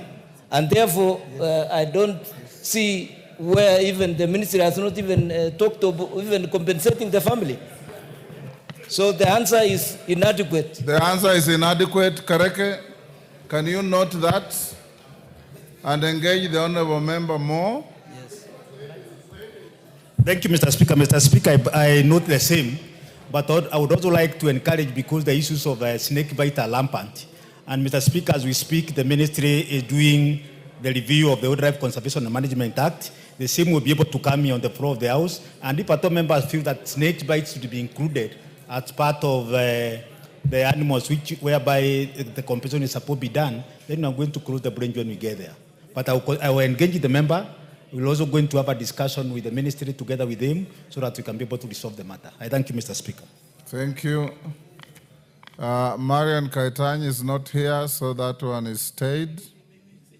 Victor Koech, did you engage with the chairman and the ministry? Yes, Honorable Speaker, I did. And you are satisfied? Yes, I'm satisfied with the responses that I was given. Thank you. Thank you. Julius Taitumu. Yes, Kimilu.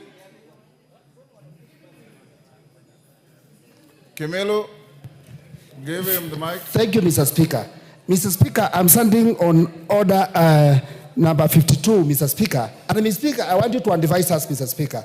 Because, Mr. Speaker, once you go to M, it says that motion for the extension of sitting time of the House without notice, Mr. Speaker. Mr. Speaker, I'm standing to request the extension of hours because of interest of number 13, Mr. Speaker, so that we can have time to extend up to 8, Mr. Speaker. And I request, Mr. Speaker. I already ruled your colleague out of order. Take your seat.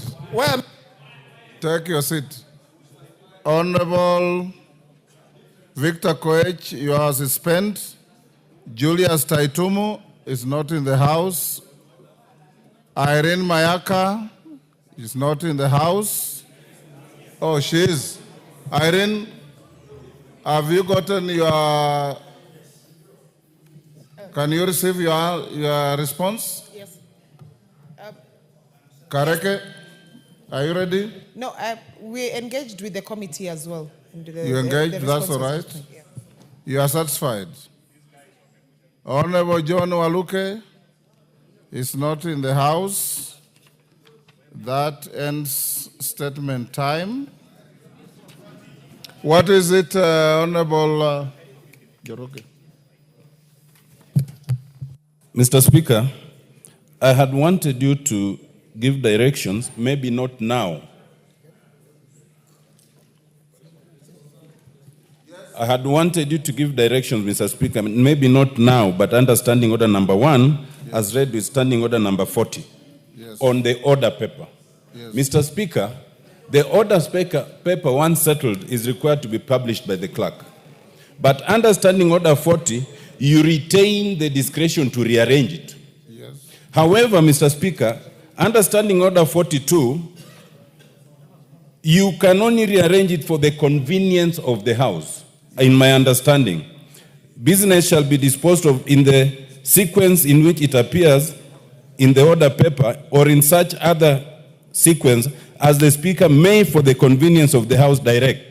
Mr. Speaker, I'd like you to give this guidance maybe for the future, because this request for rearrangement was requested by the leader of majority. My understanding of the convenience of the House is like you usually ask, is that the mood of the House? And in this case, the mood of the House was not to rearrange. So, Mr. Speaker, I beg, not now, but in future, please give a proper interpretation of Standing Order 42, so that we are very clear at whose discretion we rearrange the order paper. Thank you. Honorable Tienda Mol, I can read right through your mind. And I can assure you that what the Speaker has done is perfectly legal, is within the standing orders. And for members who have been shooting up, purporting to move motions to extend the sitting of the House, that's not how to run business. Even an informal motion like that requires the Speaker to approve. You cannot just sit there and say, I have moved a motion and so will second me.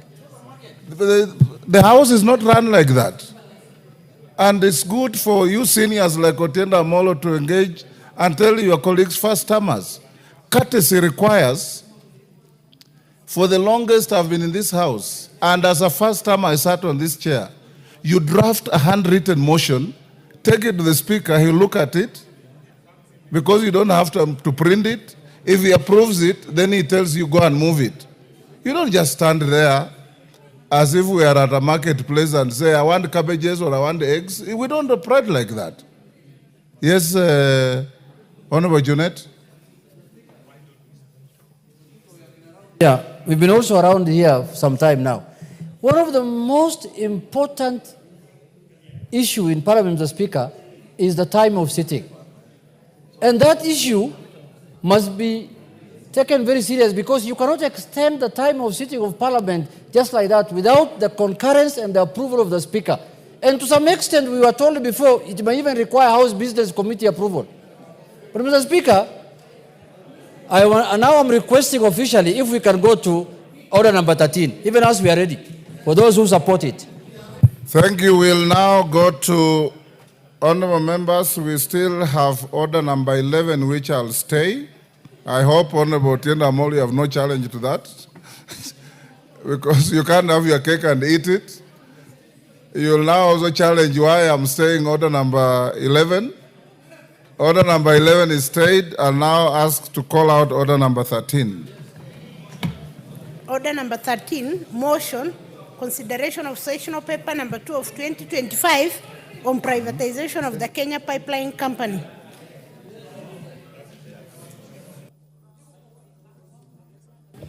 And jury, order members, order, and order Kimayo. Order, honorable members. That Kamkunji is illegal. Toto, you appear to be the center of attraction. Take your seat. Order, members. Honorable members, order. Kiborek, order. Take your seats. Honorable members, for guidance of our new colleagues in the House, even those like Kimilo who are purporting to move a motion to extend the sitting, a motion to extend the sitting of the House, first must be with the authority of the Speaker. Two, it must come at least 30 minutes before the House rises. You should read your standing orders properly. Before Shurie stands to move his motion, I have been requested by several members that the motion we passed at order number 12 requires an urgent follow-up by the implementation committee to ensure compliance. And I direct that it shall be so done. Yes, Shurie. Thank you, Honorable Speaker. Honorable Speaker, I beg to move that this House adopts the joint report of the Departmental Committee on Energy and the Select Committee on Public Debt and Privatization on the consideration of the sessional paper number 2 of 2025 on the proposed privatization of Kenya Pipeline Company Limited, laid on the table of the House on Thursday, 14th August 2025, and 1. Approve sessional paper number 2 of 2025 on the privatization of Kenya Pipeline Company Limited, and 2. Make policy resolutions as contained in the schedule to the order paper. Honorable Speaker, at the outset, allow me to extend my sincere appreciation to my co-chair, the chairperson of the Departmental Committee on Energy, for the spirit of collaboration and dedication. Honorable Kimayo, that Kamkunji is unlawful. Can it be disbanded?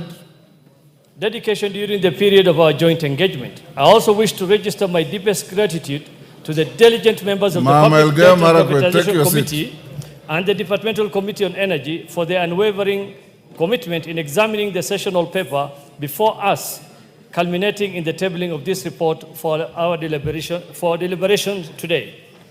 Honorable Speaker, the joint committees undertook a detailed review of the sessional paper and concluded that Kenya Pipeline Company Limited is indeed suitable for privatization. The company, being a strategic asset wholly owned by the government and therefore by the people of Kenya, is financially strong, well-positioned to deliver positive returns. Its privatization provides an opportunity to unlock net wealth transfer to Kenyans while simultaneously attracting foreign direct investment. The proposed privatization, Honorable Speaker, is expected to deliver multiple benefits to the company.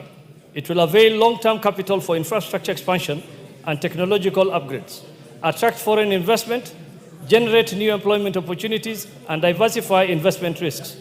These gains will reduce bureaucratic inefficiencies, enhance corporate governance, and strengthen the company's capacity to meet rising domestic and regional energy demands. Importantly, it will broaden the government's revenue base without eroding private sector wealth. Honorable Speaker, Kenya continues to face a substantial fiscal deficit as we pursue critical development objectives. The privatization of KPC will support this agenda in two key ways. First, by raising an estimated Kenya shillings 100 billion to finance pressing unfunded expenditures. And second, by enhancing the financial performance and operational efficiency of Kenya Pipeline, thereby boosting profitability.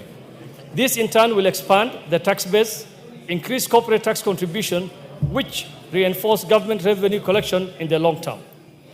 Honorable Speaker, this process also highlights the importance of integrating non-tax and non-debt financing mechanisms, such as privatization and public-private partnership, into our broader fiscal strategy. Such instruments, when aligned with coherent policy, can optimize resource mobilization and deliver long-term economic benefits.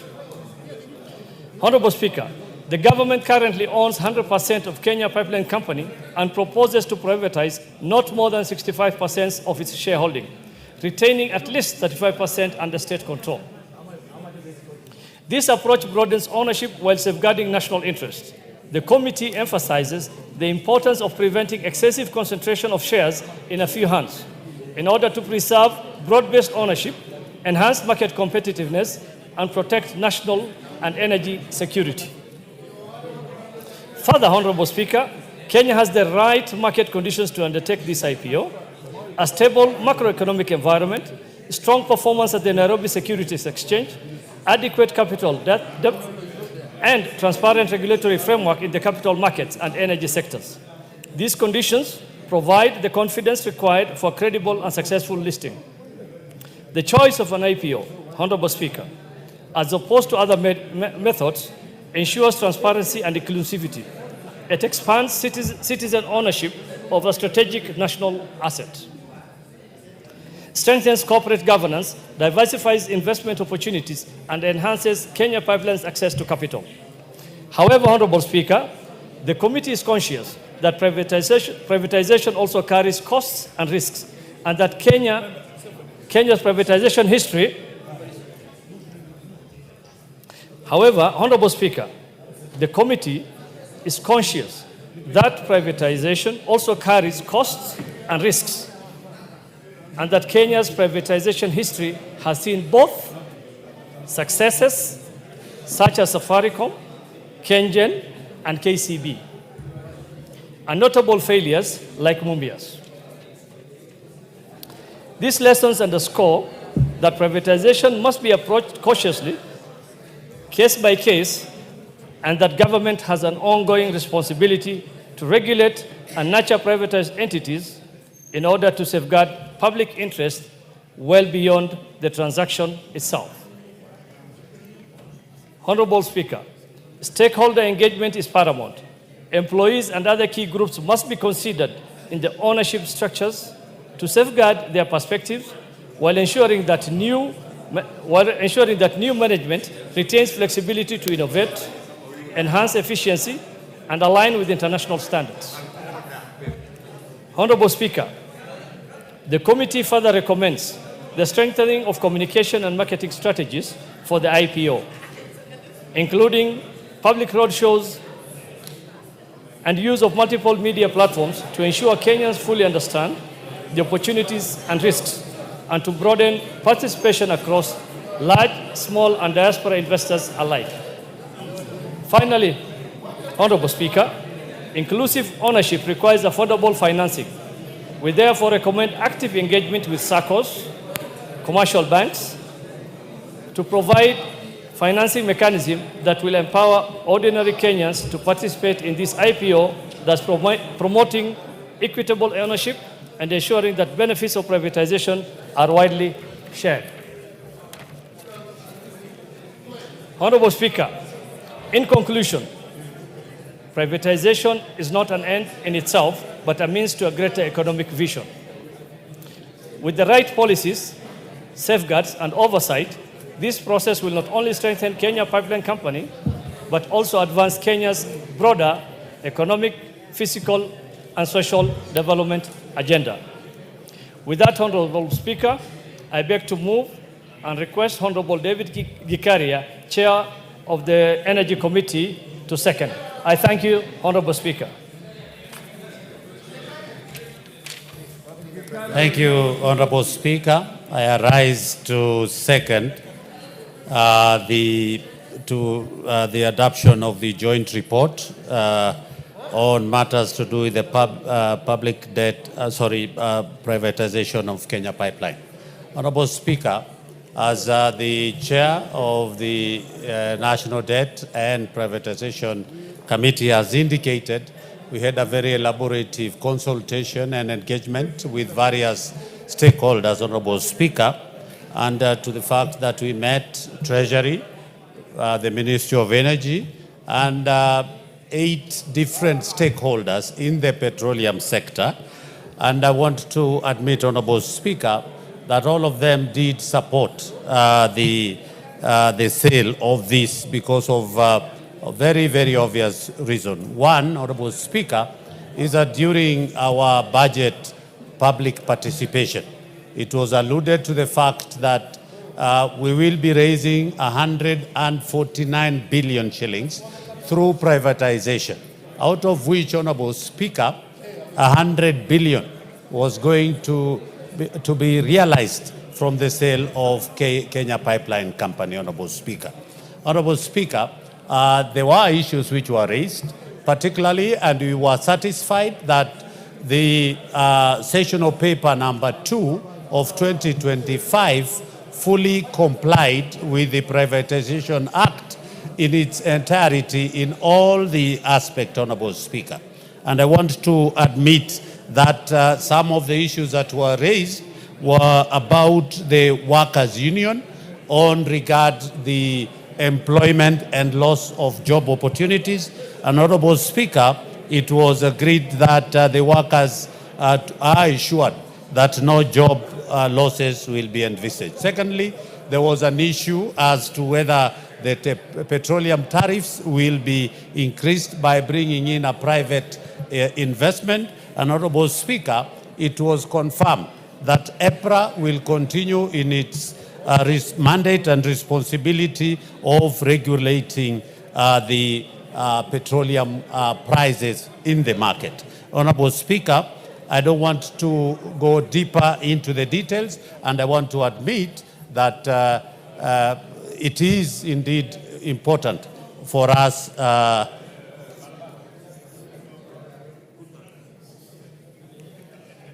Honorable Speaker,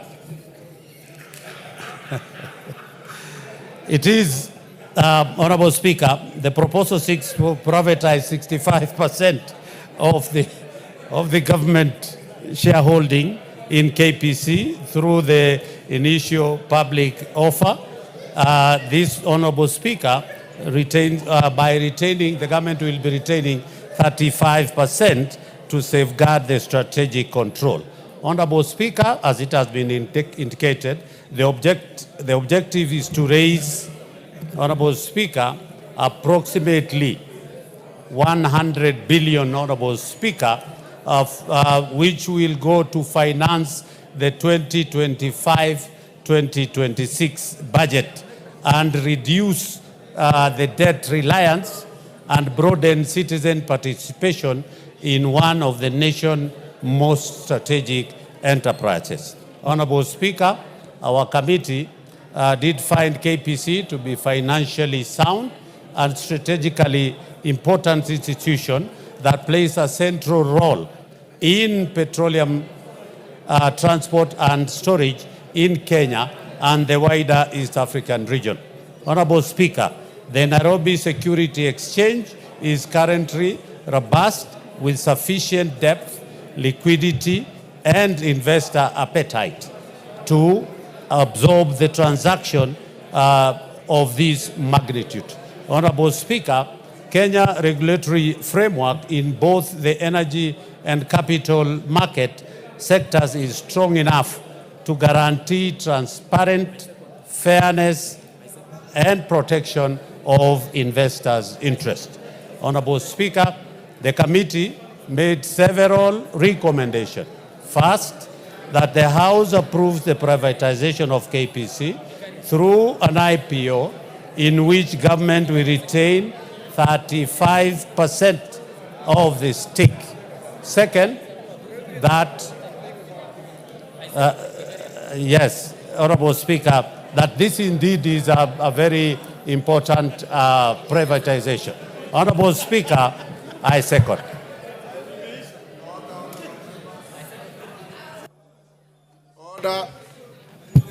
Order, honorable members. I'll now propose the question. Take your seats, Kenyan. Lisa Chelule, take your seat. Yes. Order. Point Yes. of, Mr. Speaker, I wanted to seek your indulgence, Mr. Speaker, that this is a very important matter for our country. So I want to be given good time for debate, Mr. Speaker. We want to share with Kenyans. We want to share with Kenyans what we know, Mr. Speaker. Mr. Speaker, this is, Mr. Speaker, protect me, Mr. Speaker. Protect me, Mr. Speaker. Mr. Speaker, I must be given, Mr. Speaker, I am entitled. Order, members. Mr. Speaker, He's on a point of order. I was sent here, Mr. Speaker, there are fools here who are just shouting at me. I don't want to say that. Order. You're a fool, Bana. Honorable Junet, withdraw the use of the word fools. I withdraw. Order. Bana, stop shouting at me, Bana. Order, Honorable Junet. Order. Honorable Junet. Order. Withdraw the use of the word fools against your colleague. Junet, go ahead. Mr. Speaker, I withdraw. Mr. Speaker, I withdraw the word fools. But Mr. Speaker, I am entitled to be given time to debate. Mr. Speaker, it's my constitutional right. Take your seats. Honorable members, I'll propose the question at order number 13, which is that this House adopts the joint report of the Departmental Committee on Energy and Select Committee on Public Debt and Privatization on the consideration of the sessional paper number 2 of 2025 on the proposed privatization of the Kenya Pipeline Company, KPC Limited, laid on the table of the House on Thursday, 14th August 2025, and 1, approves sessional paper number 2 of 2025 on the privatization of Kenya Pipeline Company, KPC Limited, and 2, makes policy resolution as contained in the schedule to the order paper. Order, honorable members, will you be upstanding?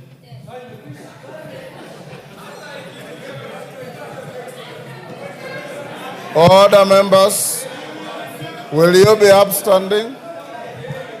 Order, honorable members. It is not order. Order, members. It is now 7 p.m. This House now stands adjourned until Tuesday, 23rd September 2025 at 2:30 p.m.